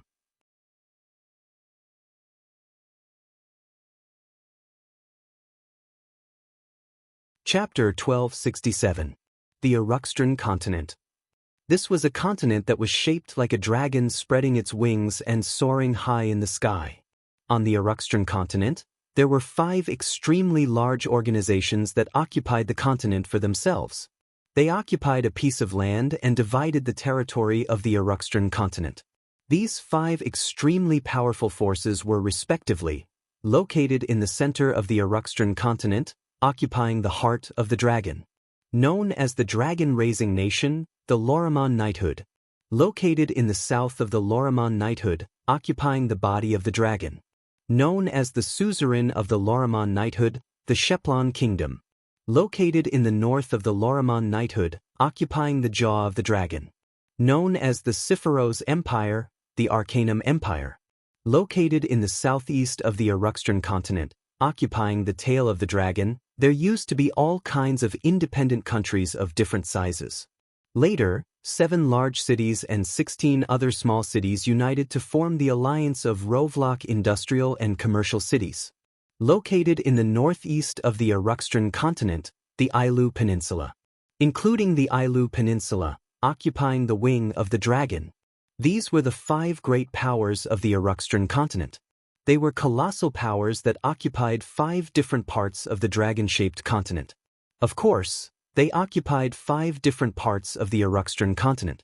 However, the relationship between the 5 great powers was very complicated. There were high and low statuses, strong and weak powers. In the eyes of others, they were colossal powers. However, in their own eyes, in their own hearts, there were some discrepancies. For example, the Lorimon knighthood was a large nation that occupied the heart of the continent. However, it was suppressed by the suzerain Sheplon kingdom. Obviously, the Lorimon knighthood was in a weak state. However, the Lorimon knighthood was a very special nation in the Aruxtran continent. Because this nation that was still weak had the beautiful title of the dragon-raising nation. Unfortunately, whether it was the Lorimon knighthood, the suzerain Sheplon kingdom, or the other 3 great powers, today, they were destined to not be peaceful. Star essence. This was a very special energy in this world. It was similar to the energy of Qi. It was also a necessary element for the life forms living on this planet to maintain their lives. On this planet, apart from humans, there was another very special race. Dragons. A real Western dragon. However, in this world, the dragons that lived on this planet, although they had the power to be called a disaster like in the legends, their situation. But it wasn't very good. The reason was because of the star essence. This world's planet had a tendency to view creatures with powerful magic as harmful and eliminated them. It could be said that this was a self-cleansing effect by the planet. But what was unable to be erased was the dragons with powerful magic. Became an obsolete race abandoned by the planet. Therefore, the dragons could not accept star essence. They couldn't obtain the star essence that life forms relied on to sustain their lives. If you want to survive on this planet, you must have star essence as a supplement. If you are unable to obtain star essence as a gift from the planet, you will not be able to escape the fate of extinction. Under such circumstances, a special contract known as the Abayan Secret Agreement was created. Due to the planet's tendency to view creatures with mana as a threat, humans who did not possess any mana were instead the most welcomed life forms on the planet. They were born with abundant star essence, which was why the dragons had signed the secret pact of Abayan with the humans. The dragons were facing extinction, but the humans coveted the dragon's power. Therefore, the 2 sides signed the contract. The dragon used the contract to leave a mark known as the star engraving on the human's body. From the special route formed by the star engraving, the dragon would replenish the star essence on the contracted human's body. In return, the dragons will listen to the humans' orders and give their powerful magic to the humans. With the help of the star carving, the dragons that signed the contract with the humans survived and the humans gained the right to order the dragons. This is the most special existence in this world. Although not everyone can sign a contract with a dragon and become a person who can order the dragons, it is undeniable that this world is a world where humans and dragons live together. All of this is due to the star essence given by the planet. The dragons receive the star essence from their masters. The humans, as the masters, provide the star essence. This had always been the connection between humans and dragons on the continent of Aluxtran. But today, the star essence of the entire world went berserk. That's right, berserk. Only those who possess the star engraving and can see the star essence's dragon summoning could see it clearly. The world is changing. People, dragons, flowers, trees, oceans. On the bodies of these beings, there was an almost endless amount of star essence that could not be seen by the naked eye. They silently rose from every living being, every piece of land, and every part of the sea. Like a swarm of bees, they madly gathered together and surged into the air, forming an extremely terrifying vortex that emitted an astonishing amount of energy. In every corner of the world, people, things, and things that could sense the changes of the star essences were all terrified. They looked at the star essences that rose from their bodies and then looked at the star essences that were continuously gathering in the air. They were at a loss and did not know what to do. What the hell is going on? With such a thought lingering in their minds, at the next moment, the humans and dragons who had lost a large number of star essences in their bodies lost all of their strength. Their faces turned pale as they weakly fell to the ground, terrified by the inexplicable situation that happened to them. For a moment, the humans and dragons on the entire planet fell into an unprecedented panic. Is the end of the world? That was the only thought left in the minds of the humans and dragons who barely maintained their consciousness. In various parts of the world, many important people who relied on their own abilities to continue their activities even if they temporarily lost the replenishment of the star essences looked at the surging star essences that had condensed into a vortex in the air with a solemn expression, not knowing what they were thinking. After all, only a very small number of people can calm down in this doomsday-like phenomenon. Among this extremely small number, there was one such person who had quietly appeared in an extremely dense forest. It was a dragon. It was an extremely elegant and beautiful dragon with long green hair and white fur. Its wings were like the wings of a cicada, emitting a green light. This huge dragon raised its head and stared at the whirlpool of star essence in the sky that covered the entire world. Its body flashed with a green light and its body gradually shrank until finally, it turned into an extremely beautiful woman with extremely long green hair and horn-like ornaments. She turned from a dragon to a human. She raised her head and looked at the star essence swirling in the sky. Her eyes were filled with confusion. She looked dignified, shocked, complicated, and greedy. Such a large amount of star essences. The woman sighed in amazement. If the dragon clan can obtain it, then even if they don't rely on humans, they should be able to survive for a long time, right? After saying that, the woman closed her eyes as if she knew she said something stupid. When she opened her eyes again, there was only a dignified look in her eyes. The star essence of the planet is going berserk. It even affected the star essence in the living body and caused it to go berserk as well? Planet, what is going on? This phenomenon. The woman narrowed her eyes and muttered to herself. Is it because the planet itself, which rejects life forms with powerful magic power, has sensed the existence of powerful magic power and strongly rejected the birth of that existence, thus causing the self-phenomenon? After saying that, the woman's eyes were filled with disbelief. If that's really the case, then just how powerful is this existence to be able to cause the planet itself to automatically reject its birth? The planet has a tendency to view creatures with powerful magic as harmful. It has a tendency to reject them. However, that is at most a function of the planet itself. Like a natural phenomenon, it is a setting of the world. But now, this natural phenomenon was like a chemical reaction caused by a certain existence, producing an extremely powerful change. This is the truth behind the star essence going berserk. Wu Yan, who didn't know about this, finally ushered in the most unwelcome journey in history. Moreover, the one that rejected him was the planet itself.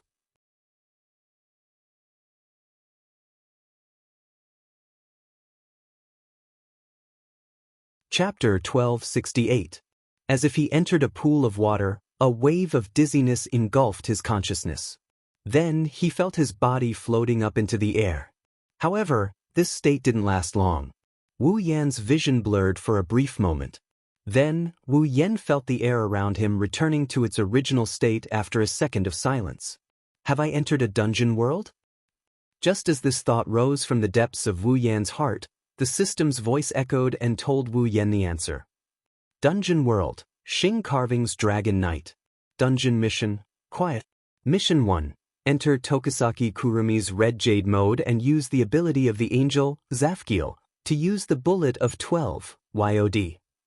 When the Mother of Dragons placed the last descendant of the Avalon Holy Dragon royal family in the Abayan Forest, she would obtain a drop of the first blood of the last descendant of the Avalon Holy Dragon royal family before he was born and placed in the Abayan Forest. Mission reward: 10,000 equipment points, item points, ability points, and summoning points. Mission 2, yet to be activated. Mission 3, yet to be activated. Beep. User, after you have completed all the dungeon missions, you will be able to leave the dungeon world. When the first mission is completed, the second mission will be activated. When the second mission is completed, the third mission will be activated. When the second mission is completed, the third mission will be activated. When the third mission is completed, the user will be able to leave the dungeon world. Reminder, because the world of Xing Carving's Dragon Knight is very special to the user, the first mission is also a very special type of mission. If the user is unable to complete it, he will be forced to leave the dungeon world. The user will no longer have the right to enter the world of Xing Carving's Dragon Knight. I hope the user will pay attention to the first mission. In addition, I would like to remind the user once again that the time ratio between the dungeon world and the main world, as well as the other dungeon worlds that are not frozen, is 101. Therefore, the user can train in the dungeon world without any worries. I wish you a happy dungeon world. Listening to the system prompt that would repeat every time he entered a dungeon world. Wu Yan was only paying attention to the dungeon mission. However, when the system prompt was transmitted to his mind, he could not help but be stunned on the spot. To him, Xing Carving's Dragon Knight was an extremely special dungeon world? What was the meaning of this? With this thought in mind, Wu Yan more or less understood when he opened his eyes. Why is this instance dungeon world so special to me? In midair, Wu Yan slowly opened his eyes. The first thing that entered his eyes was not the blue sky. Instead, they were densely packed like green fireflies. Spots of light filled the entire sky. They were like bees that had gathered in a beehive, moving crazily.